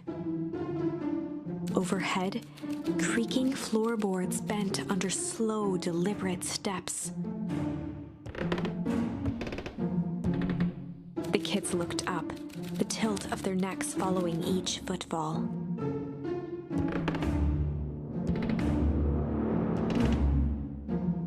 Then suddenly, it stopped.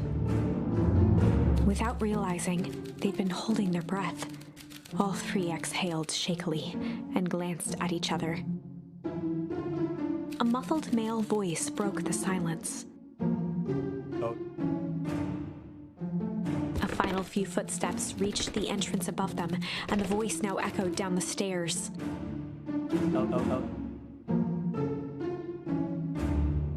The three kids shuffled to the corners without a peep. As he began to descend the stairs, the man's voice punctuated every new step. Thump. Thump.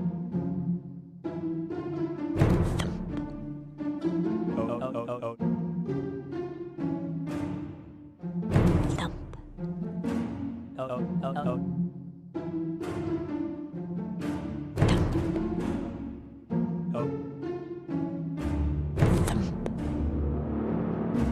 Bottom step, the man paused, squinting to search the room for signs of life.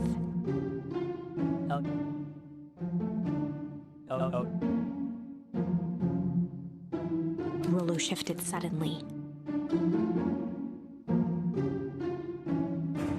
Luka gave him an intense, chastising look and whispered through clenched teeth.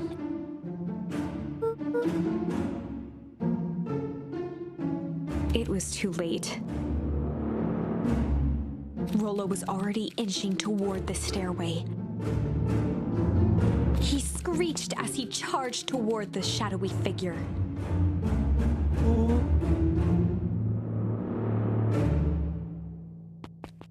With all his weight, Rollo tackled the man to the ground.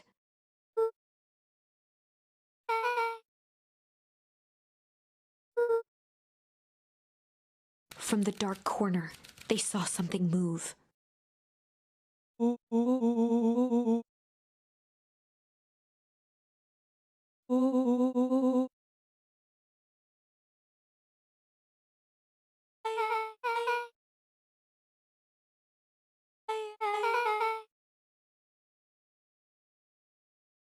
Luka scrambled to the hunched figure on the ground. Pressing his fingers to the man's neck, he sighed with relief.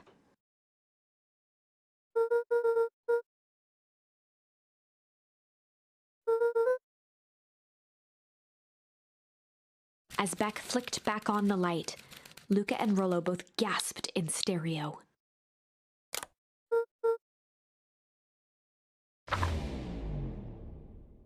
Chapter 7. The Interrogation of Hiram Tolliver. Still unconscious, Mr. Tolliver slumped heavily in a shoddy old chair. His hands were bound with rope, his feet tied with some loose string.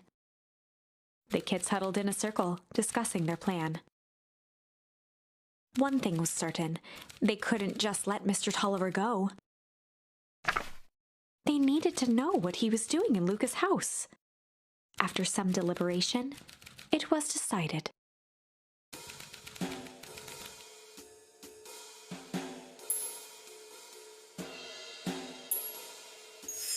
They'd run the classic good cop, hard cop interrogation. Rollo brandished a steely gaze. I've got this. Read about it 100 times.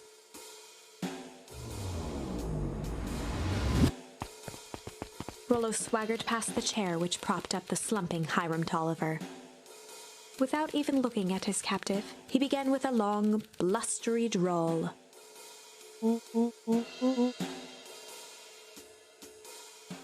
Mr. Tolliver remained motionless. Rollo spun around to face him. He'd clearly expected to rouse Mr. Tolliver with his booming voice.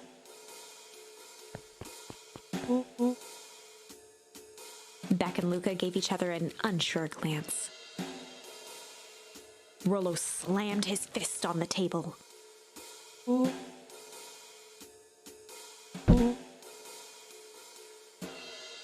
He grabbed the table lamp and beamed it onto the unconscious face.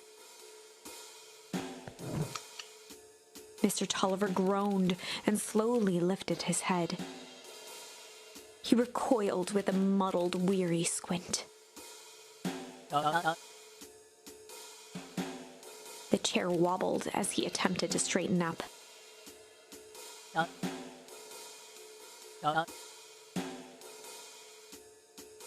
Mr. Tolliver could only make out rough shapes through the glaring light. With a gruff tone, Rollo hoped to both conceal his voice and intimidate.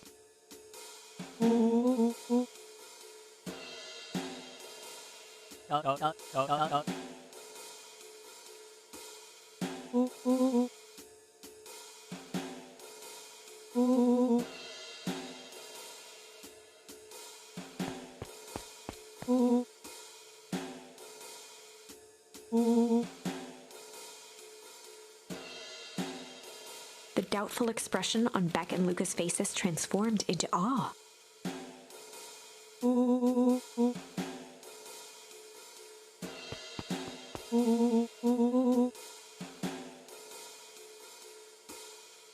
Rollo, hitting his stride, was now channeling every detective trope his memory could recall. He slammed the table again.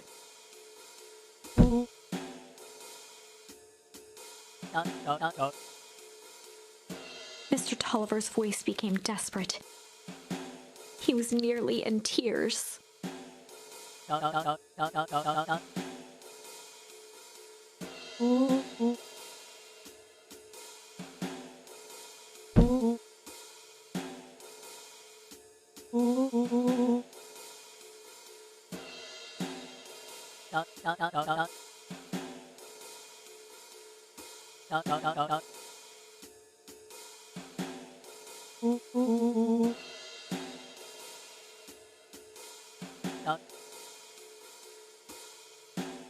Mr. Tolliver was in a daze, now more confused than ever.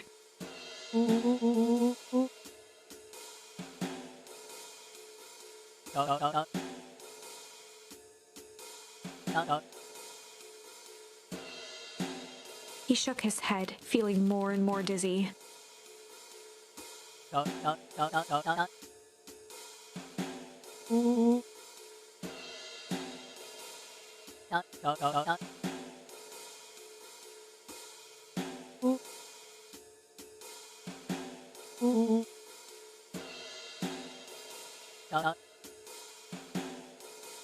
His voice faded to a whisper.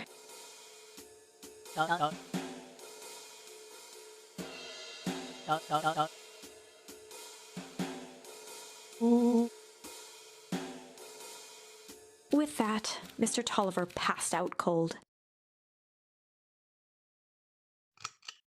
Rollo swung around with a repentant grimace.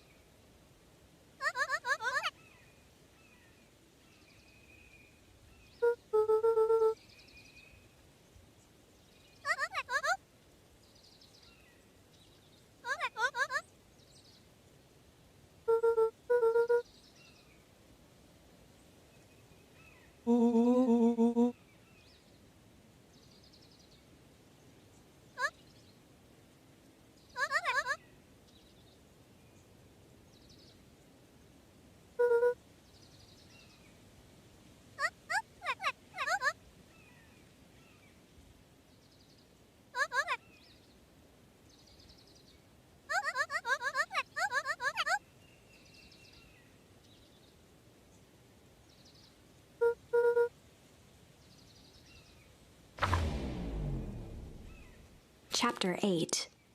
6 feet under, 3 towns over. The kids spent the rest of the afternoon combing through dusty piles of old county records, desperately searching for anything that could help them make sense of Mr. Tolliver's cryptic utterance.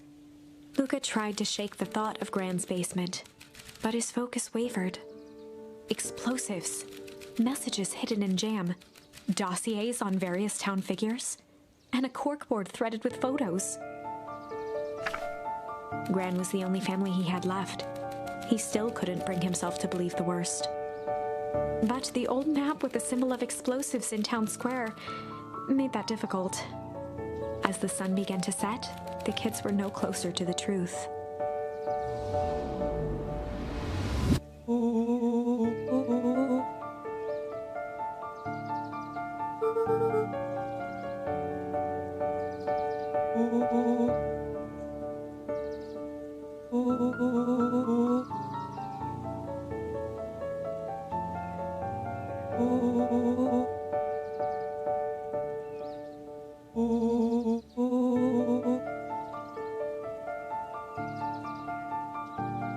Rollo shut his book with an assertive nod.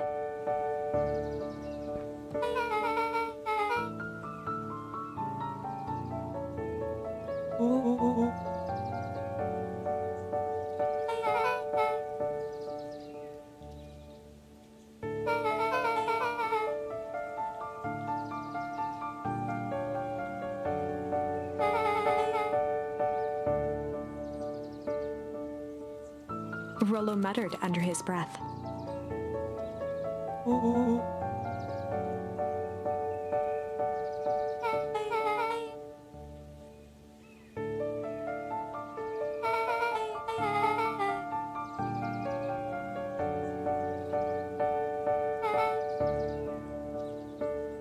Beck slammed her finger down on the open page before glancing down to read.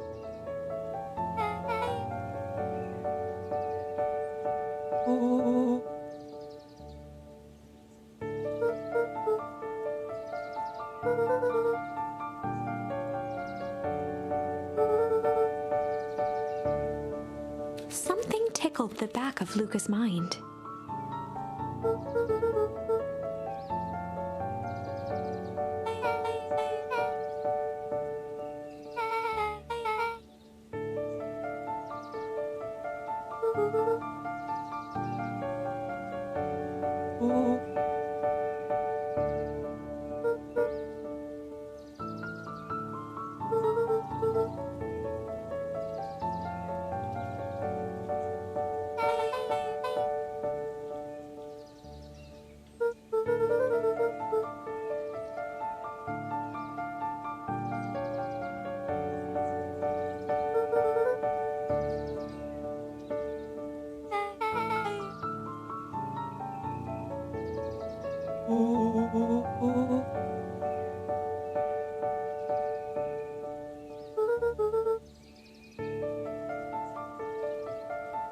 The question hung in the air.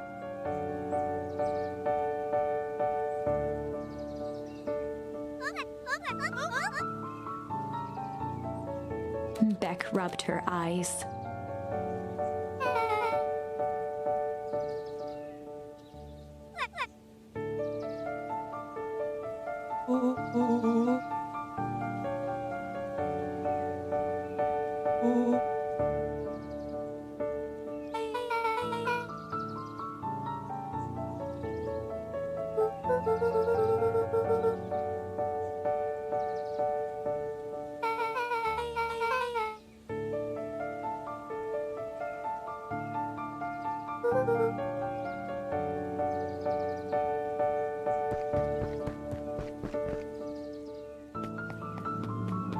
Luka's heart was pounding as he approached the house. If he was lucky, Gran, or whoever it was, hadn't gotten back yet. And of course, there was Mr. Tolliver tied up and unconscious in the basement. Dealing with him would be the first order of business. Luka shook out his arms to calm his nerves before entering.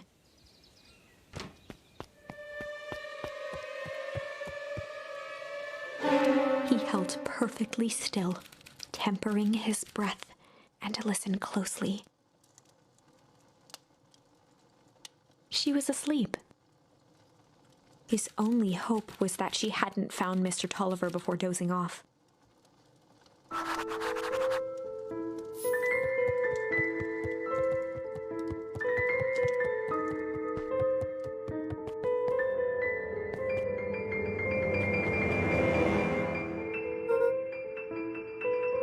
Mr. Tolliver was nowhere to be seen.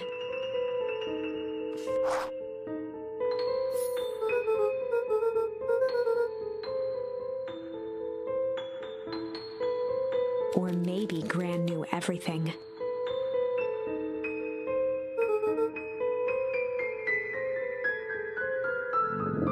Luka's hungry stomach groaned. Not realizing it, he'd gone the entire day without eating.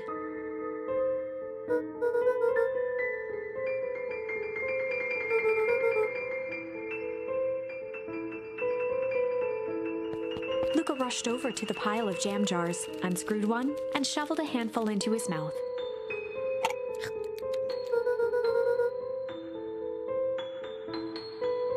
He flipped the lid to read the label.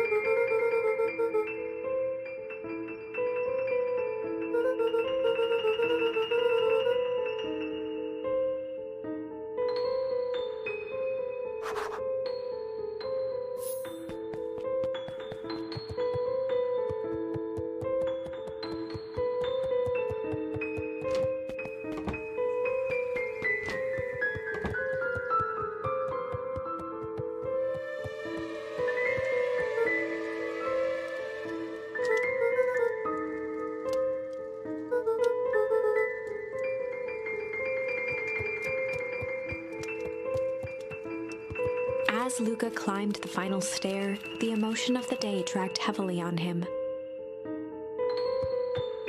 With each consecutive step, his legs weakened. His stride began to falter. He tried to grab for the railing to steady himself. Something was wrong.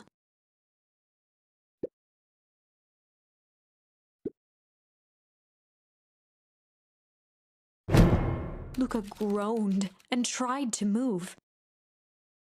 His limbs might as well have been bolted to the ground. Through numb lips, he mumbled just before falling asleep.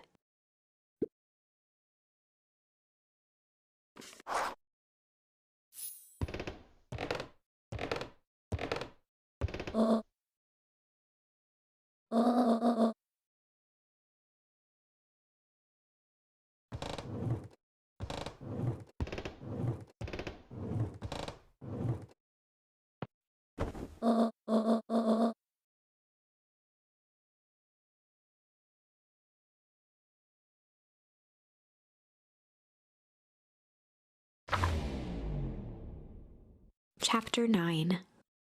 A speech to end all speeches. Luka awoke to find himself face down in bed. He moaned into his pillow. Why would Gran drug him? Or rather, why was she trying to drug Mr. Nuncreed? Shaking the questions from his woozy head, Luka snapped back to the matter at hand.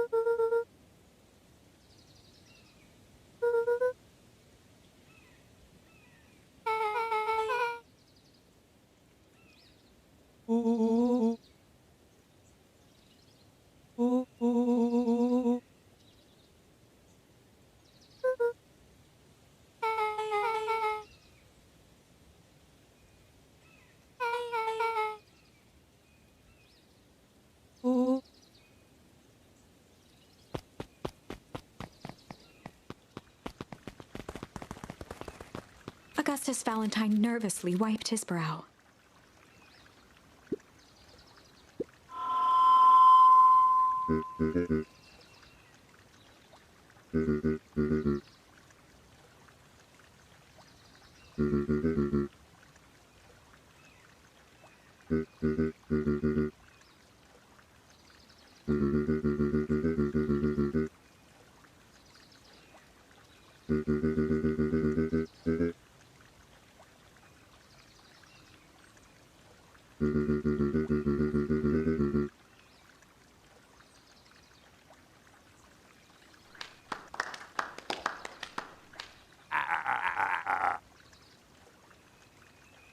Gus cleared his throat and awkwardly loosened his tie.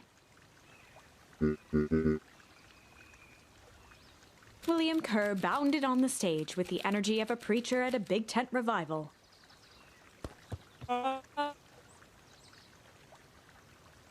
He gave Gus a hearty slap on the back and motioned him off the stage.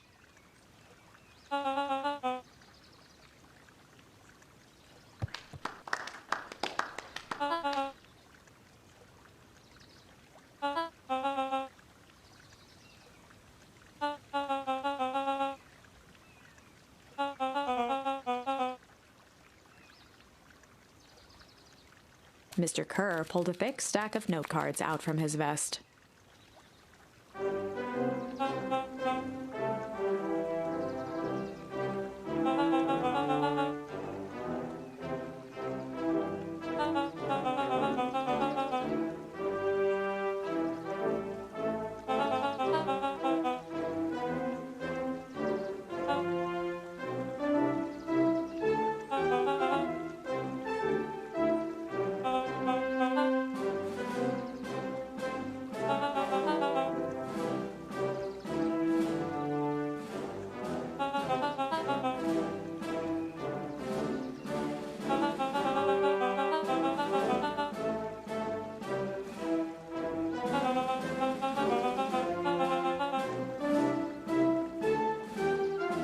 Mr. Kerr took a moment to survey the crowd.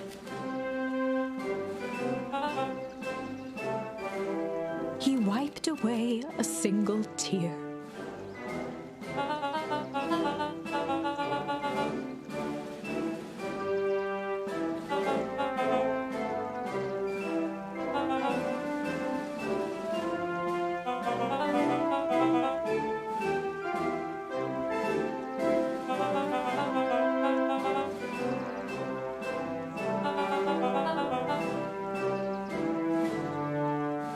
Thumped the podium to emphasize each word.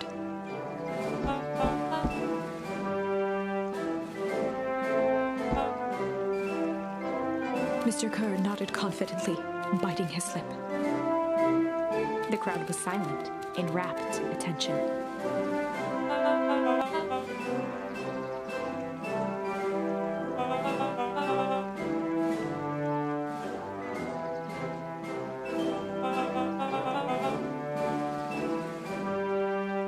Mr. Kerr methodically made eye contact with each section of the crowd.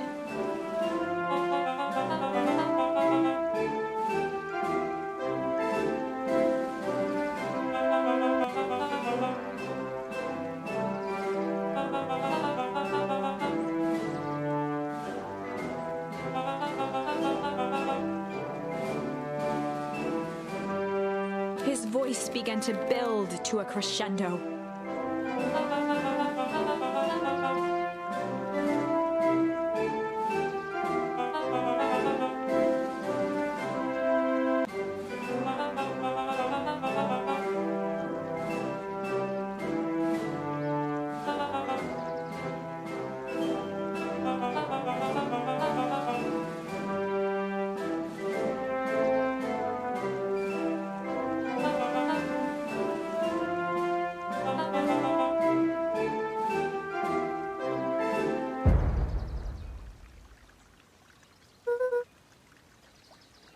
The crowd began to look around nervously.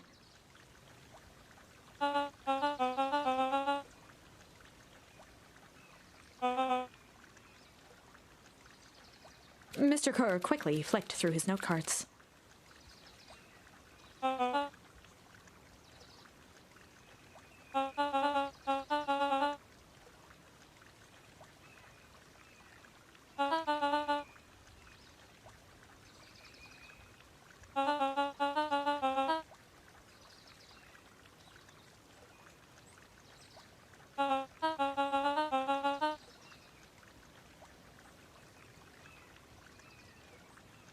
He raised his hands up to the heavens.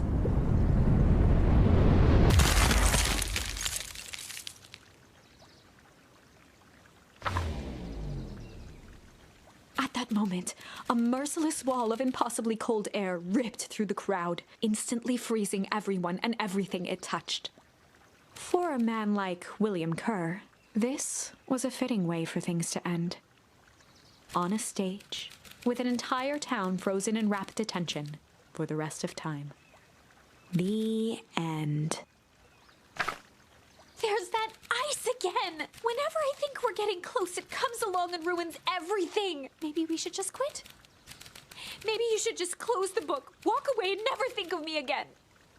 No, I don't mean that. We got a little closer this time. We just need to try again. Please.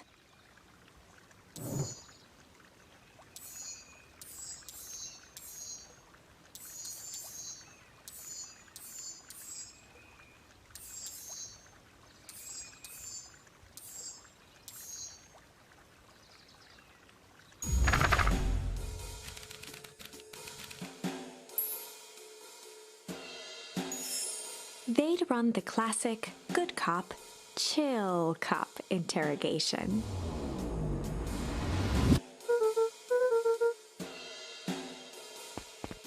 Luka walked calmly to the light switch, flicking it off and on a few times. Mr. Tolliver shook his head, gathering his wits.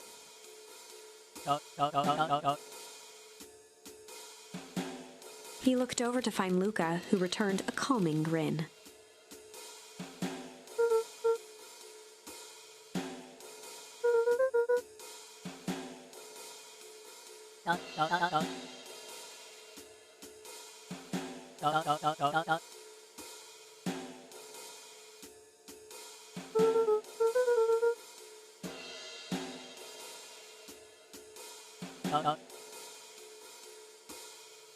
Rollo and Beck emerged from hiding to give a timid wave.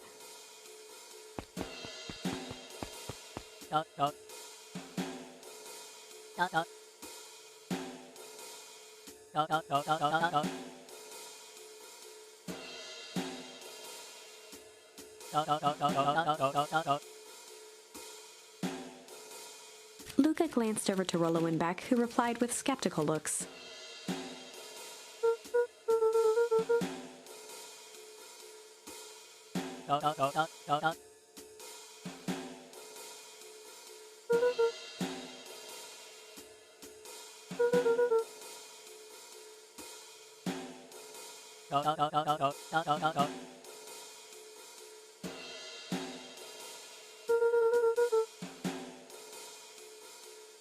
Mr. Tolliver exhaled with disappointment.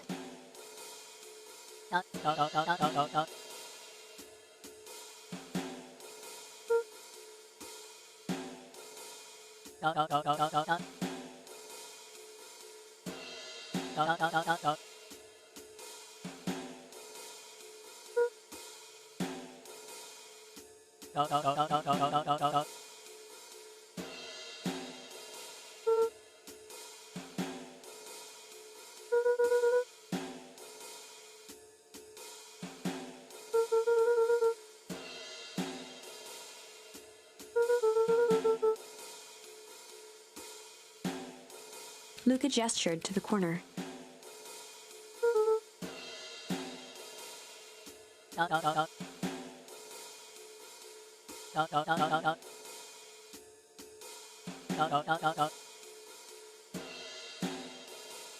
Luka looked again to Rollo and Beck. This time they shrugged. Luka began to slowly loosen the bindings. Mr. Tolliver gently rubbed his wrists.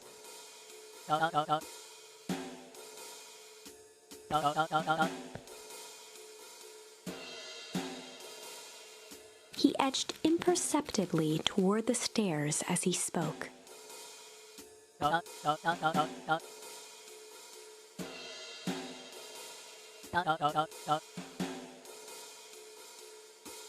Before the kids had even noticed his movement, Mr. Tolliver was at the light switch. He punctuated his final words by flicking the switch and rushing up the stairs.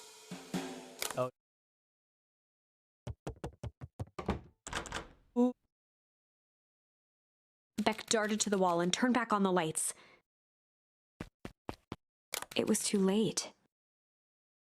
Rollo confirmed what they all heard.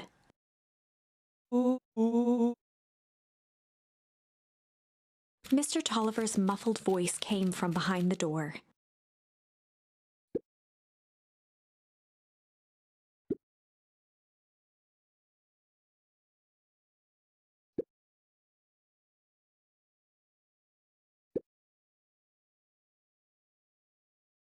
They looked bewildered at each other.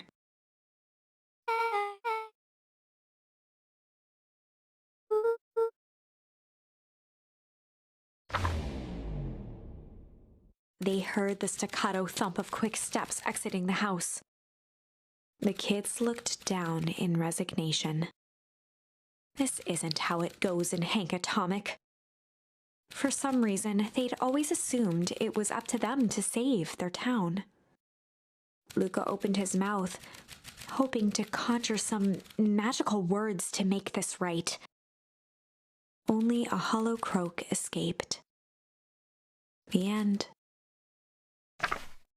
Well, we certainly aren't going to find a grand resolution to our tale locked in a basement.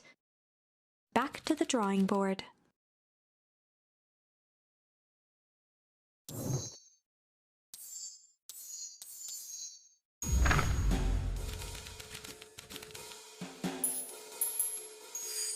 They'd run the classic good cop, sly cop interrogation. Luka and Rollo ducked behind a barrel, leaving Beck to her task. With a few crisp snaps, she roused Mr. Tolliver.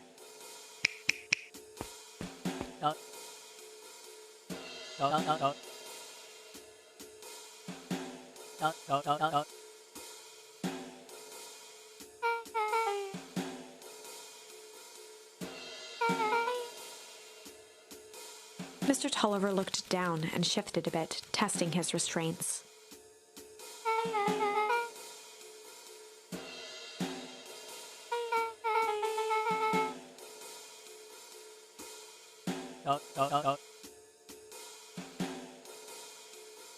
Beck caught herself before letting the surprise manifest on her face. She'd already gotten him to reveal his relation to Gran. This was gonna be easy.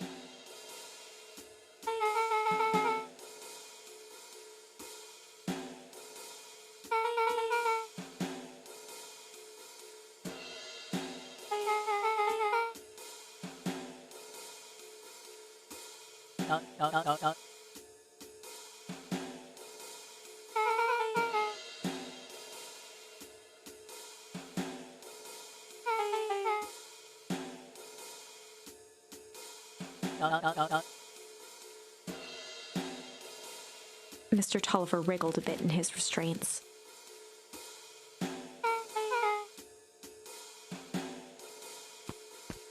Beck quickly removed the ropes.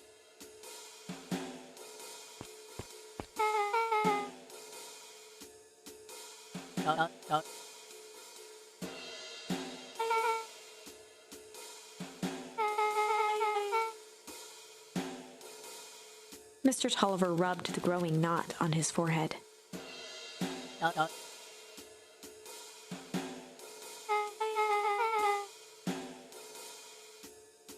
Beck twirled her hand, as if to prompt Mr. Tolliver to finish her thought. Beck shook her head and clicked her tongue.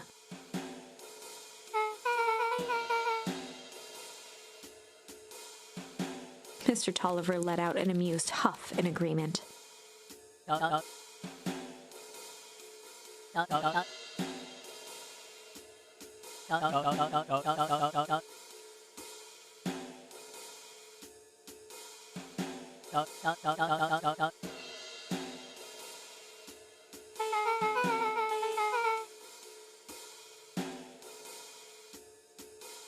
Beck was on a roll now, playing Mr. Tolliver like a fiddle.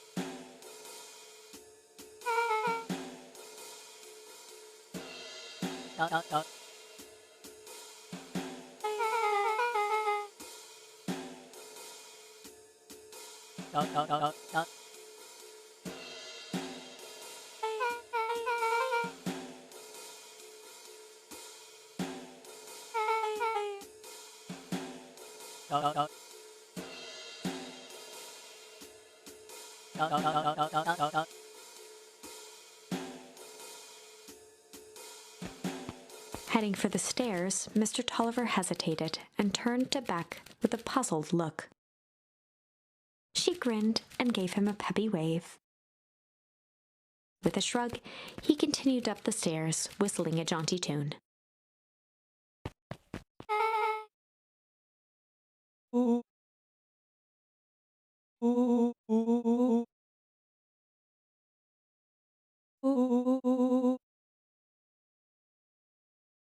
Beck blinked slowly in disappointment.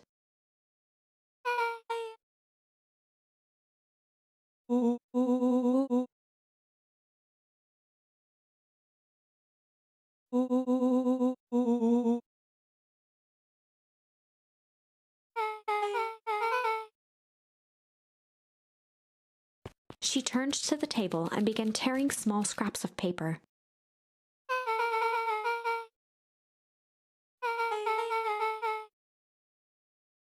Beck marked each scrap of paper and leaned back.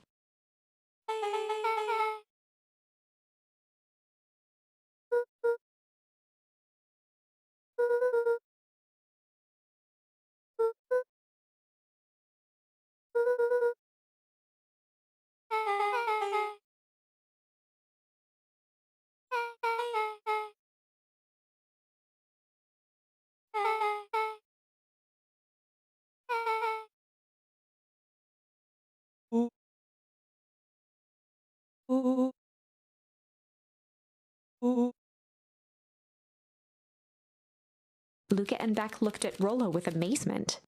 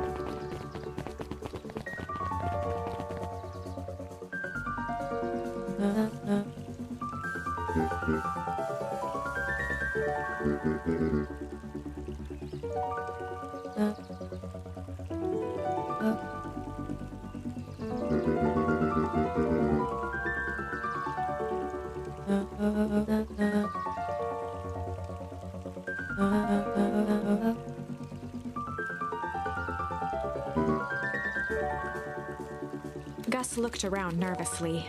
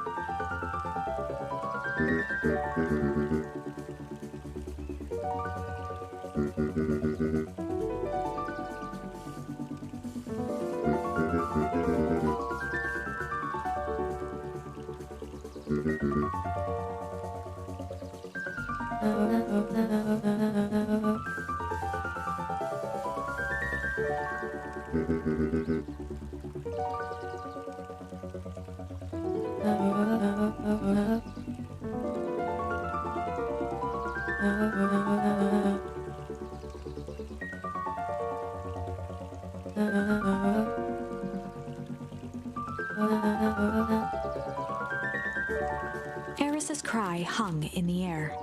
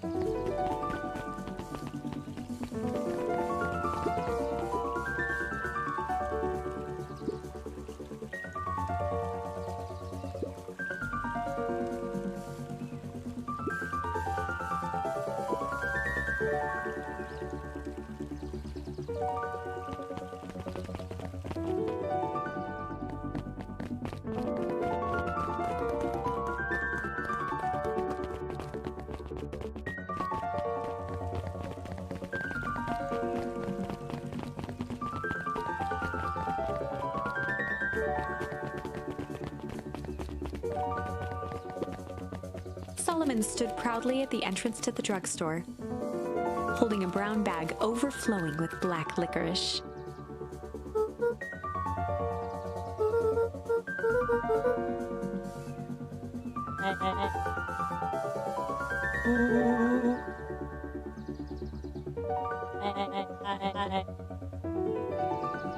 Solomon shoveled a surprising amount of licorice into his mouth.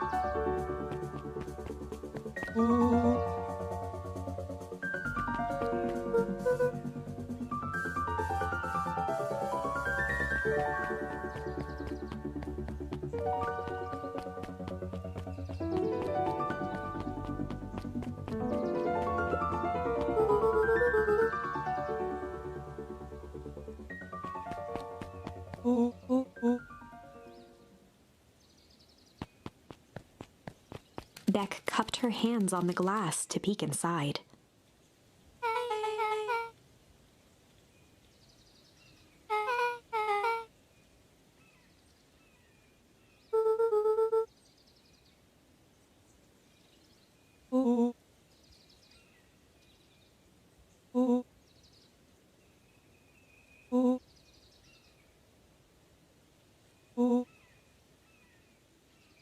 Beck flung open the door, and they all squeezed in.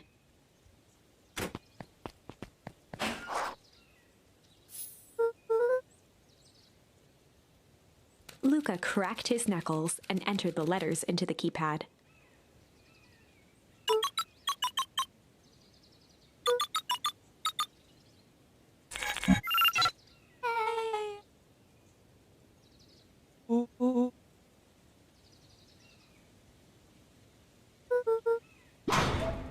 The inside of the phone booth dropped loose from its shell. Without even the space to panic, they closed their eyes, held their breath, and accepted their fate. Suddenly, the chaotic descent slowed to an effortless landing. It was unclear where they ended up, but at least it was solid ground. The air was stagnant and smelled vaguely of chlorine.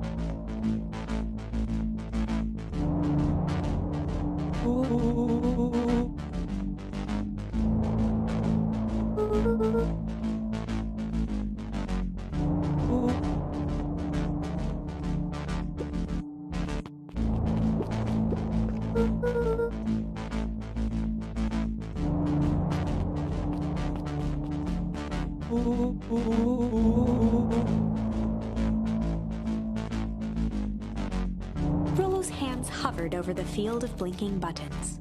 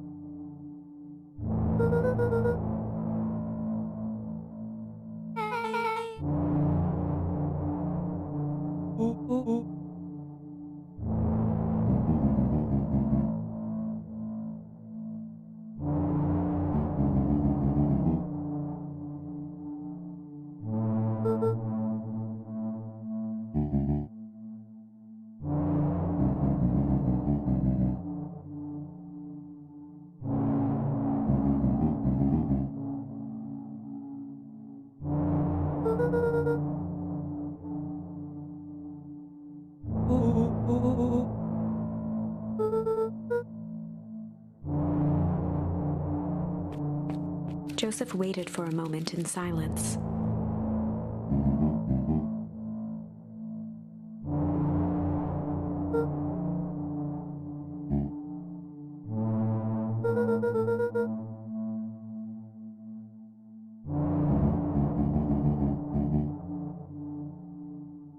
He gestured toward the strange tubes.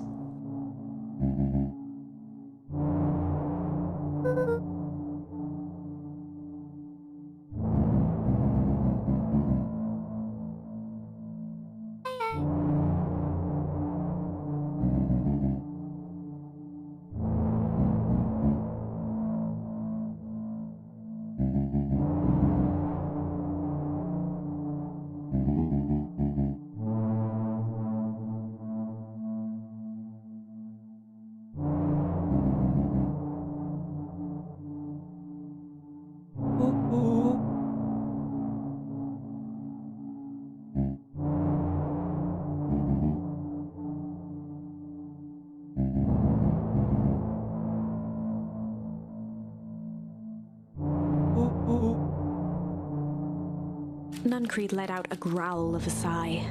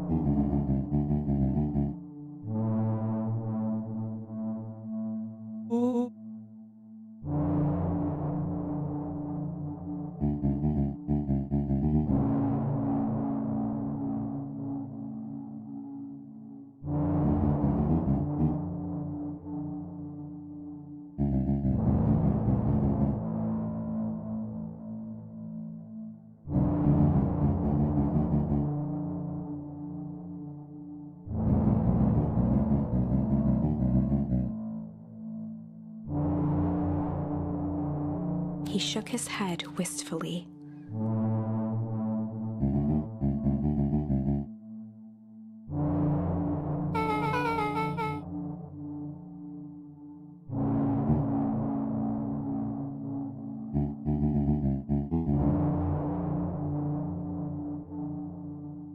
Nuncreed took a menacing step towards the children.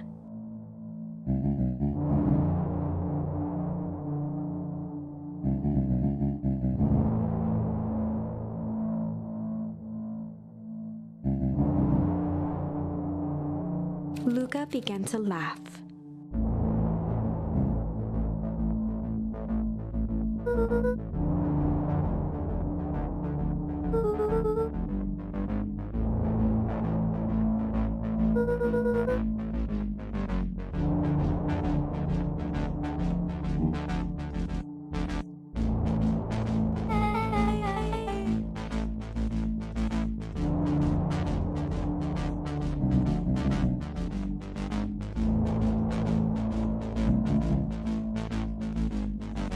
The color drained from Nuncreed's face.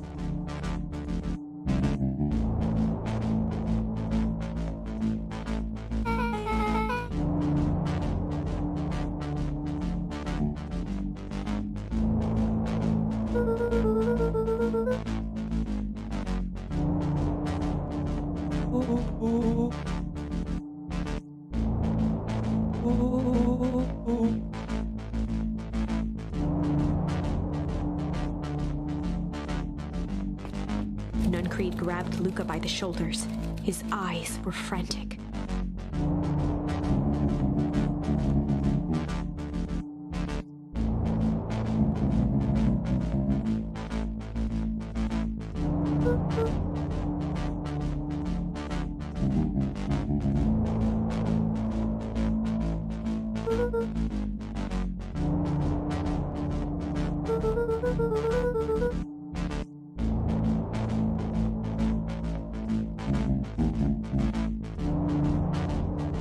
A jolt of realization struck Mr. Nuncreed.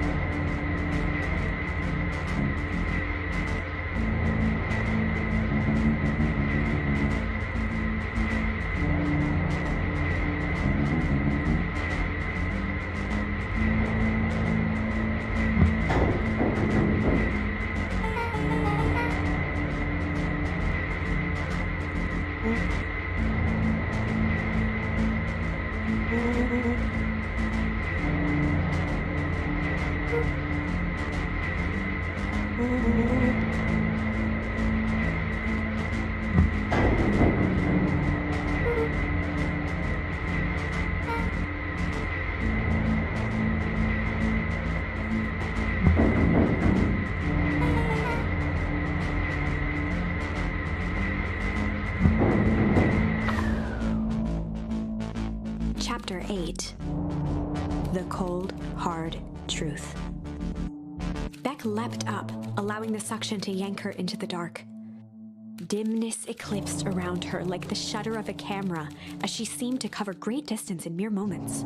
Her only points of reference were glints of upcoming turns, which approached with frightening speed, only to carom her gracefully along. She heard the tinny, distant echoes of Rollo's glee. Once she stopped fighting against it, the ride was impossibly smooth. Then, all of a sudden, as if minutes had passed in an instant, light blazed into view. A burst of wintry air snuffed across her face, and she was flung out into the cold.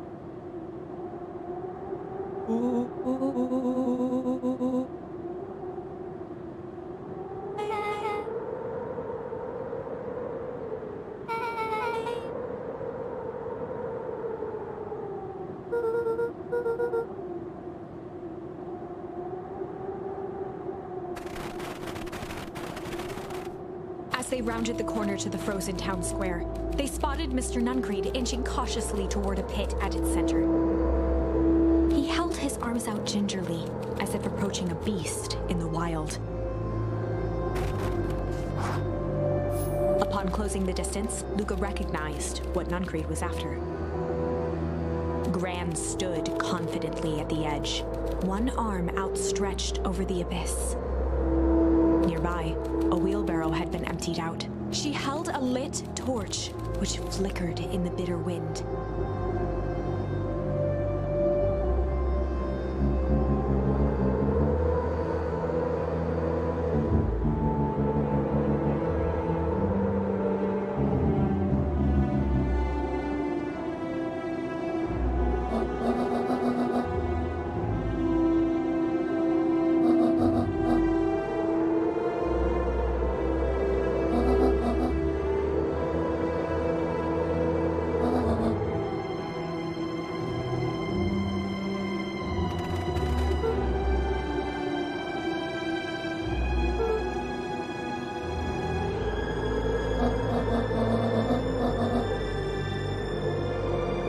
Mr. Nuncreed turned back toward the kids, desperation in his eyes.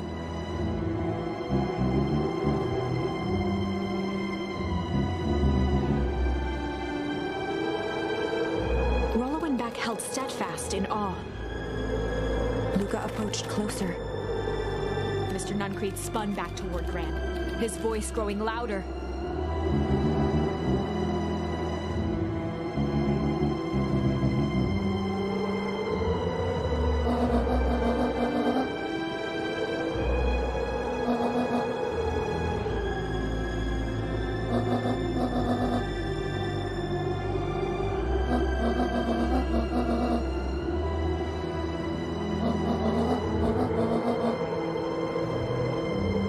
Mr. Nuncreed winced with anguish. His voice hardened. They both now yelled, not to each other, but at fate itself, making their peace with long-held burdens. The wind howled with encouragement.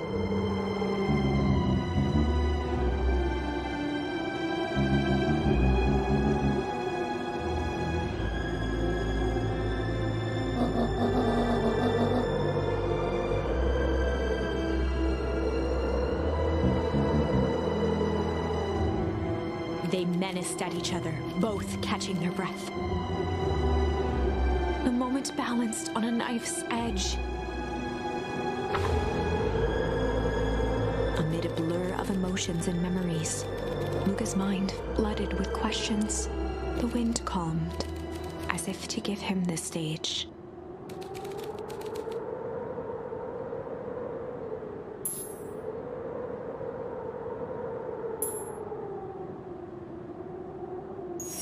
And in the stillness, he began to hum.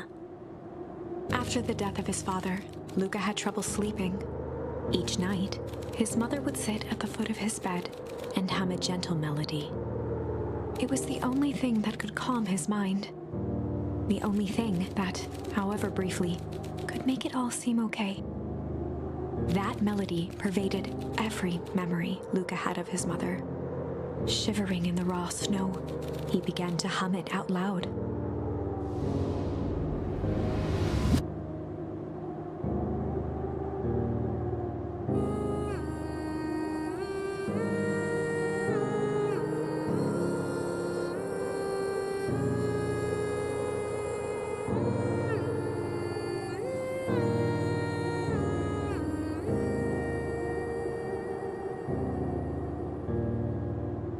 Gran lowered the torch, listening closely. As recognition slowly set in, her heart sank. Those countless nights of consolation, the incomparable loss they shared together. She let the torch fall to the snow and sizzle out. A few steps toward Luka was all she could bear before dropping to the snow herself.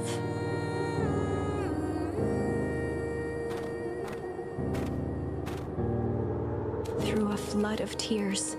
She began to hum along, note for note.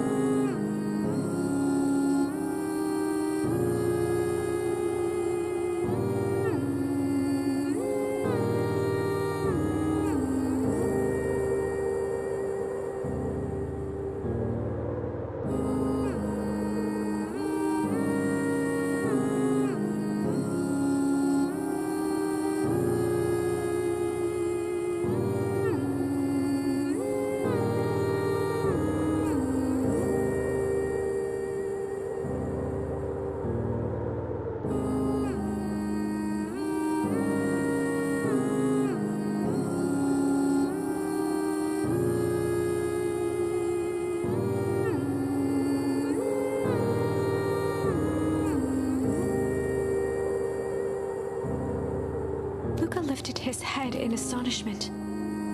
The last time he heard that melody was the last night he saw his mother.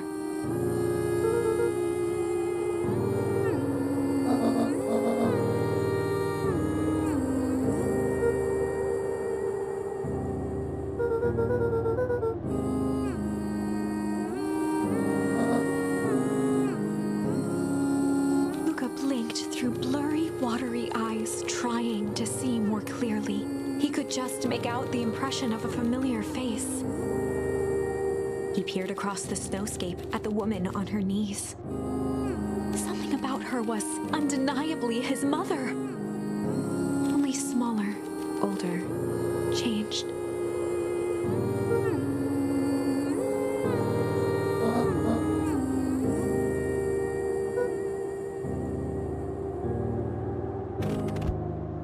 Luka sprinted as fast as he could toward his mother. They held each other close, and the cold retreated from their bodies.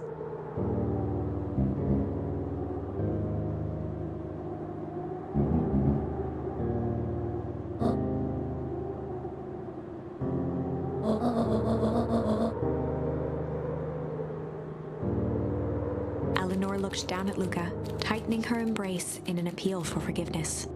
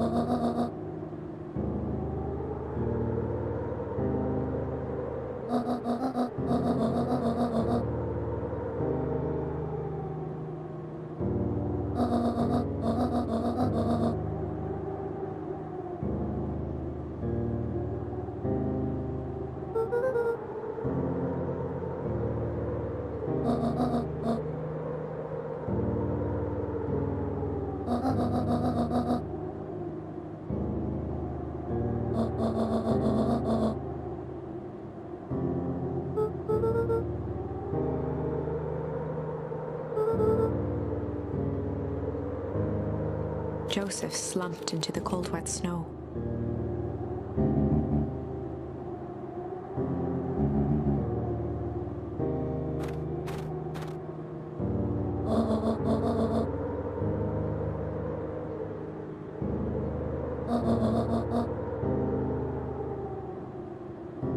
For the first time in a long time, her voice felt like her own again.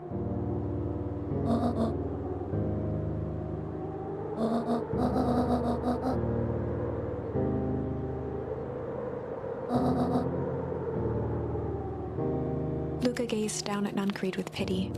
He looked small. Joseph stared into the snow, as if searching it for answers.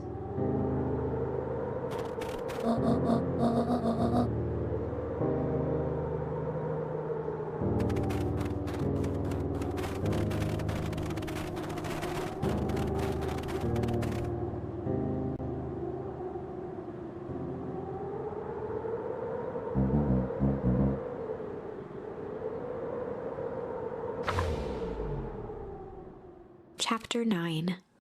The Devil You Know. 7 months ago.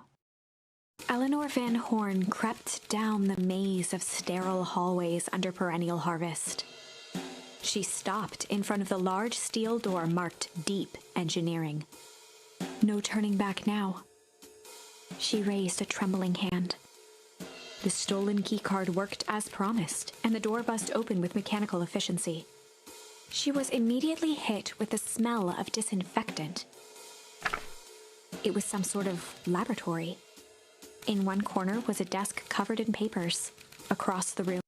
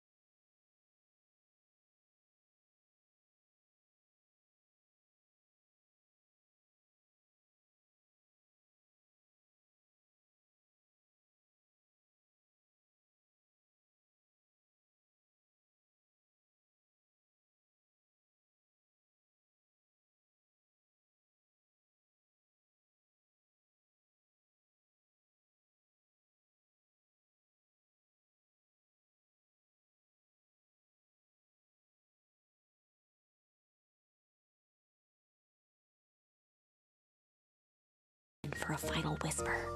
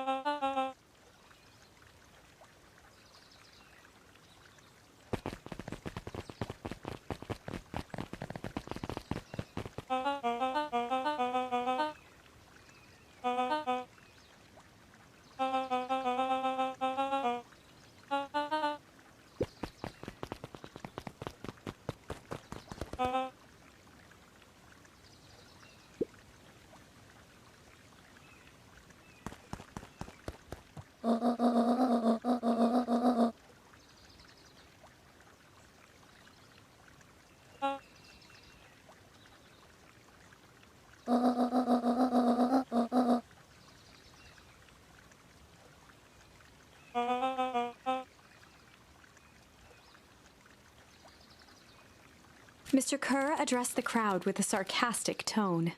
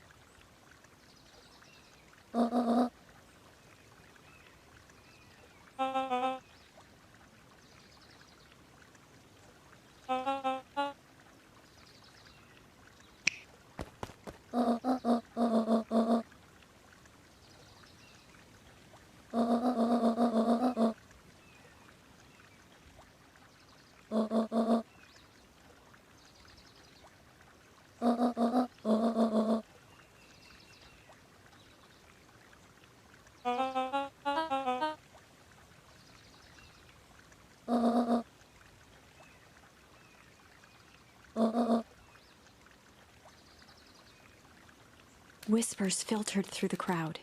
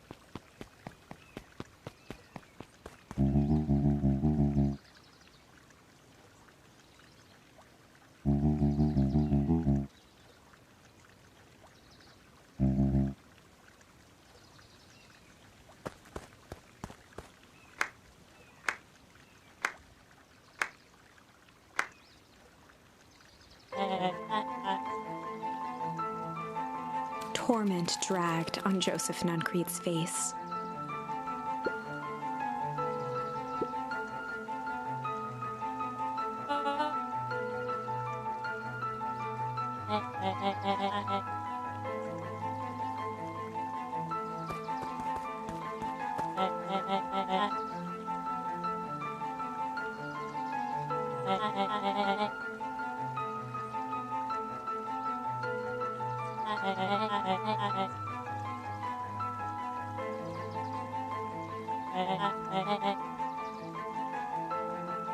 He paused for a moment, plucking a piece of fuzz from his sweater and discarding it to the ground.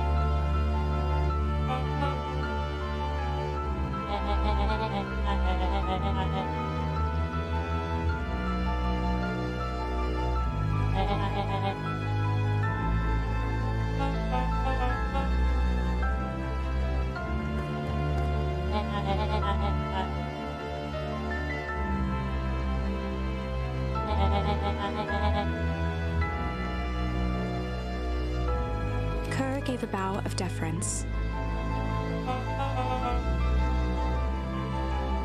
Gasps rippled through the crowd.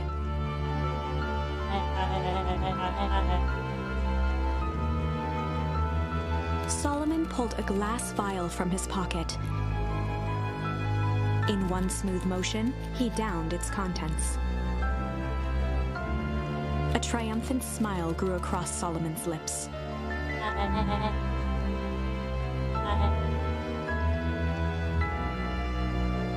His body and face began to contort and expand as he disappeared into a belching green mist.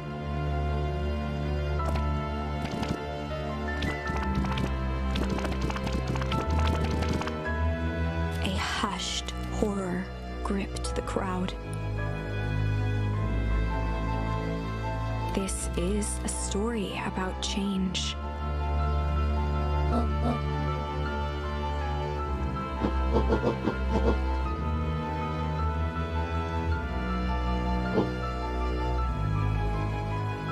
Sharper examined his new hands.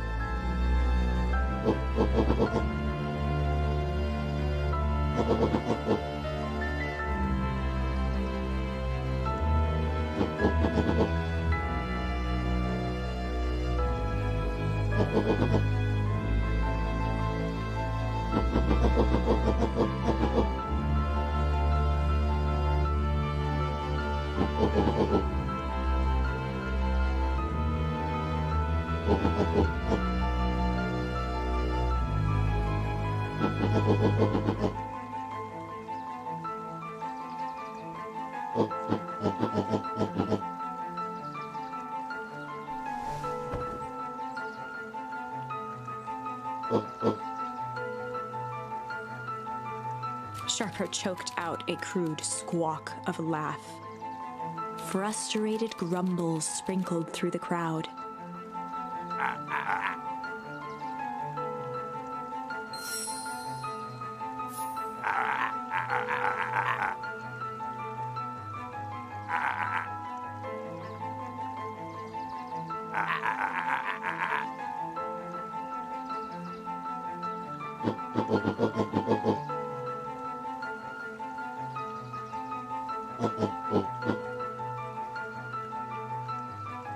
William Kerr gave a subtle nod to the clipboards.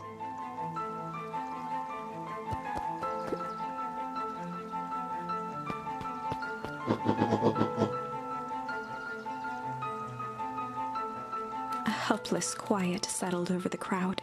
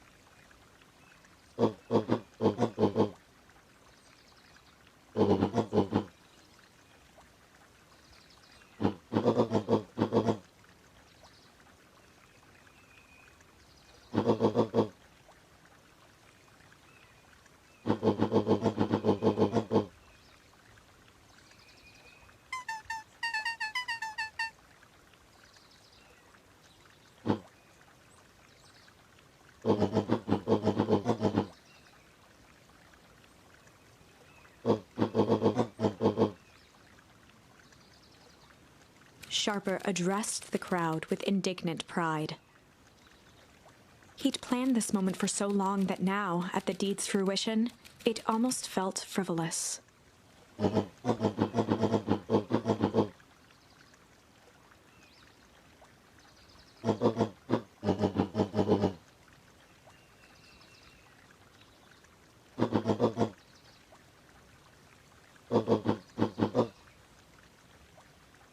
Mr. Kerr flourished a preposterously elaborate bow.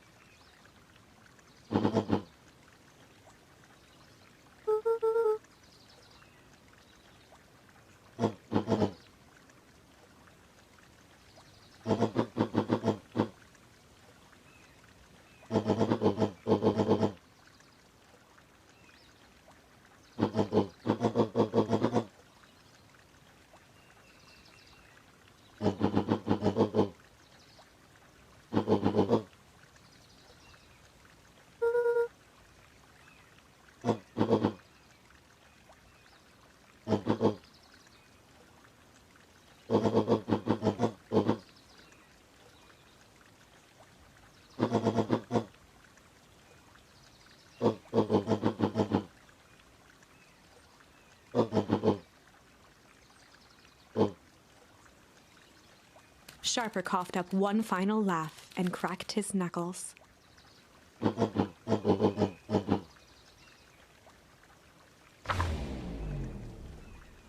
And so, Sharper set about remaking the town in his own image.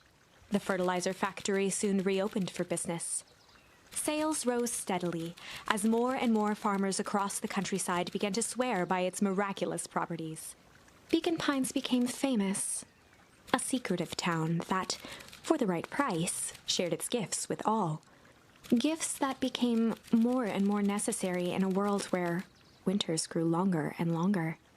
The end. This is wrong, but things are becoming clearer now. You can feel it, right? We can't let Sharper win. He might just be the key to this whole thing. Let's see.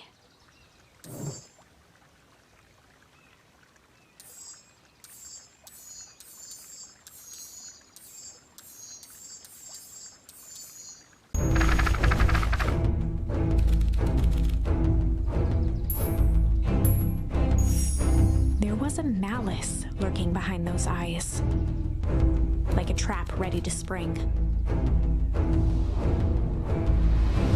Luka felt the weight of Nuncreed's hand on his shoulder. Something wasn't right. He didn't know why, but something was telling Luka to get out of there.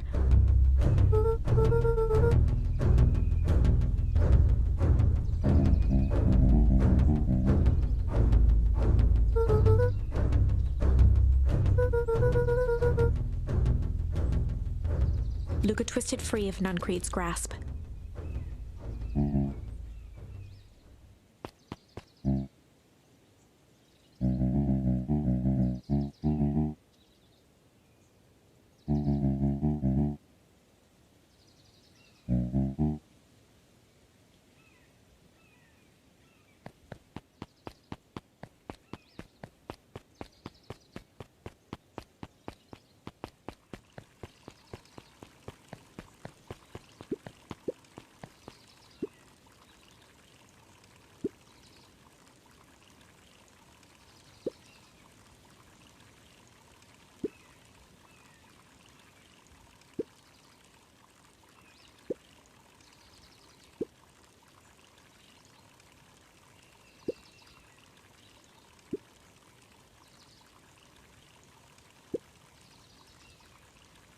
the two scurried off, eagerly formulating a plan.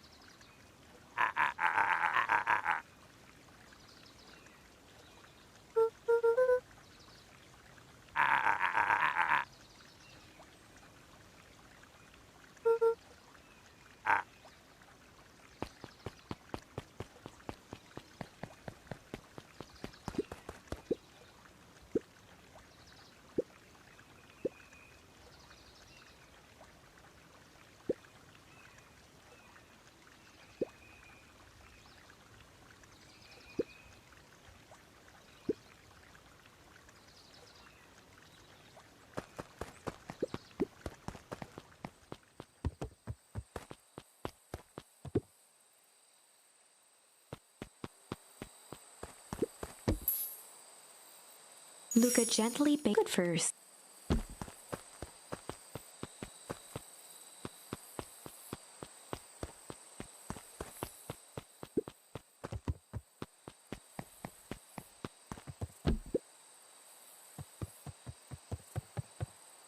He aired a long holler into the woods.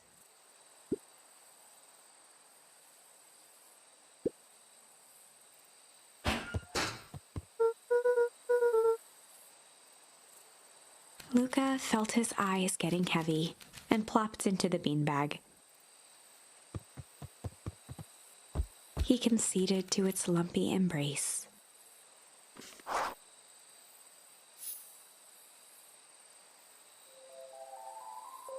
Once again, Luka found himself in a vast black expanse.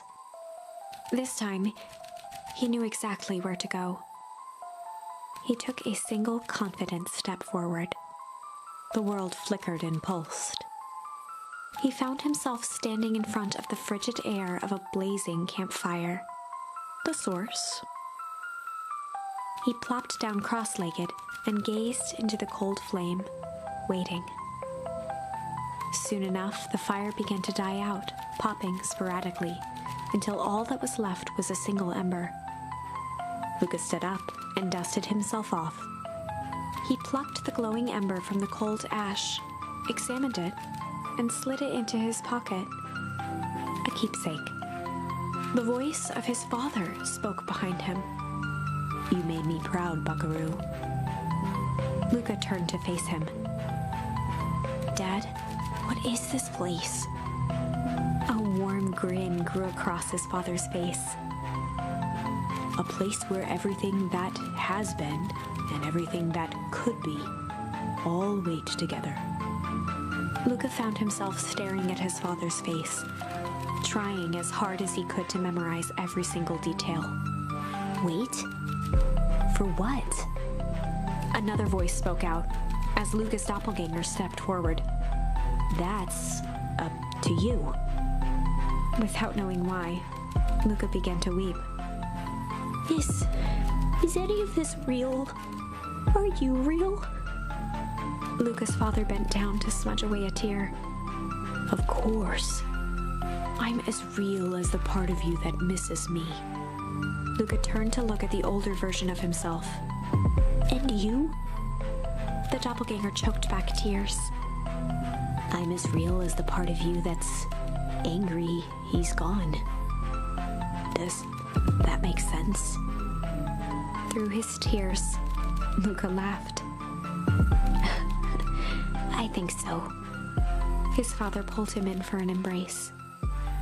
Time to go, buckaroo. Luka was startled from his dream by a banging on the floor. A commanding voice rumbled from below. Just as Luka sprang to lock the entry hatch, the door knocked open. Chapter 5. Dangers Big and Small. Luka stumbled back. He heard the rope ladder creak under significant weight.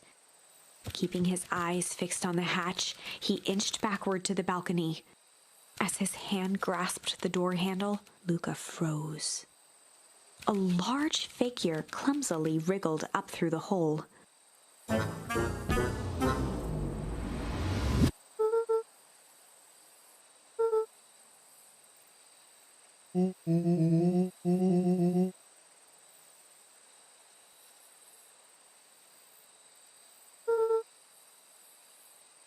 The large figure cocked its head inquisitively.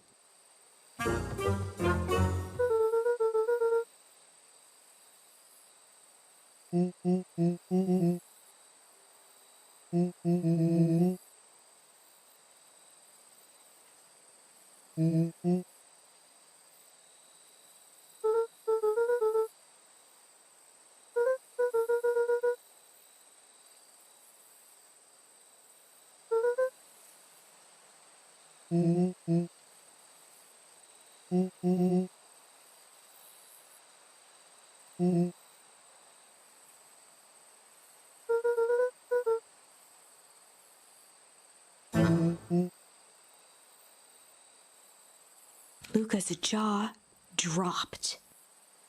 He peered more closely at the man standing in front of him. Something about him was undeniably Rollo. Only bigger, older, changed.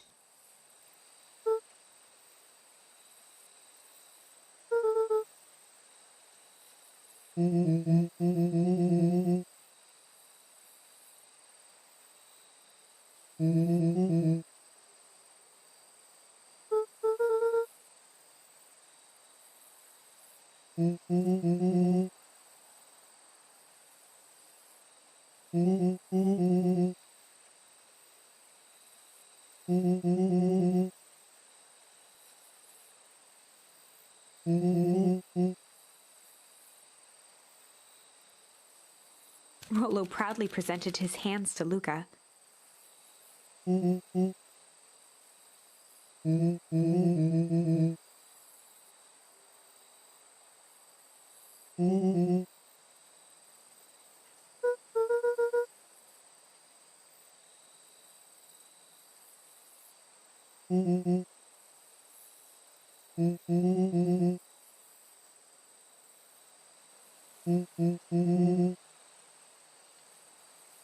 Luka moved to the side and pointed Rollo to his reflection in the balcony window. His hands shot up to his face.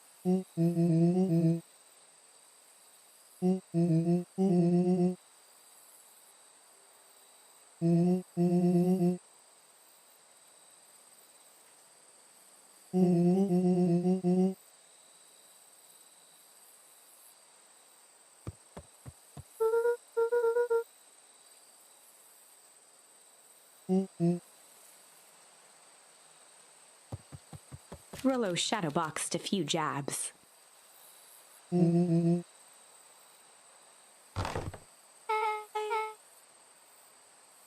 With a yelp, Rollo dove behind Luka.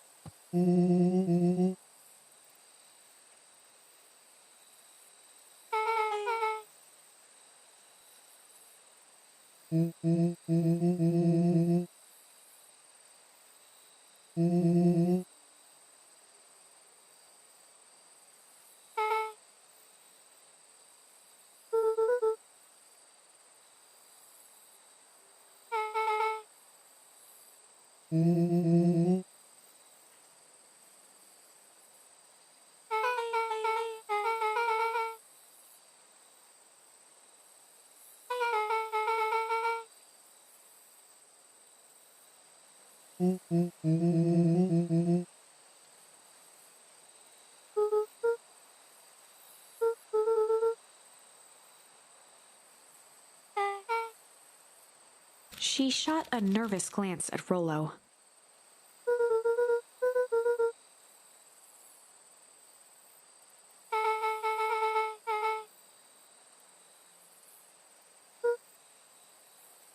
Beck's eyes narrowed.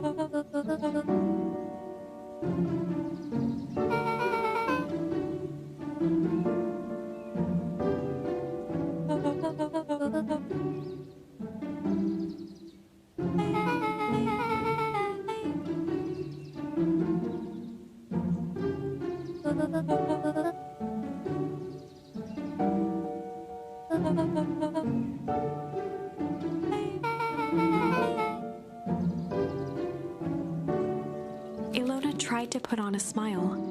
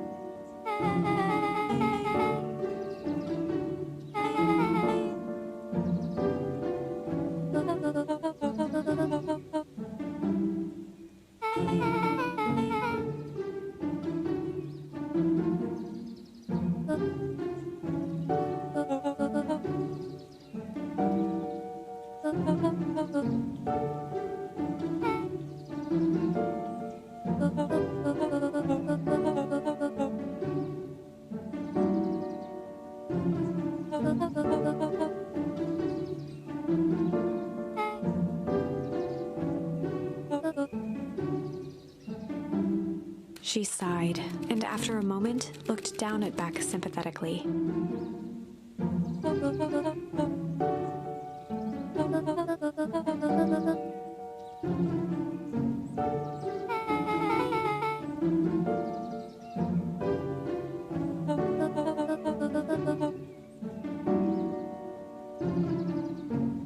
She flashed a sly grin and tousled Beck's hair.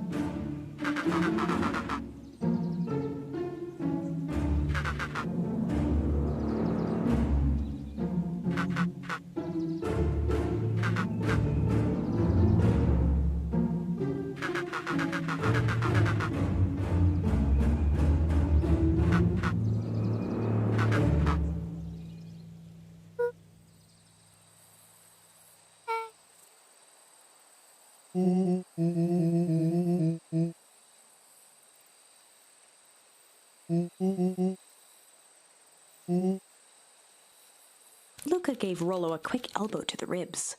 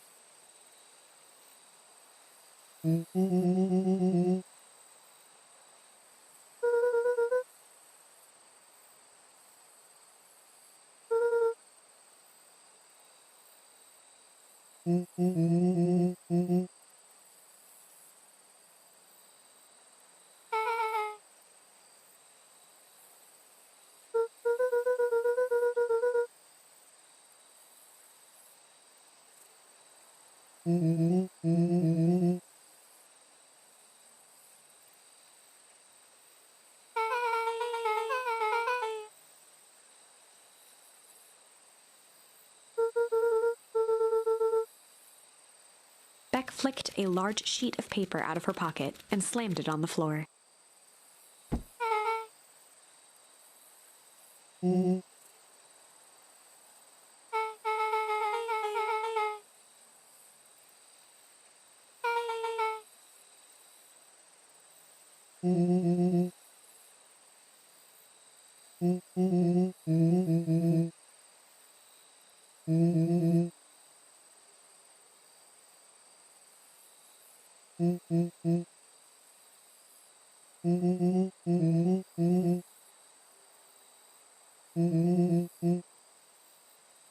Rollo started to wiggle with excitement.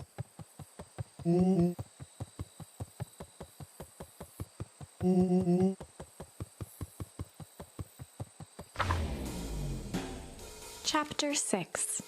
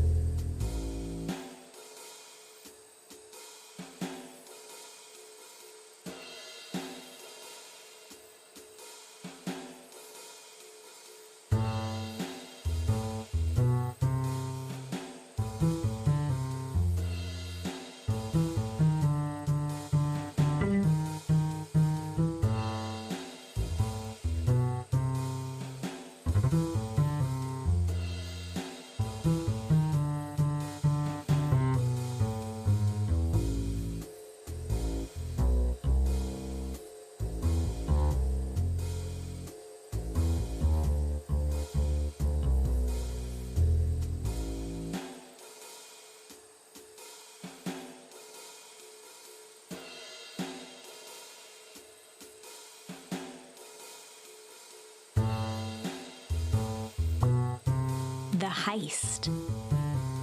They spent the night's end huddled around that small map, formulating a plan to infiltrate the headquarters of Perennial Harvest. It would be no small feat, a modern facility equipped with all manner of technology, not to mention the swarm of clipboards that would most certainly be scattered throughout. By the time the sun began to peek through the car window used as a makeshift balcony door, all were in agreement. This could just work. The final day before the festival would be used to prepare. They'd need to pool every resource at their disposal, pull every favor with a thread. Even enlist some unsavory characters around town with important tasks only they were suited for. Luckily, there was enough ill will and mistrust toward Perennial Harvest that alliances could be found at a bargain. Luka, Beck, and Rollo rubbed their eyes as they exited the treehouse. They hadn't slept at all that night. There was no time. The festival was to begin in one day, and they each had their assignments.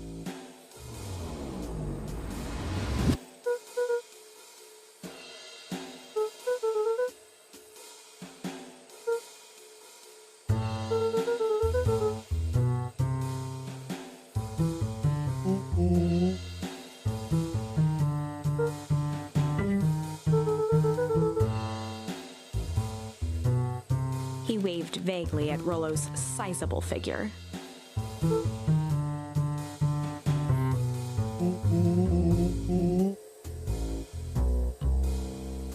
Beck snorted an involuntary giggle.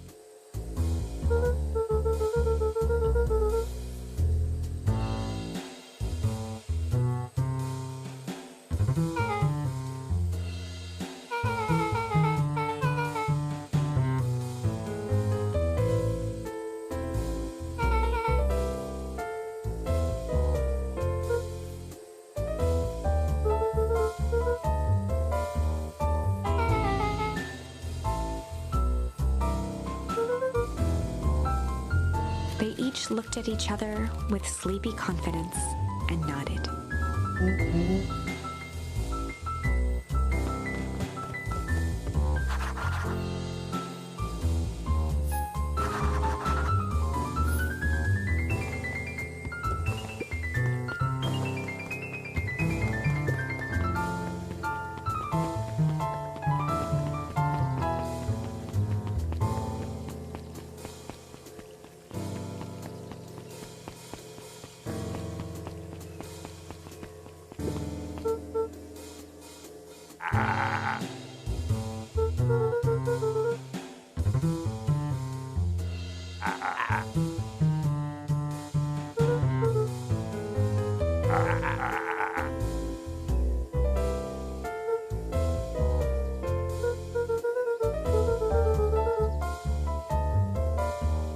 Jeff wheezed out a long snicker.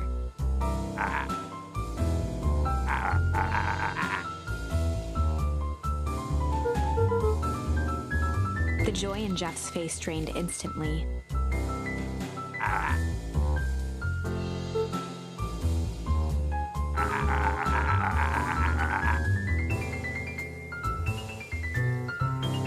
Looking into the sullen eyes of his would-be accomplice, Luka blurted out the first word that came to mind.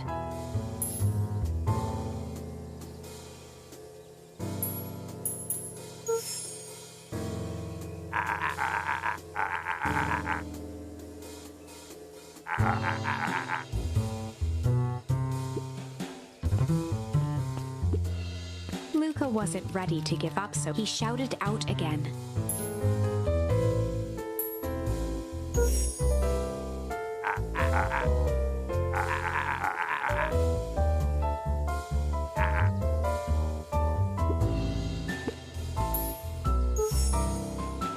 Jeff's brow perked up.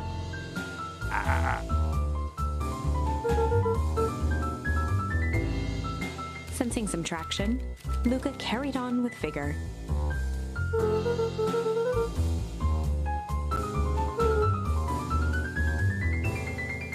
Jeff's scowl faded with a sigh.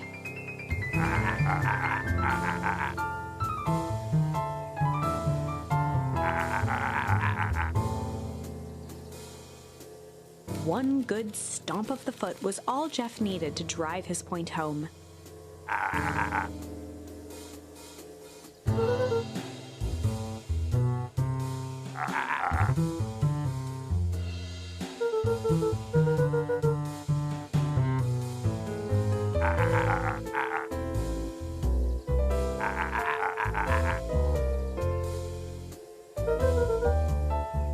Luka offered out his open hand to seal the deal. With a firm and dusty grip, Jeff reciprocated.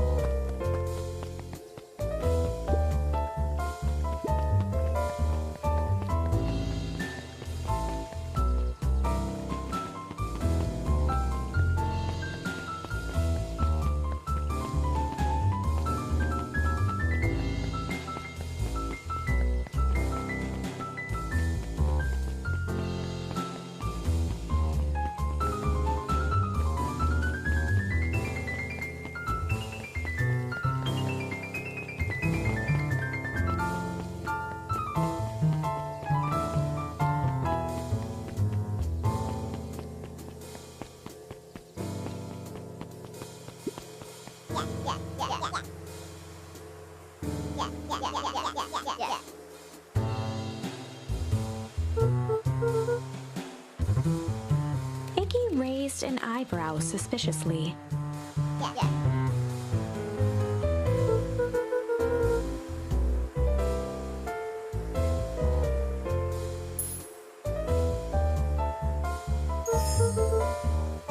Iggy gave a reluctant shrug.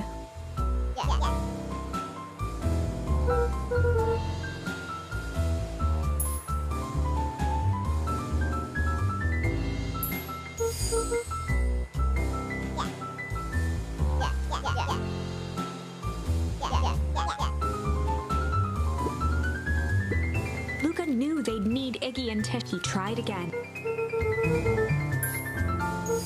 Iggy gave a reluctant shrug.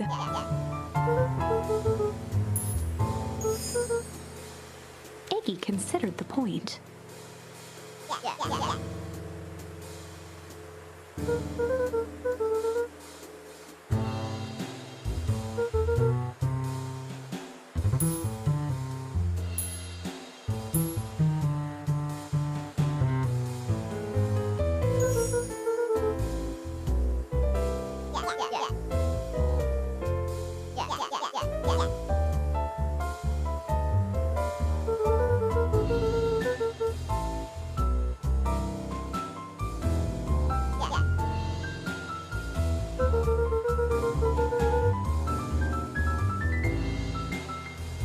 A wild-eyed grin spread across Iggy's face.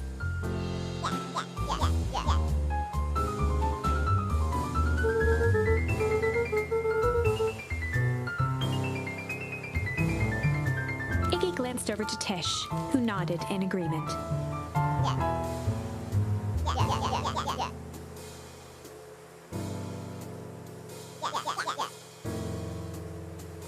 With a quick nod, Luka was off.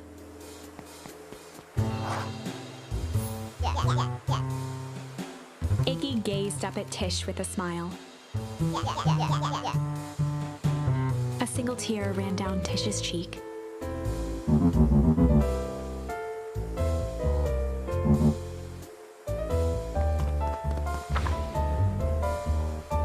Chapter 7. Into the Hive. A good heist requires preparation And thorough preparation takes time, something they had precious little of. So far, everything was in order. Jeff, Iggy, and Tish all agreed to do their part. Beck radioed Luka that night with a simple and covert message. "We are locked and loaded on my end." And Rollo, after a lengthy confession, managed to persuade Roxy and Fitz to help. He stowed away in mission control for the night to avoid attracting attention. Rollo, being uniquely suited for the role, would be the first to breach perennial harvest. The outfit provided by Jeff wasn't perfect, but a convincing disguise is 10% wardrobe, 90%. Rollo took a few vigorous breaths and shook out his arms.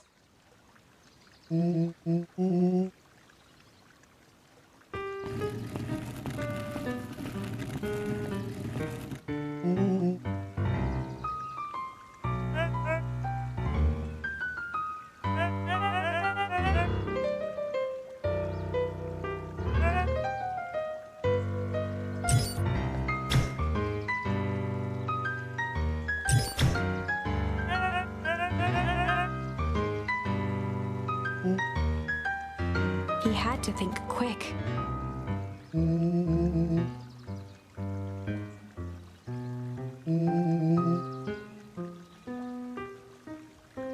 Rollo sighed, adjusting his tool belt.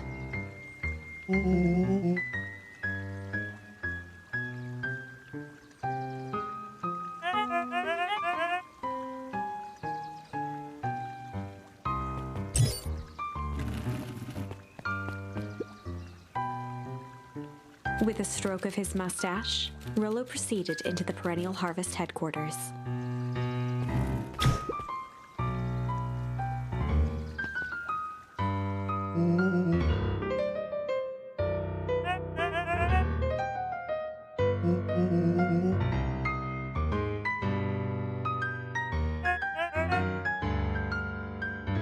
He stammered and flipped through the pages of his clipboard.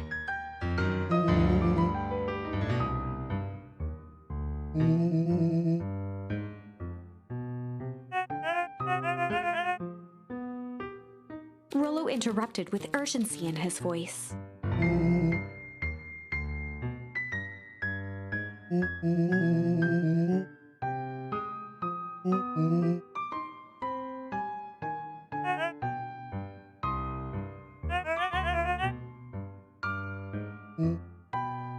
Rollo panicked.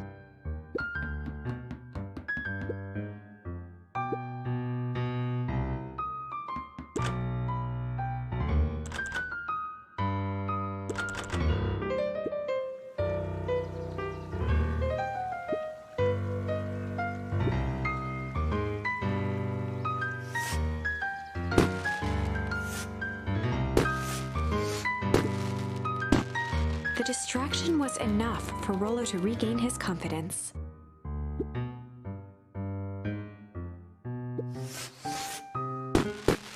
The clipboard fumbled around in a frenzy.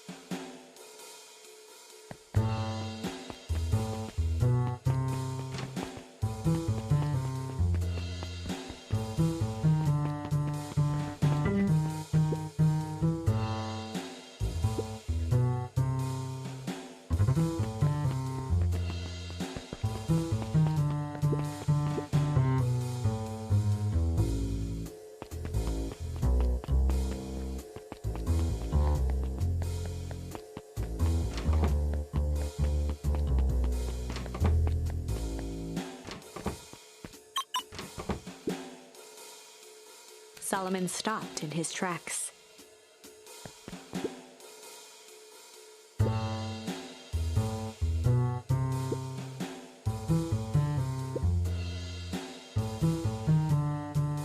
A veneer of confusion flashed across Solomon's face. His words rushed out dramatically.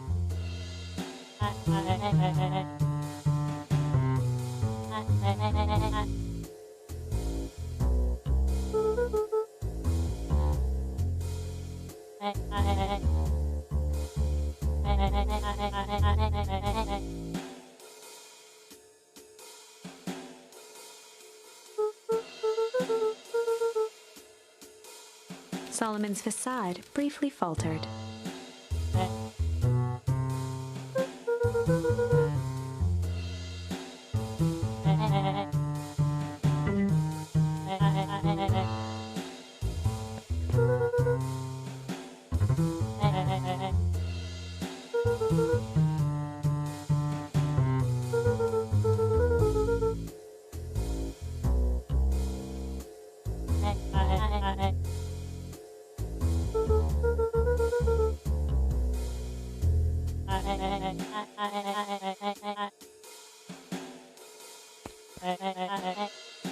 Luka happened to notice a plaque above the door.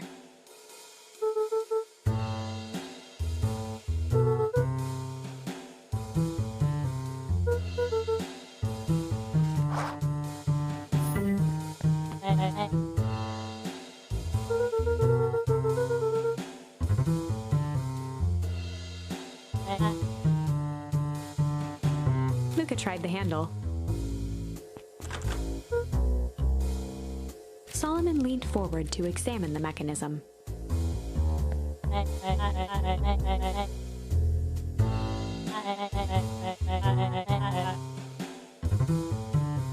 Luka smiled and looked at his watch.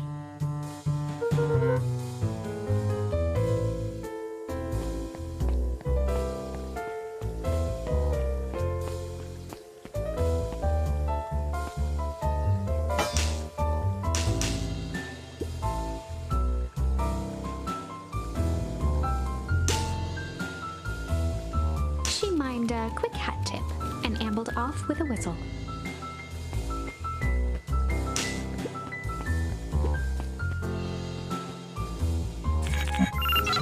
The light on the keypad changed from red to green.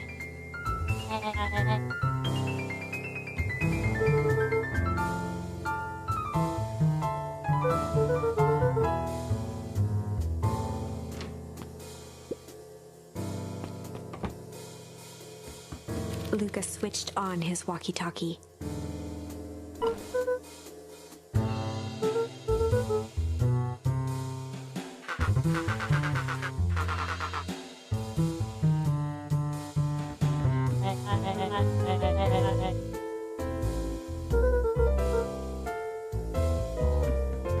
On the computer screen, a green cursor blinked in a password field.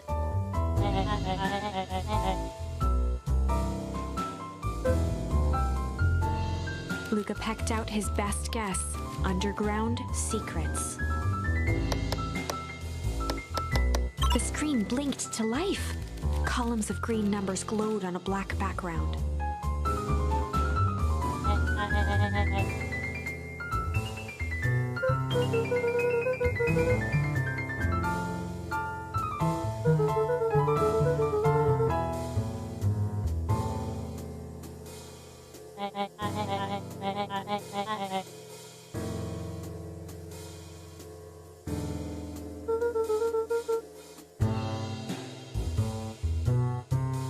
Solomon's jaw clenched into a half smile.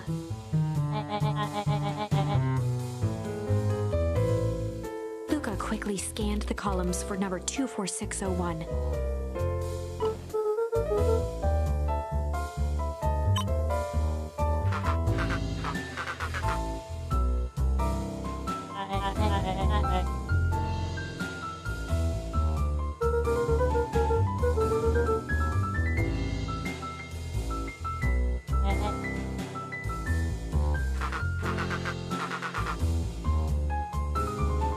Once again, Luka scrutinized the numbers on the screen.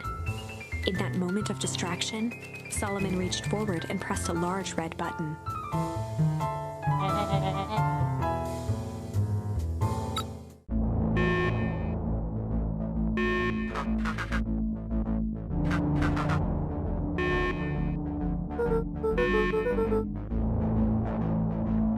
He quickly skimmed the screen with his finger.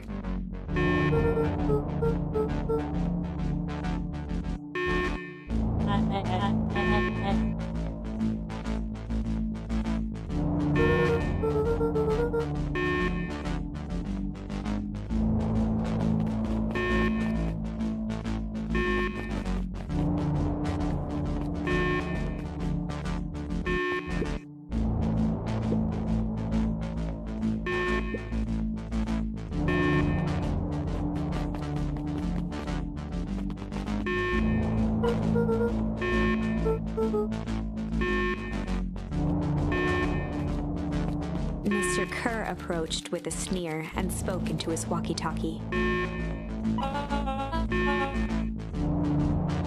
With self-satisfaction, he called into the hallway.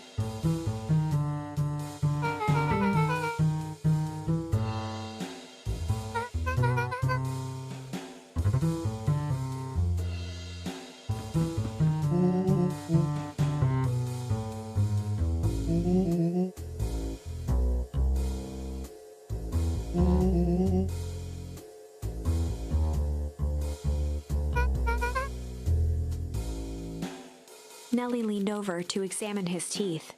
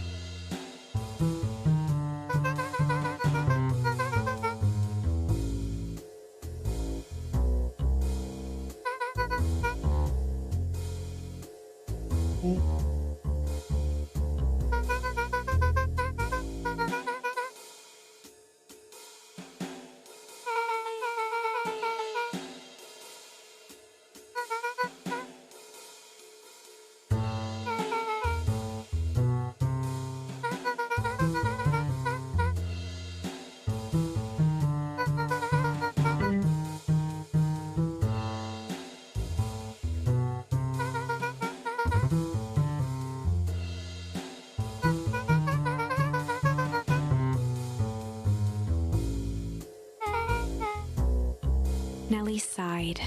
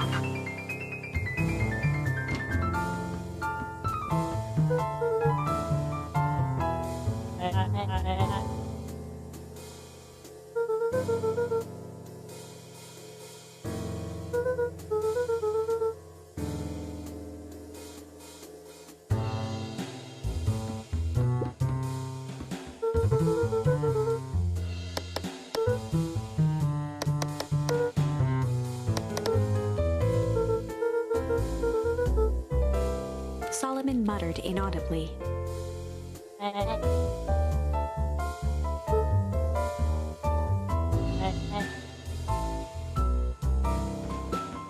Luka tugged on each of the cabinets.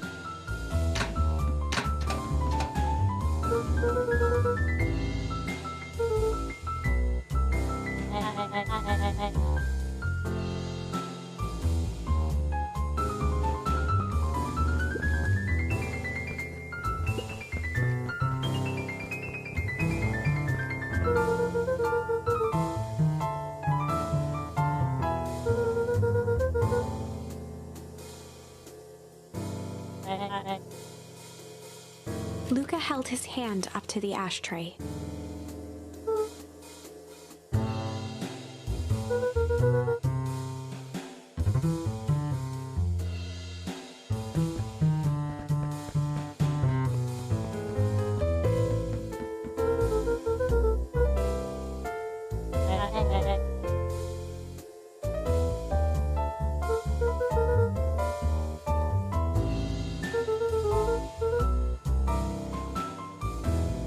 With a subtle, quivering lip, a smile crawled across Solomon's face.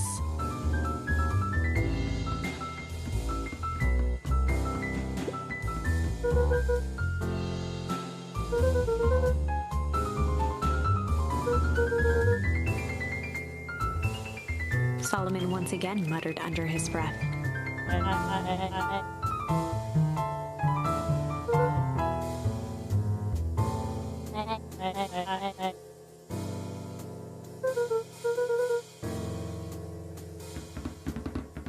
They heard the trampling of frantic footsteps from the hallway.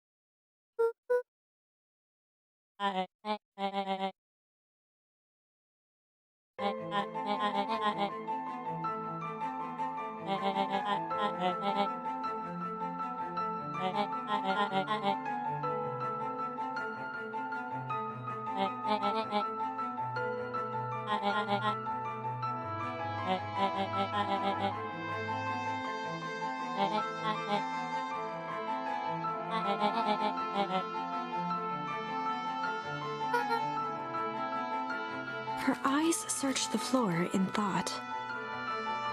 Solomon watched eagerly, waiting for the flicker of epiphany. With a sickened look, she peered into his soul.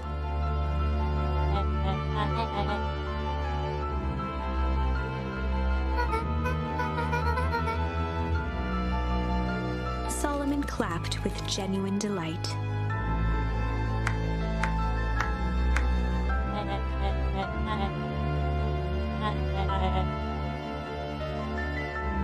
Solomon glanced down, examining his youthful form.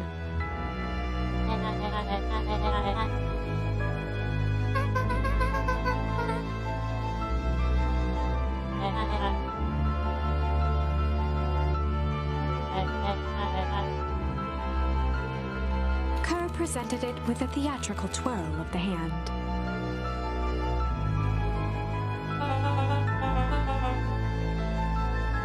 Before he could finish, Rollo snatched the vial from Kerr's palm.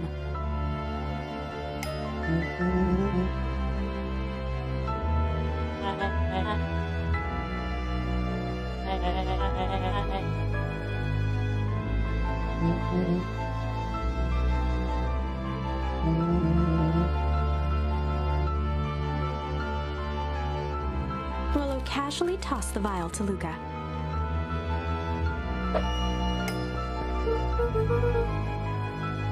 Luka jiggled the vial mockingly.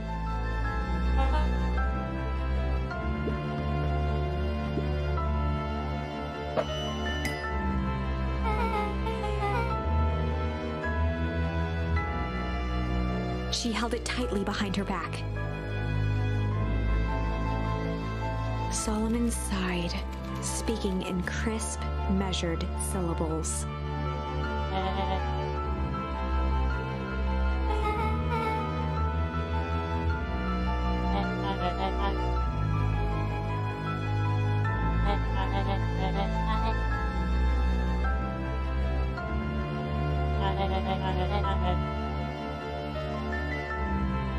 He pursed his lips with feigned sincerity.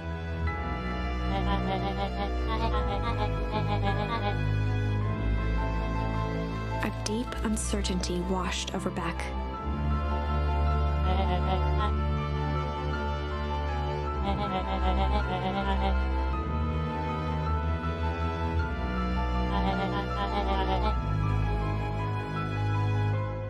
She looked to Nellie shakily.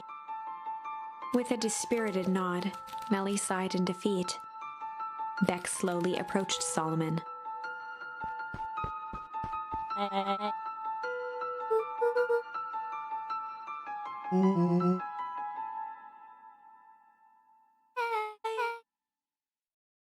With apprehension, Beck conceded.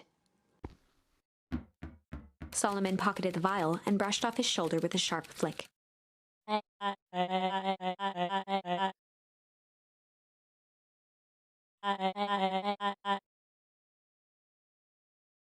The blood drained from Kerr's face.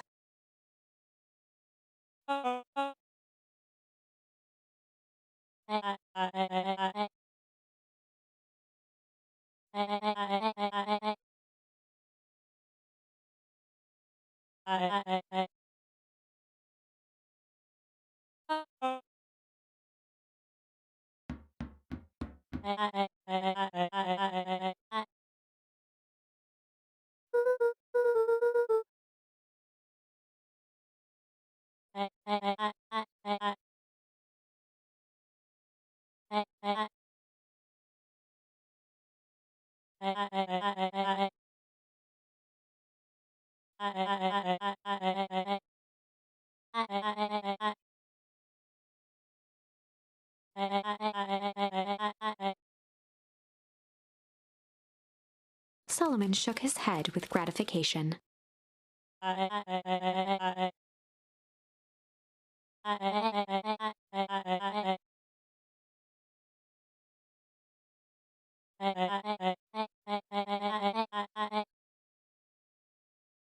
A muffled applause resonated faintly through the walls.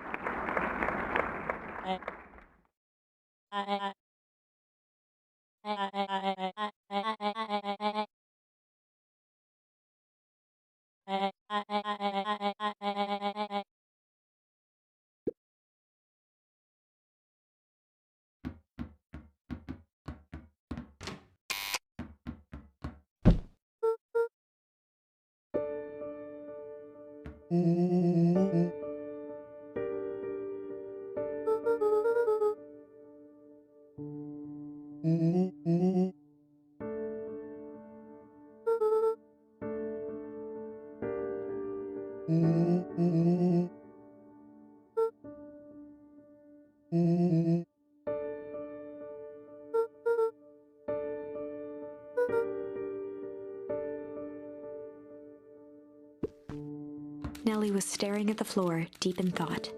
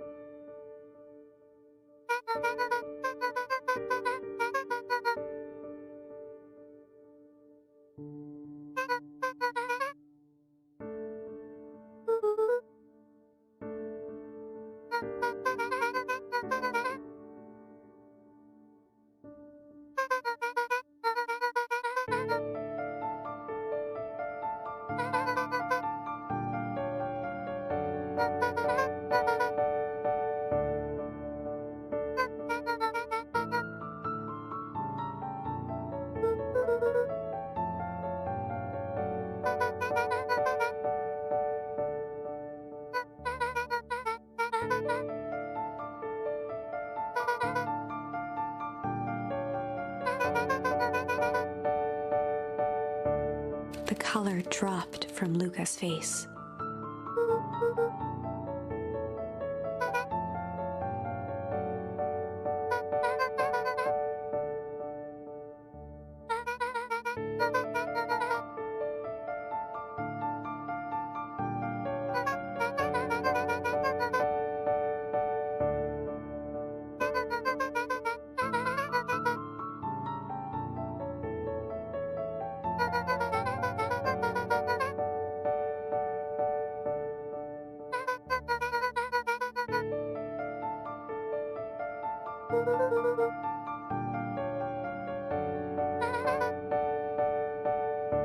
Luka was overwhelmed with emotion.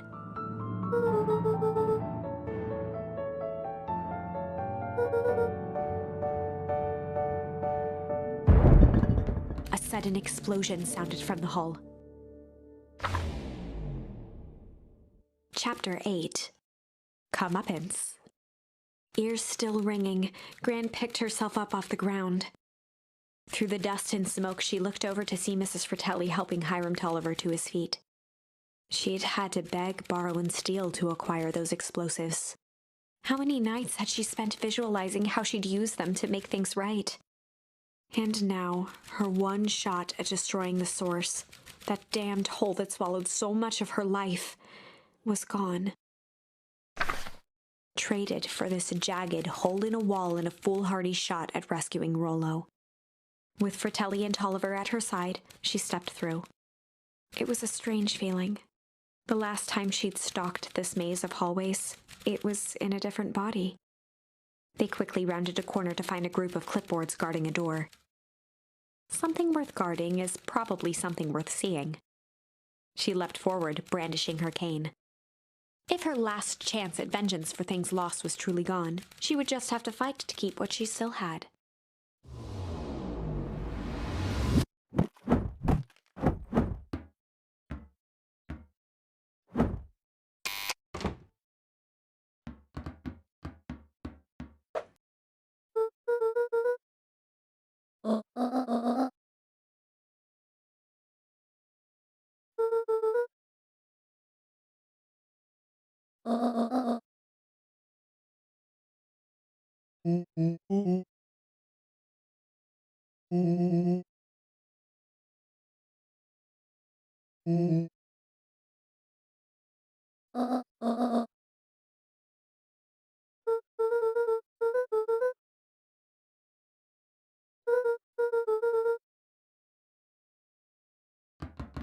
They made their way out from deep within Perennial Harvest, just as Solomon finished up his speech.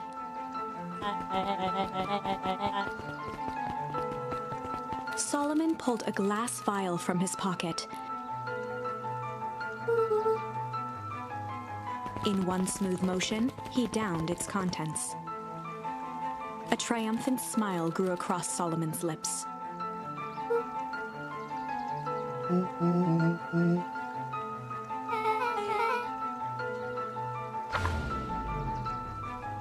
With a mischievous look, Beck elbowed Luka.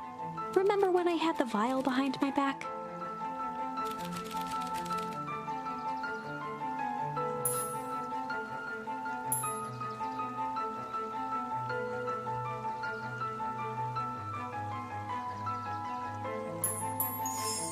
I might have tweaked his wonder potion with a little change.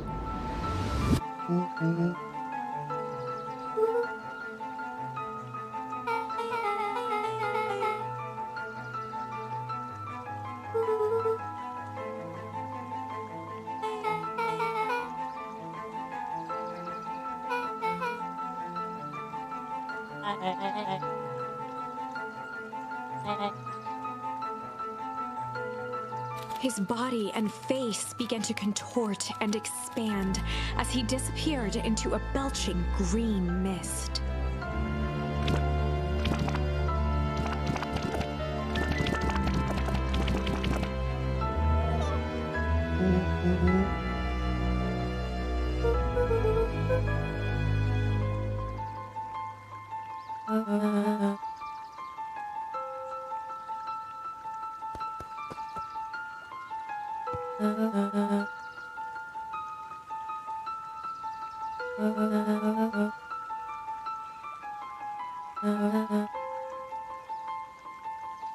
Eris awkwardly cradled the squirming child.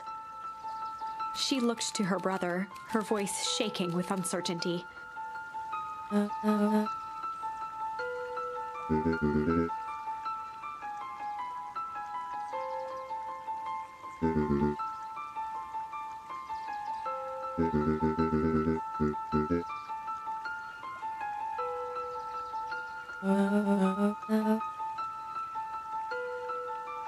She looked back down at the infant with equal parts kindness and terror in her eyes. With a shake of her head, Eris addressed the crowd with a stern scowl.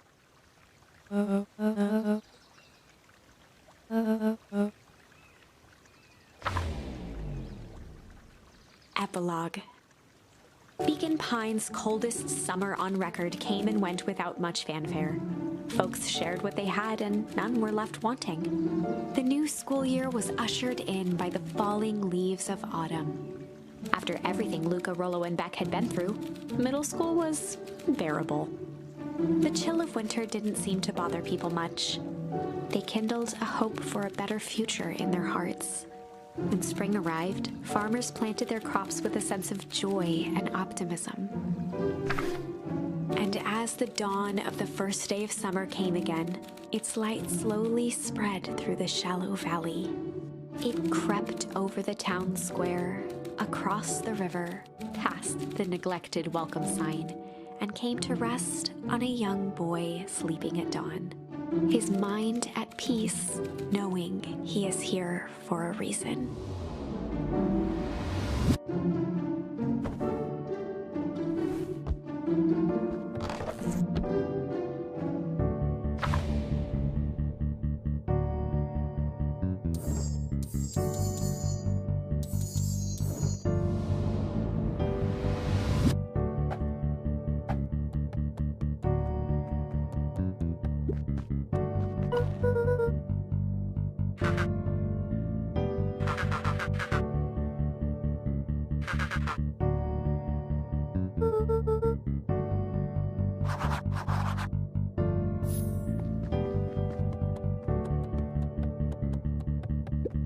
Over time, Eleanor began moving Walt's old things out of the closet and into storage. Eleanor had moved back into her bedroom, and now that she wasn't sneaking out late, she even slept there most nights.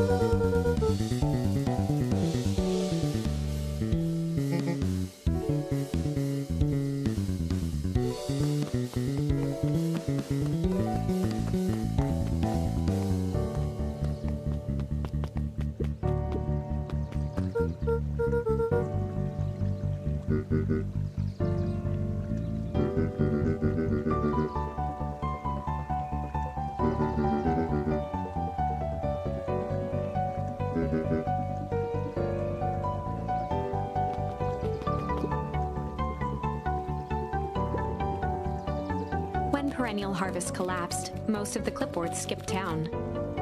But some stuck around and dedicated themselves to making things right.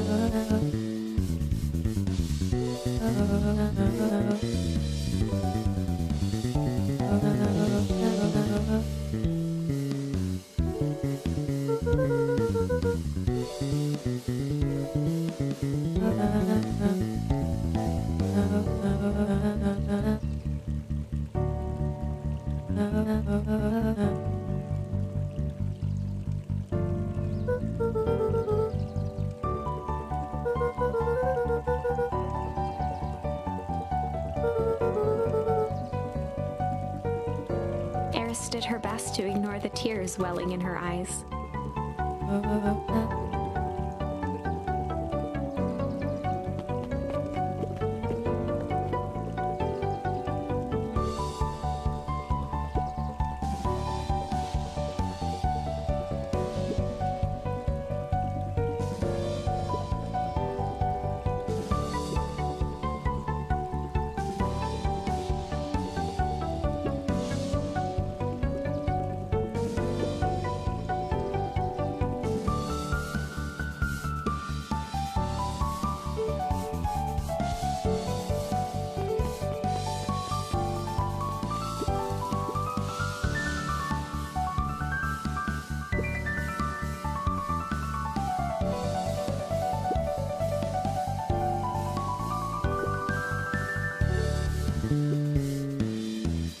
Closing her eyes, Miss Hatch took a deep, relaxing breath.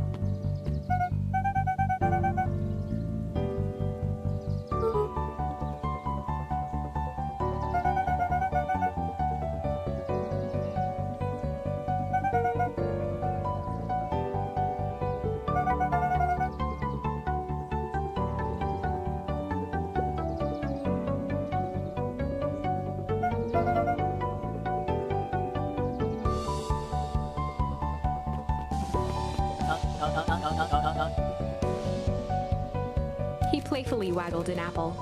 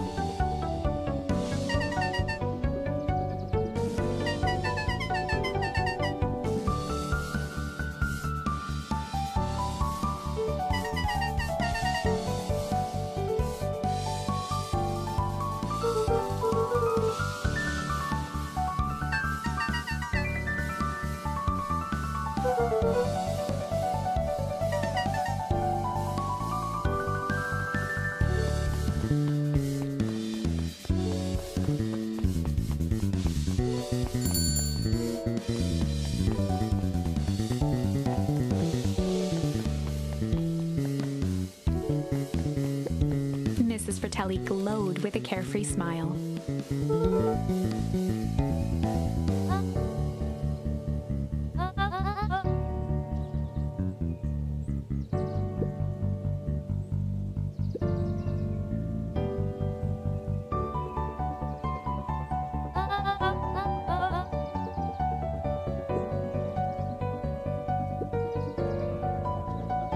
Mrs. Fratelli sighed with a zen-like calm.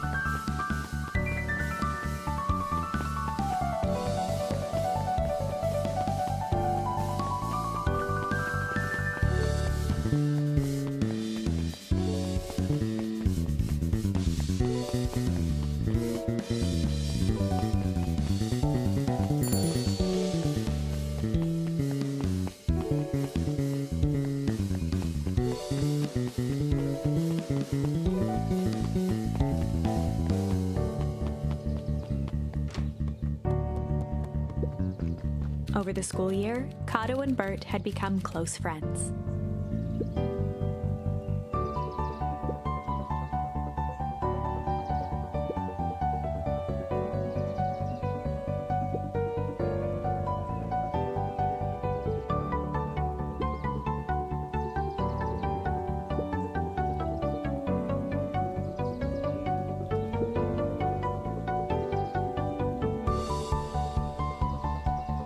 Typically went on like this for quite some time.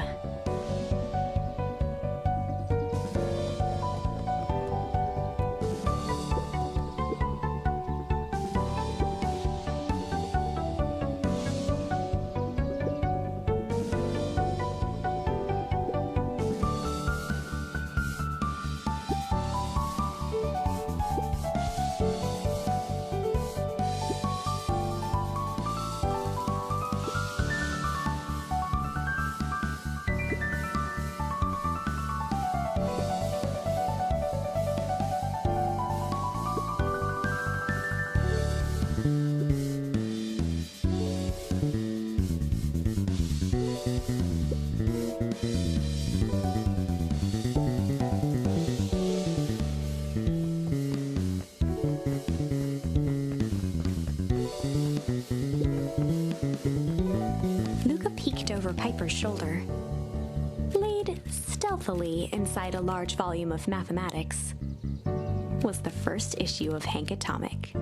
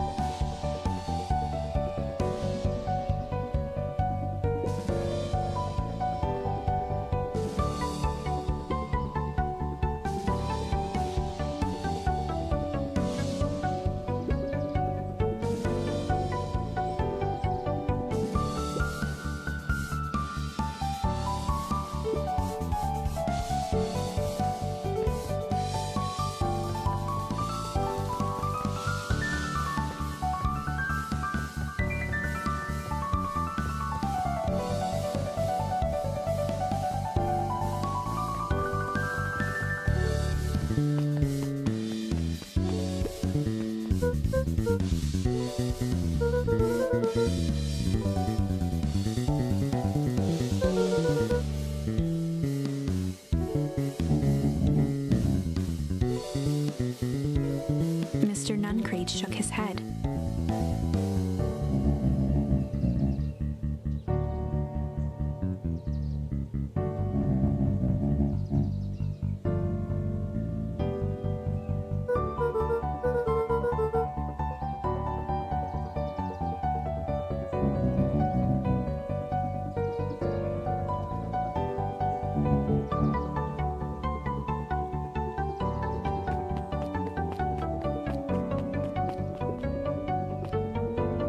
With perennial harvest gone, the transportation tubes were left unused.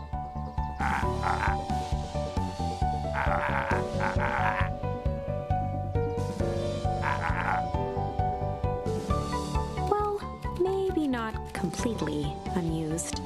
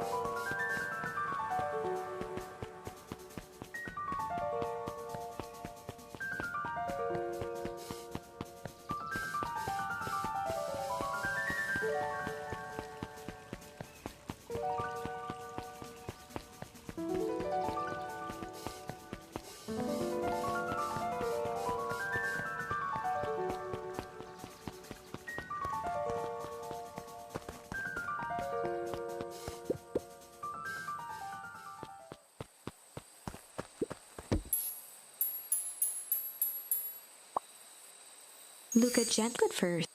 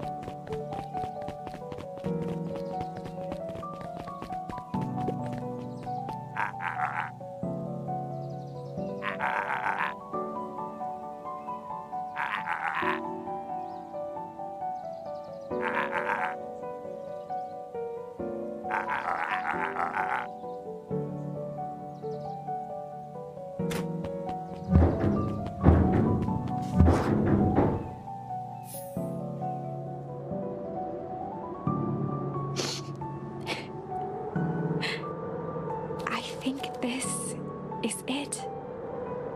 The end I've been waiting for. Honestly, I began to lose hope of ever finding it.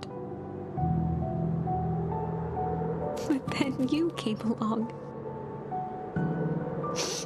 I don't know exactly how to thank you. It's hard to explain how much this means to me. It's funny, now that our time together is finally ending. I'm at a loss for words. Let's just watch the end together.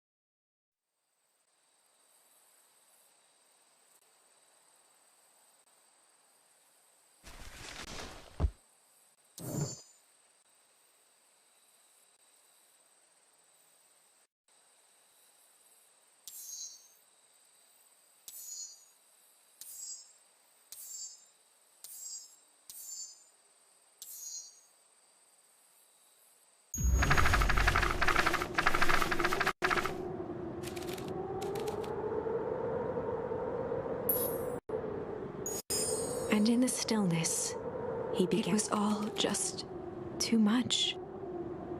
Falling to his knees, Luka whimpered softly.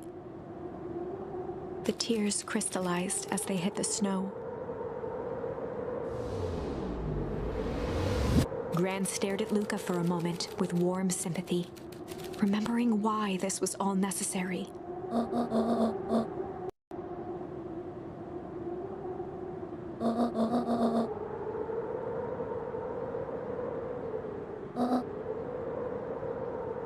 She stiffened up and brandished the torch at Mr. Nuncreed.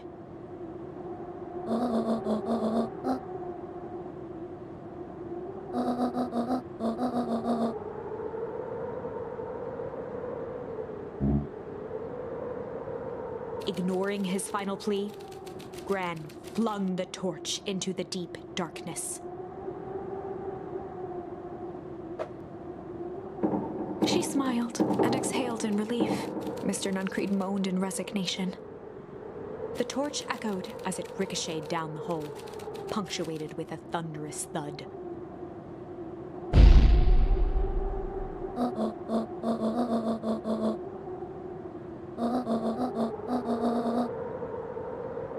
Before Gran could finish, the ground shook her to silence.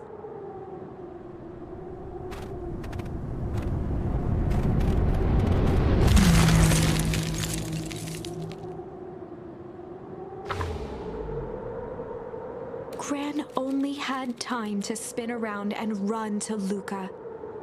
Her attempt to shield him, an honorable but trifling act. Unflinching love, pitted against an unthinking horror. There was no contest. Her warm embrace froze in an instant. That is where they remain, fixed in place, forever. And so, our story ends on this melancholy scene. In a town brought low by its secrets, sits the frozen statues of a misguided band of meddlers. The end. Well, that was dire. On the bright side, we finally figured out where all the ice is coming from. Now, we just need to find a way to deal with a mystic, unfathomable force of nature.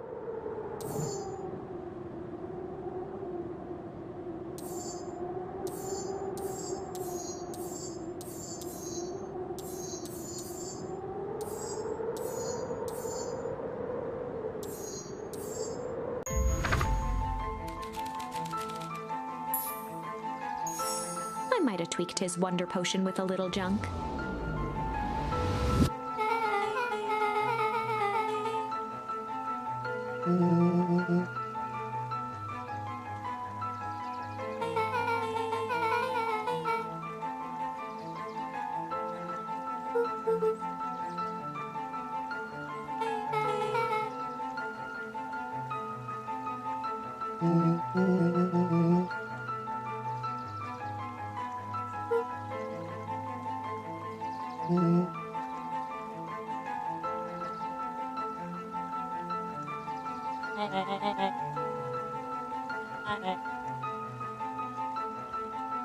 His body and face began to contort and expand as he disappeared into a belching green mist.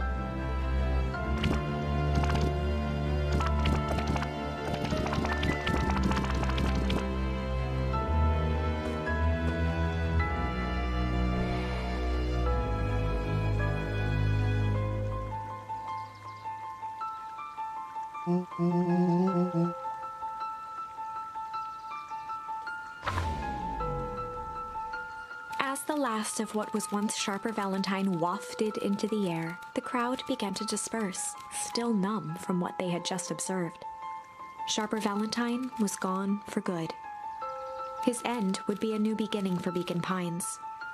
A new chance to let go of the things they had lost and grab hold of a new future. The end. Well, I'd be lying if I said that wasn't a bit gratifying. If that feels to you like a good note to end on, I won't stand in your way.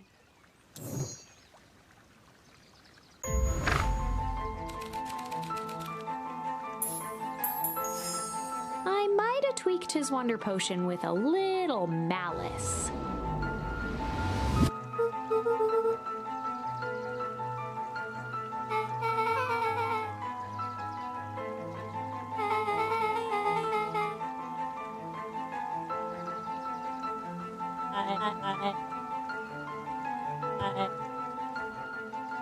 His body and face began to contort and expand as he disappeared into a belching green mist.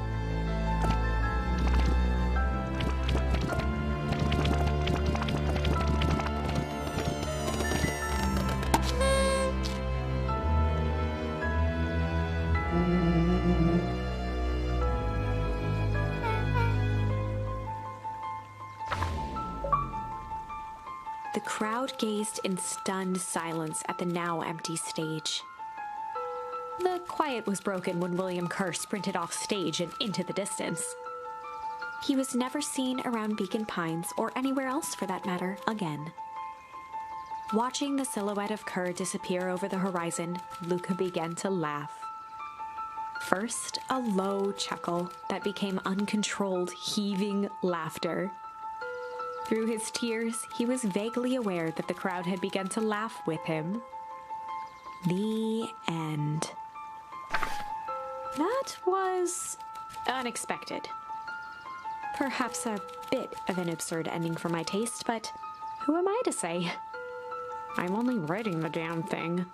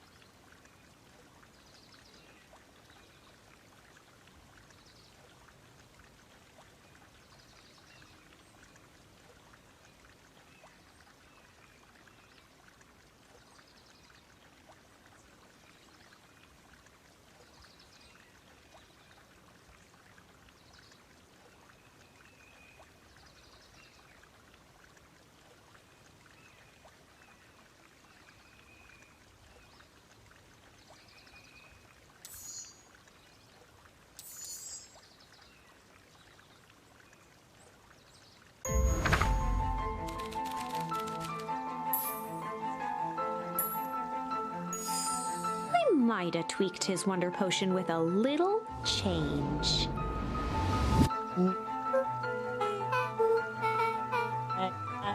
His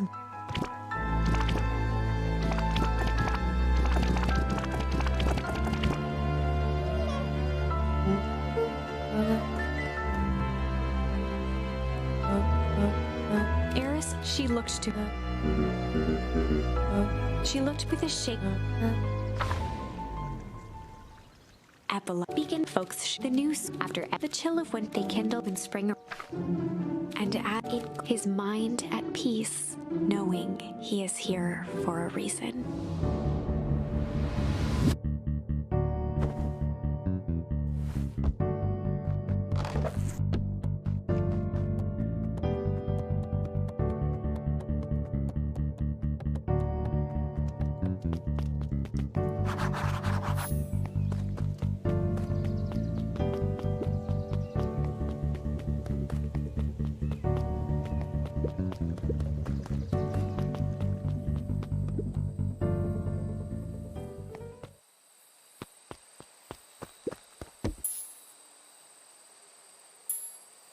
Luka tied us fishing with a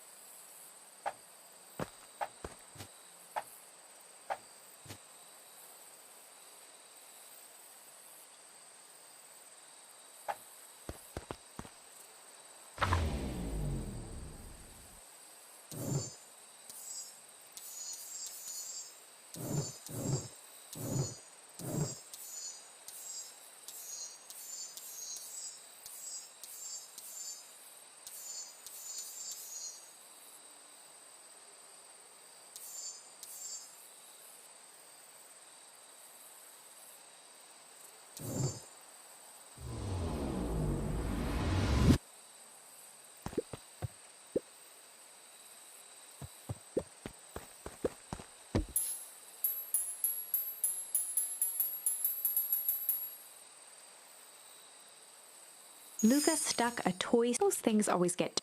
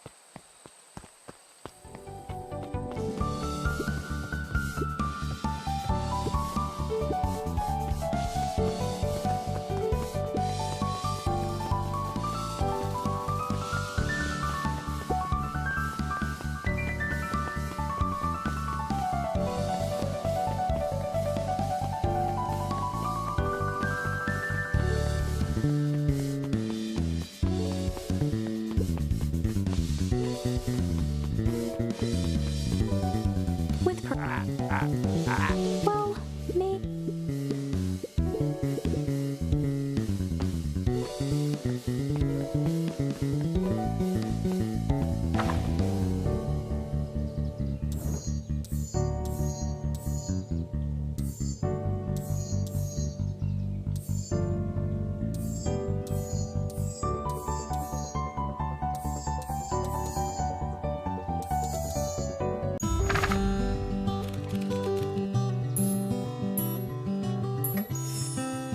Just gonna go chill for the day.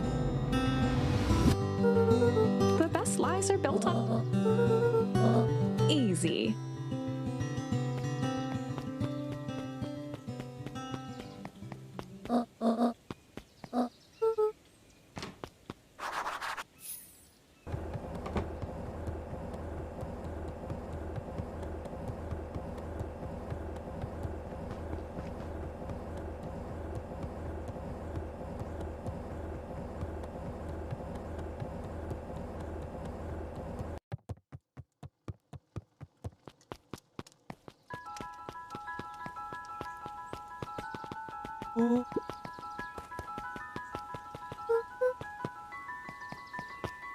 For a town that saw a few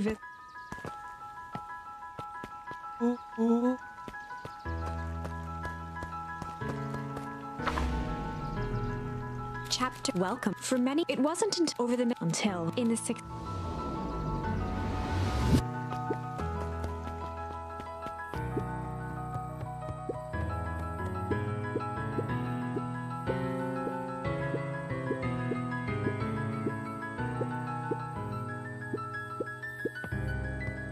Whenever it reminded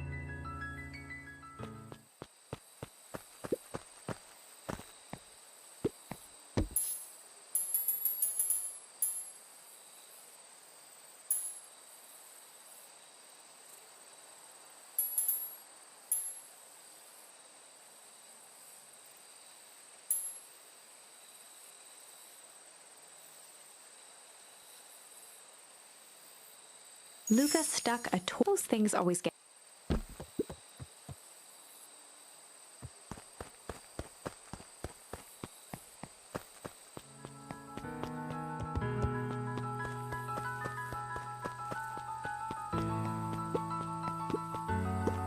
The boys had a good as long as they had an.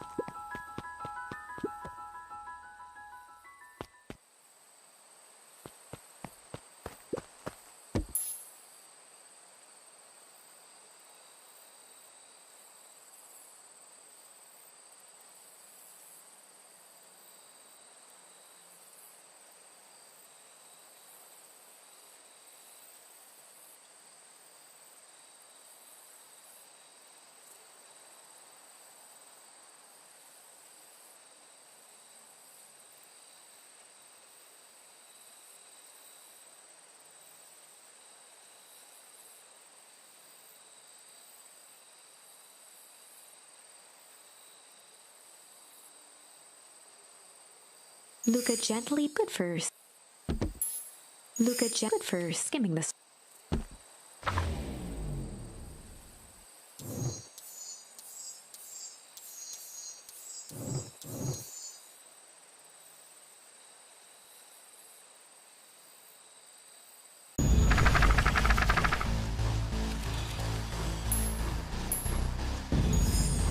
This is a story about struggle.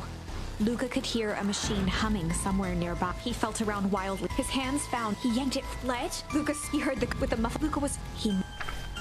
Chapter 3. Everything's the next. Only the sound.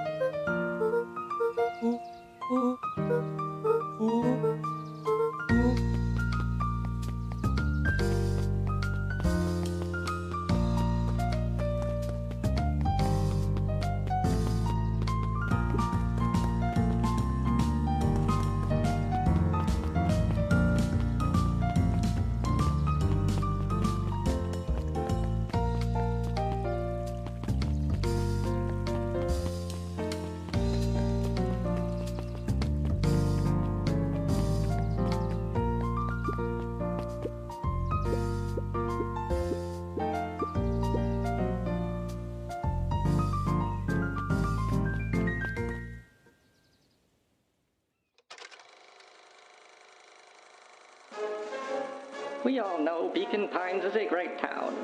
What you may not know is great towns grow from mighty roots. And that is why you cannot tell the story of Beacon Pines without telling the story of one Shopper Valentine. Young Shopper's keen intellect and strong moral fiber led to a grand vision. A vision of a community dedicated to a better tomorrow. In his own words, a better tomorrow is within our grasp, but it requires a singular mind to harness it. Lucky for us, he decided to grow that vision here, in Beacon Pine. And how does one grow a better tomorrow? With fertilizer, of course. Valentine's Fertilizer Company became the lifeblood of a town yearning for purpose. But then tragedy struck, a scientific experiment gone wrong. An accident which took Shopper away from us far too soon. To this day, we struggle to pick up the pieces. But one foul harvest isn't enough to stop the people of Beacon Pines. The spirit of Shopper Valentine lives on. It lives in the hearts of everyone with a dream for a better tomorrow. Together, we will follow his example and grow a bountiful future. Paid for by the Valentine family and the Valentine Fertilizer Company Reverence Fund.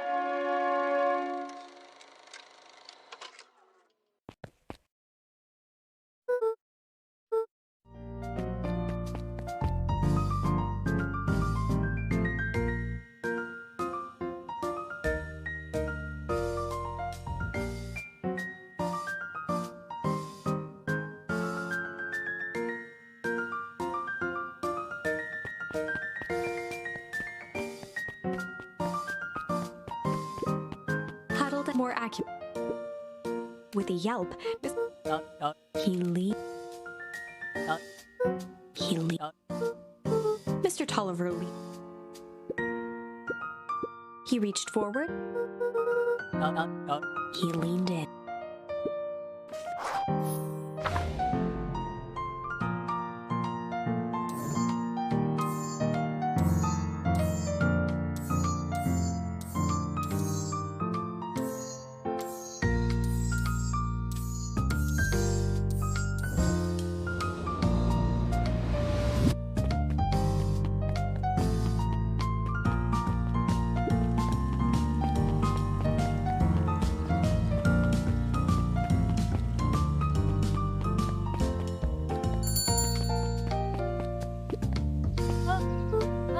She leaned.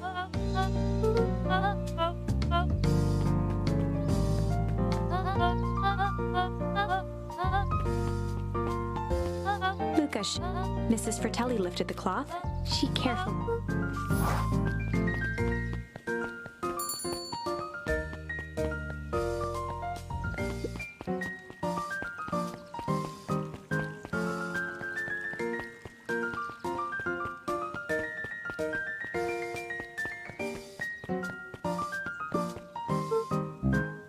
Mr.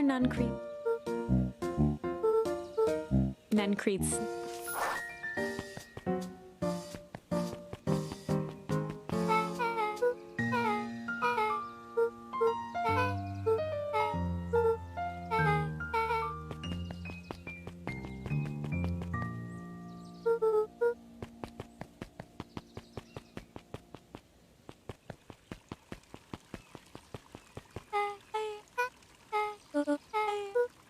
Beck, the look on her.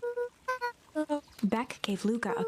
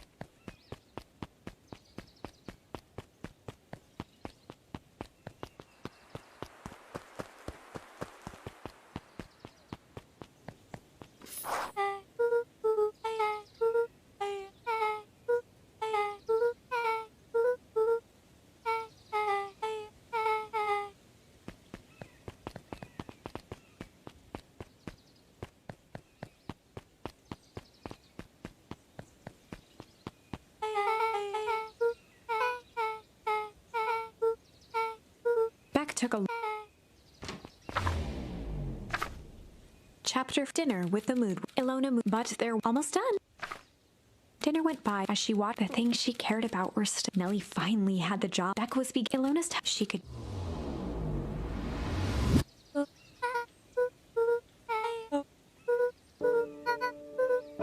Luka's eyes. Nellie was the one.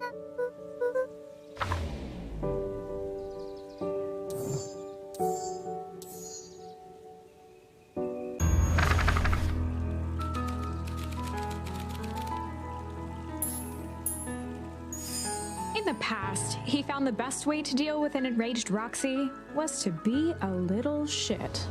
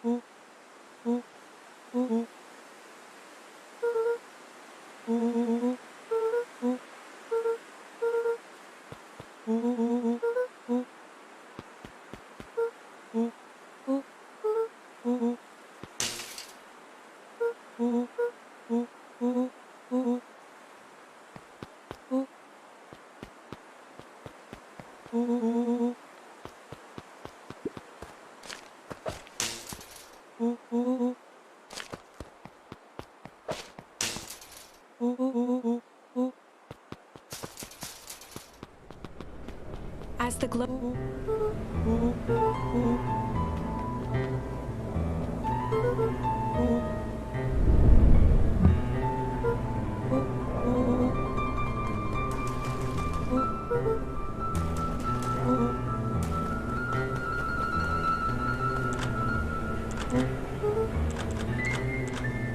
Boy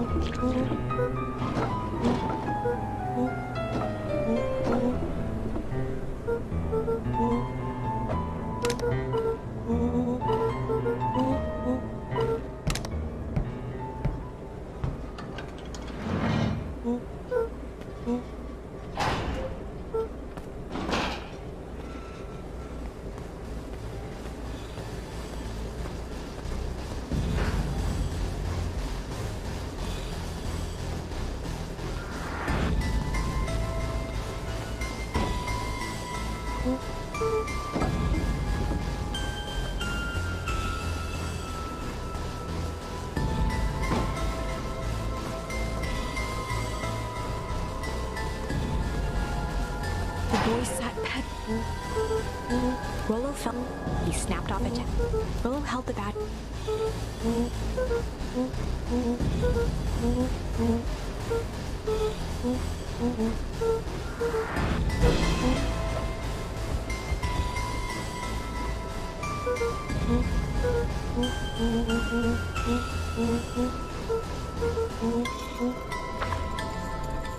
Luka sat 1, 15, 35. Screw it, Luka. Nothing.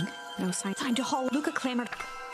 He was up Beacon Pines. He wouldn't throwing his chapter. Find the next. Only the sound.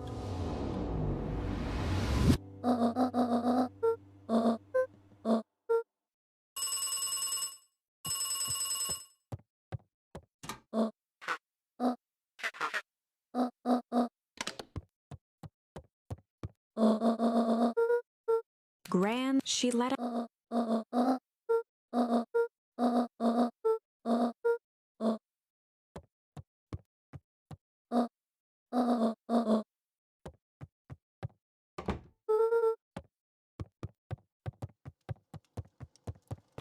Luka was desperate until Grant.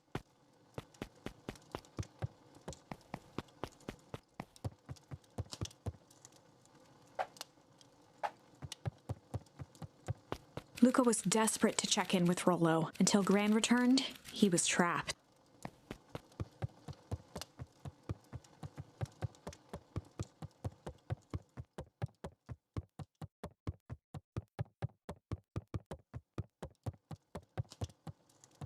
An eerie electronic.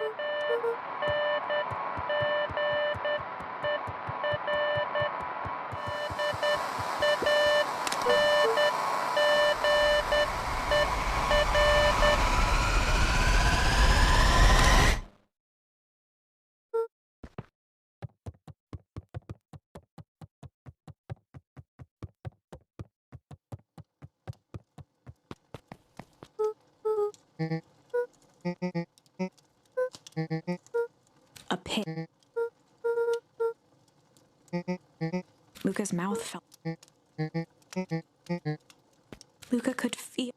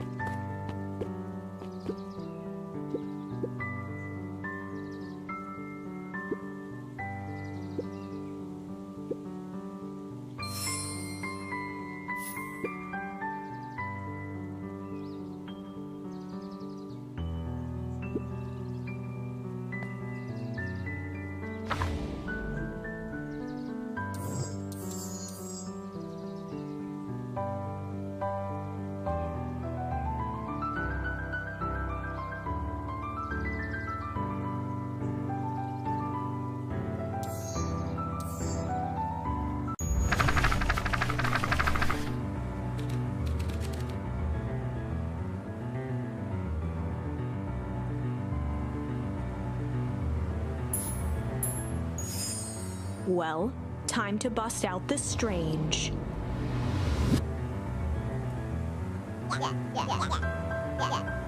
Beck's the only... At the sight of Iggy smirk... Iggy's clothes... Iggy's voice...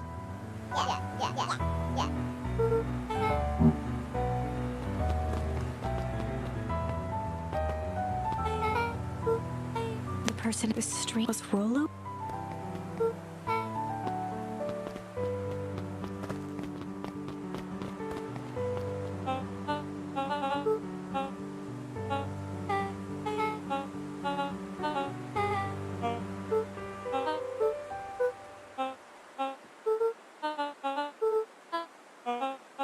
Beck.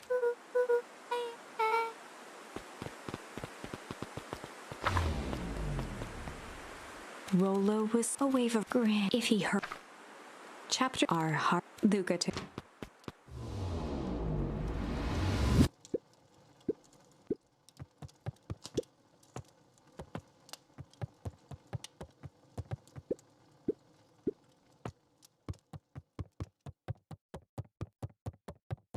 Luka was a house.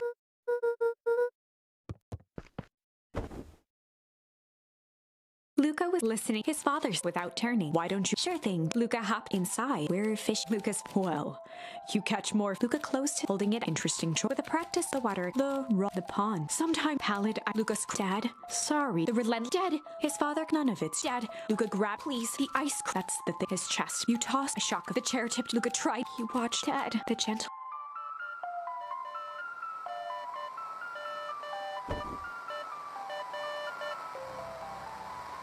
Luka's eye faintly.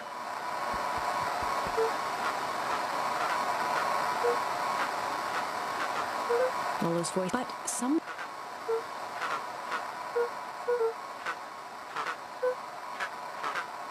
The signal went. Luka held his pounding. Lolo's voice began. With that, Luka grabbed.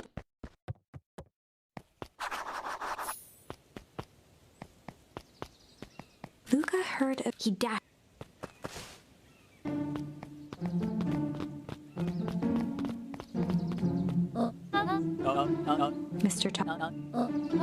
Mr. Tolliver.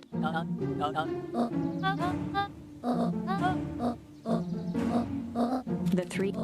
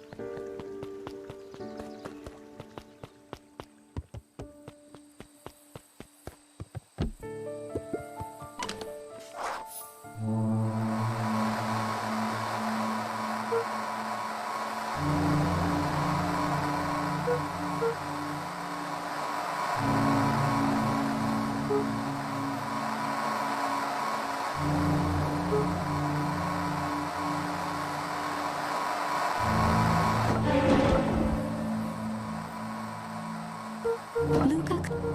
He's fear. Luka stared. The figure. Luka reached over. Iggy's toe. Luka slept.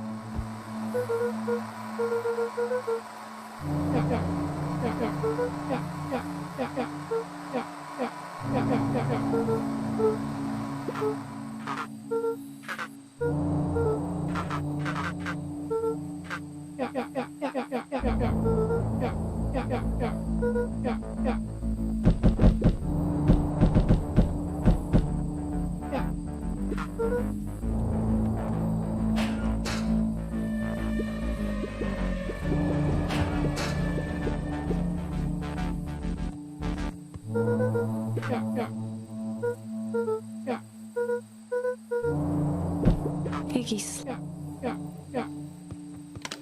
Luka grabbed. Luka and Iggy climbed the mission from behind.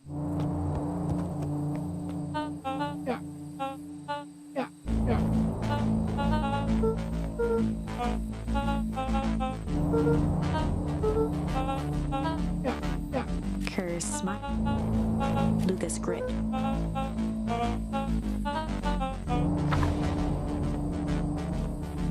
Iggy wiped his chin. Luka, he squinted down. He looked up.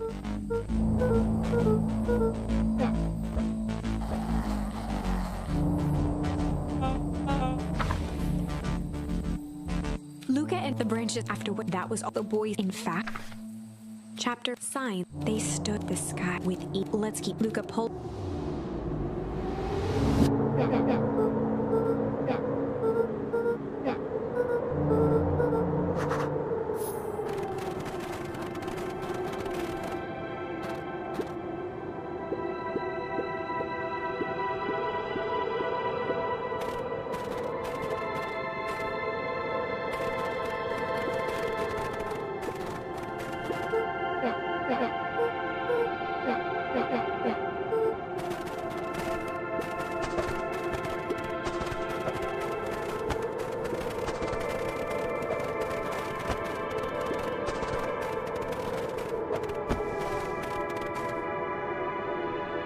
The boys.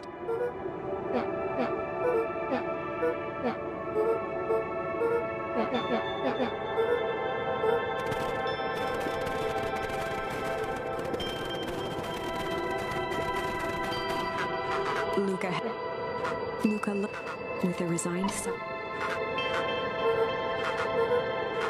Luka went, looking down. The crunching of foot. He looked.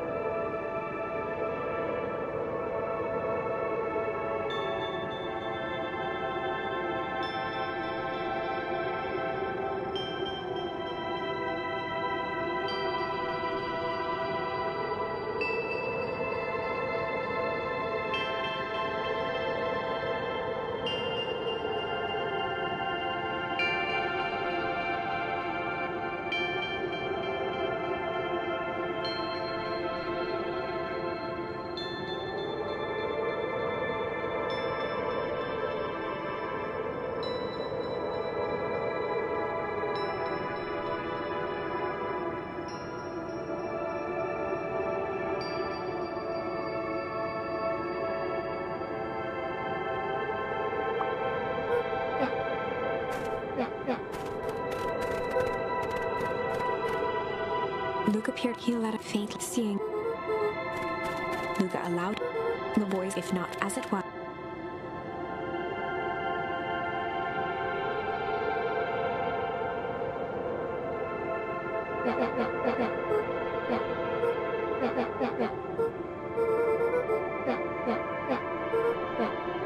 Iggy motioned.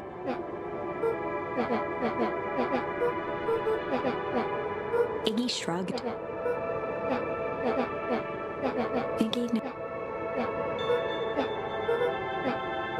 He wiped his nose. Luka gave. Iggy cleared his throat. Iggy arched. Luka's. That's all Iggy's. The house smelled of warm bread. Luka, he looked up. His mother. A voice. Luka turned. The doppelganger. Aww. The figure. It's amazing. Not that you don't. Lucas. The doppelganger. The day he. Luka turned. That's not true. The doppelganger. Everything. Well, let me show you. The world. Luka was the doppelganger. He grabbed Luka. It was his. Do you remember? Luka gave. He could see. Damn it, Walt. She was scared. His father. There's a. I won't turn. Luka's mother. Walt. What's right. I could never. Eleanor. Spare. What about Luka? Flint. Walt. Luka. With tears. Mom. Walt dropped nothing. But Luka placed. It's down. Walt gently. Listen to me. I'll be back. Luka hugged his father. Promise. Walt's. I promise. With a wink. A figure approached. It stood slowly. From a deep. Whether it. Iggy felt his. Luka looked up. The figure.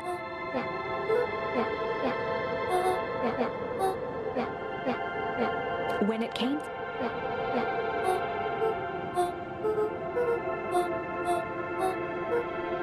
Iggy huffed. Nat began.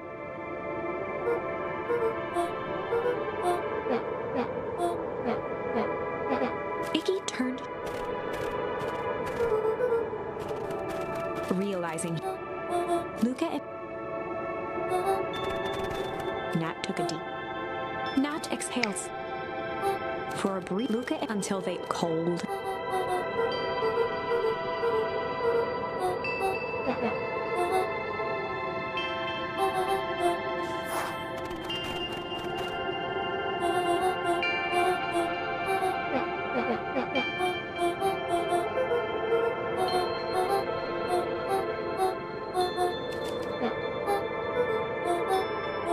Nat.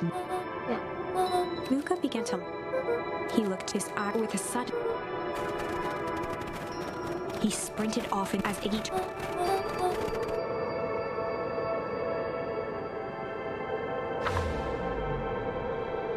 Chapters. The sword. Nat. He'd given as Luka. Rollo said, Mr. The clipboard. It up right now. Lucas, the tree. He dropped it. His numb hand. A dry whisper escaped Luka. There was no reply. Iggy finally. Suddenly.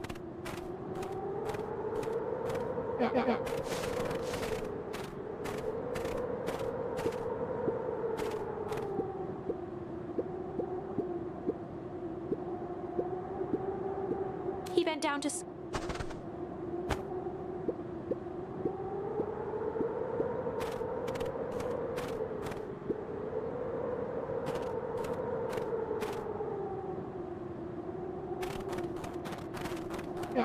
Luka stuttered. Iggy gave Luka.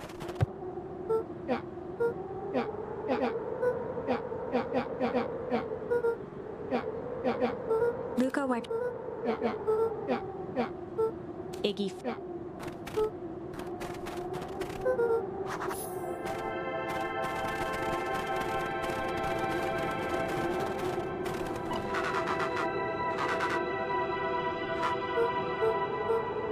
Iggy and.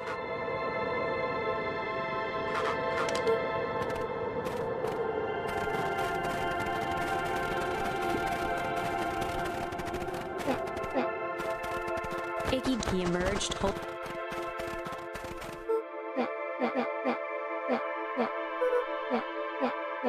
Luka rolled. Iggy stuck.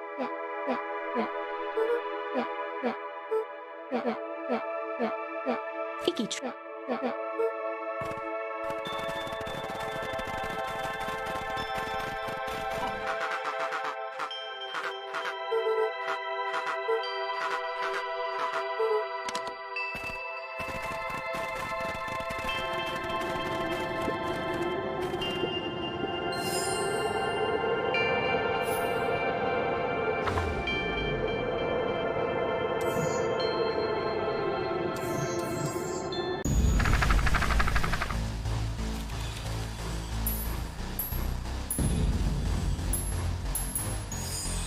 This is a story about struggle. Luka could. He felt his hand. He yanked it. Let. Luka. He heard the with the muffle. Luka was. He. Chapter. Everything. The next. Only this.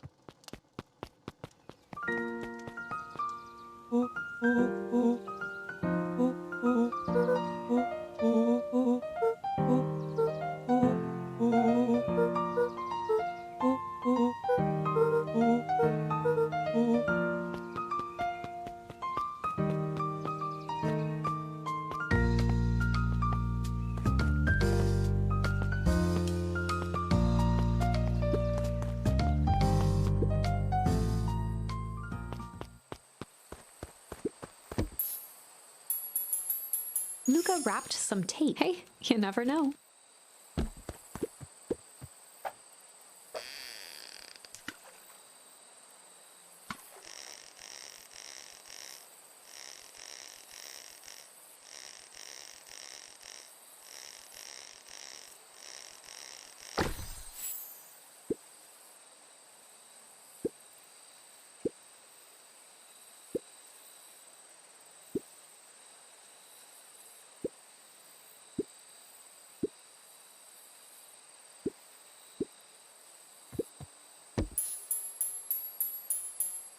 Luka tied a bent nail. If all you have...